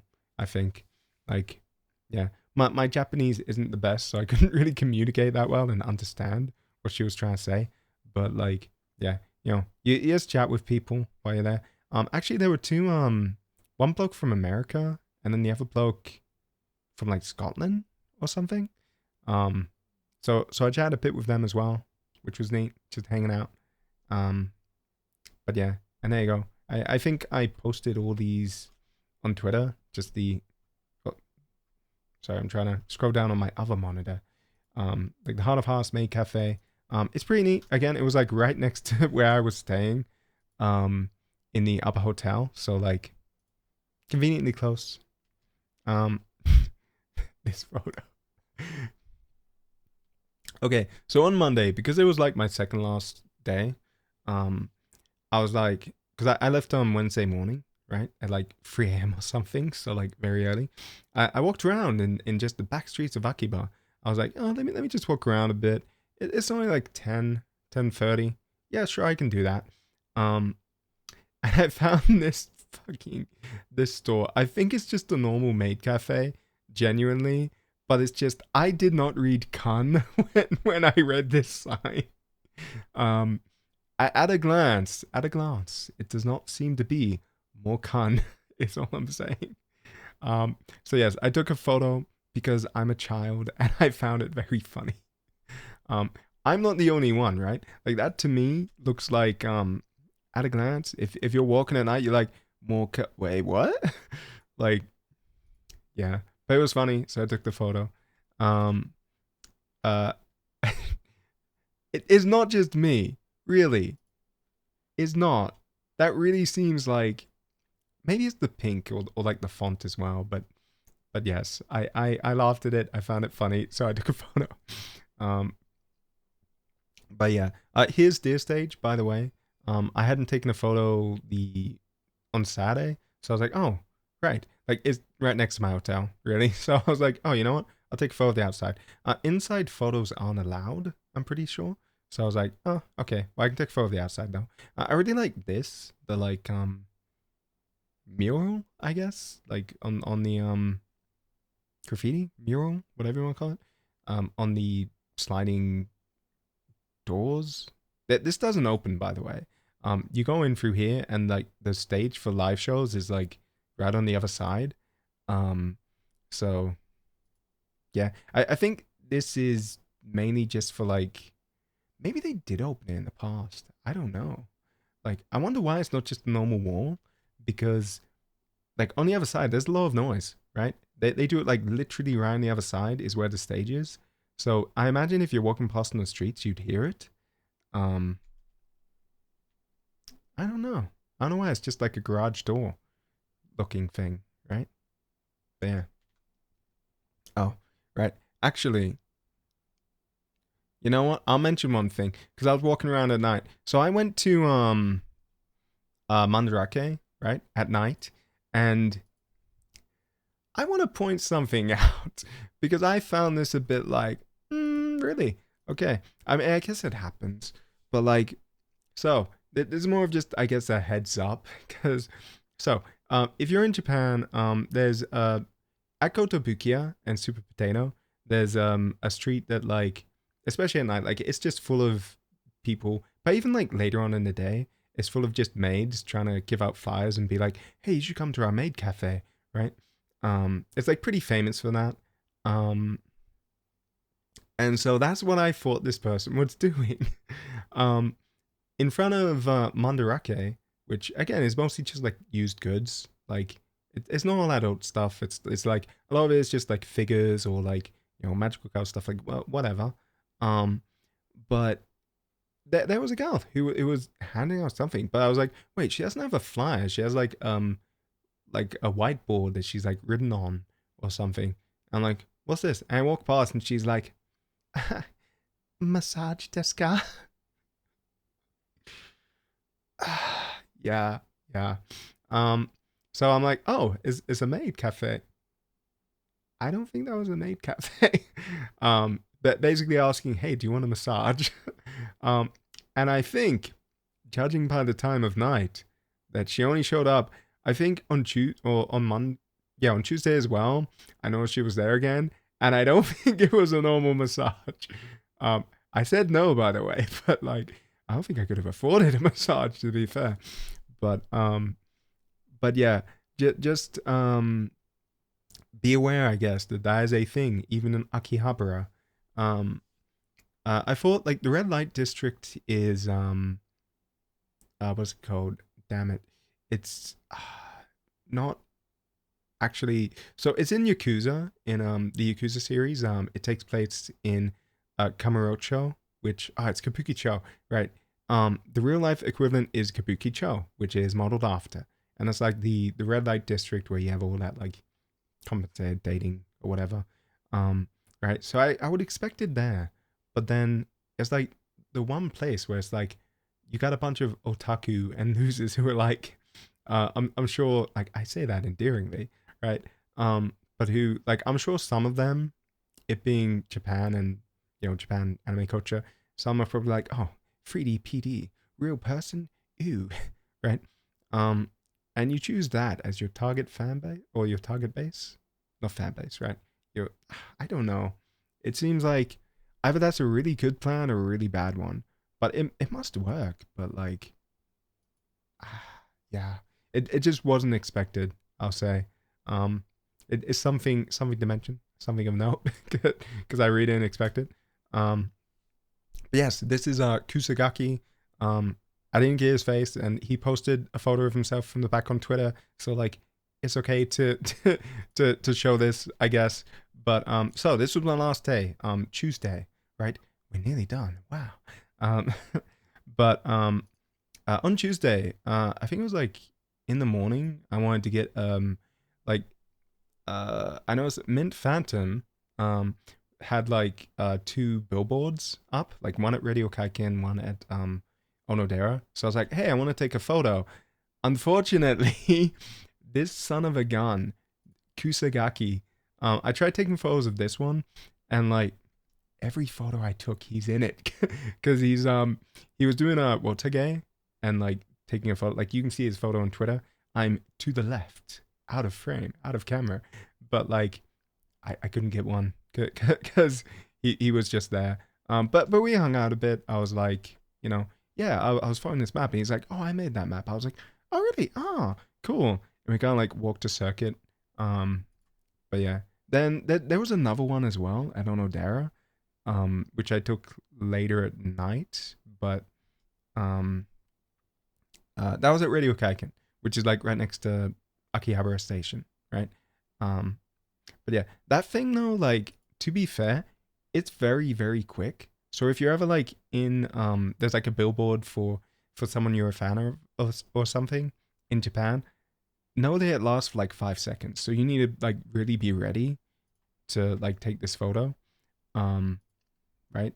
Like if you want a clean photo especially, like I couldn't get one with Kusagaki there, so yeah. Anyway, here is Hime Hina, which I only took this photo because I was just walking around. I was walking to Mossberger, I think, and I saw this Hime Hina, and I'm like, Hime Hina in 2024. For those who don't know, they're like I guess a VTuber duo on YouTube, but like they're pretty old. I say old, but like they're like 5-6 years old. They've been doing it, right? So I really didn't expect to see him in 2024. I'm like, whoa, they got a collab? Nice. So I took a photo. And then I went to this Moss Burger, which, um, yeah, it's Moss Burger. I think this was, I hope that was actually a maid cafe, this one. I'm saying maid cafe. She looks nothing like a maid. Here's the thing. Um, Maids in Japan, I don't know if, you can't see any. I didn't take any photos of any maids, did I? Um, but they don't just wear like classic maid outfits. They'll be like, oh, I'm wearing a police uniform. Oh no, I'm just wearing normal clothing, right? So that's why I think maybe she was, maybe she was just giving out flyers for something. I don't know, but I think she might have been a maid. I assumed at the time, because of how she was acting. But oh hey, it's Val's. But yeah, I went to Moss Burger. Um, it was nice. I did like that you would order something, they give you something, you go upstairs, you wait, and then it will like click or like light up when you have to go back down, right? Like there's something a lot of restaurants do now, but there are still a bunch that don't, and I always appreciate it when places do that. Um, right? Because like it's a small investment, but like it keeps people in the restaurant, right? Like it's convenient. Um, like I would go there again just for that feature. So maybe add that to your restaurant if you have one. Um, I do think though that the vibe was very different from the Mr. Donut. I think Mr. Donut had better music and a better view and was generally comfier. This view, as you can see, you couldn't really see anything because this massive bloody tree. So it's like, okay. But yeah, then I went down to Koto. Sorry for the glare; it's very bright. But I was like, hey, Diver City, there's Val's. Um, you know, so that was cool to see. Very unexpected. This guy, I thought he might be Amuro Ray, maybe from Gundam. Like, it doesn't really look like him though. Maybe it's just like a generic spaceman or space girl even. I don't know. I just know Amuro has like blue eyes, so I was like, is it Amuro? Maybe, maybe not. But the reason I thought it might be Amuro is that this is where the RX Zero, like the big Gundam, is. So I was like, oh, that's cool. Pop Mart is a scam. What's Pop Mart? Oh, okay. I have no idea what it is, but apparently it's a store advertisement. Good to know. um, I'll be honest. I thought this was just like a small figure, but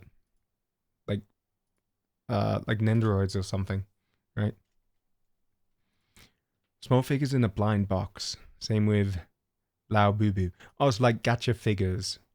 You mean like you buy a box and it's like, oh, you might get this character, you might get this. You know, people in Asia go crazy over them. Huh. Pop Mart, but smaller and in a box. Ah, okay. So like instead of this big, like that big.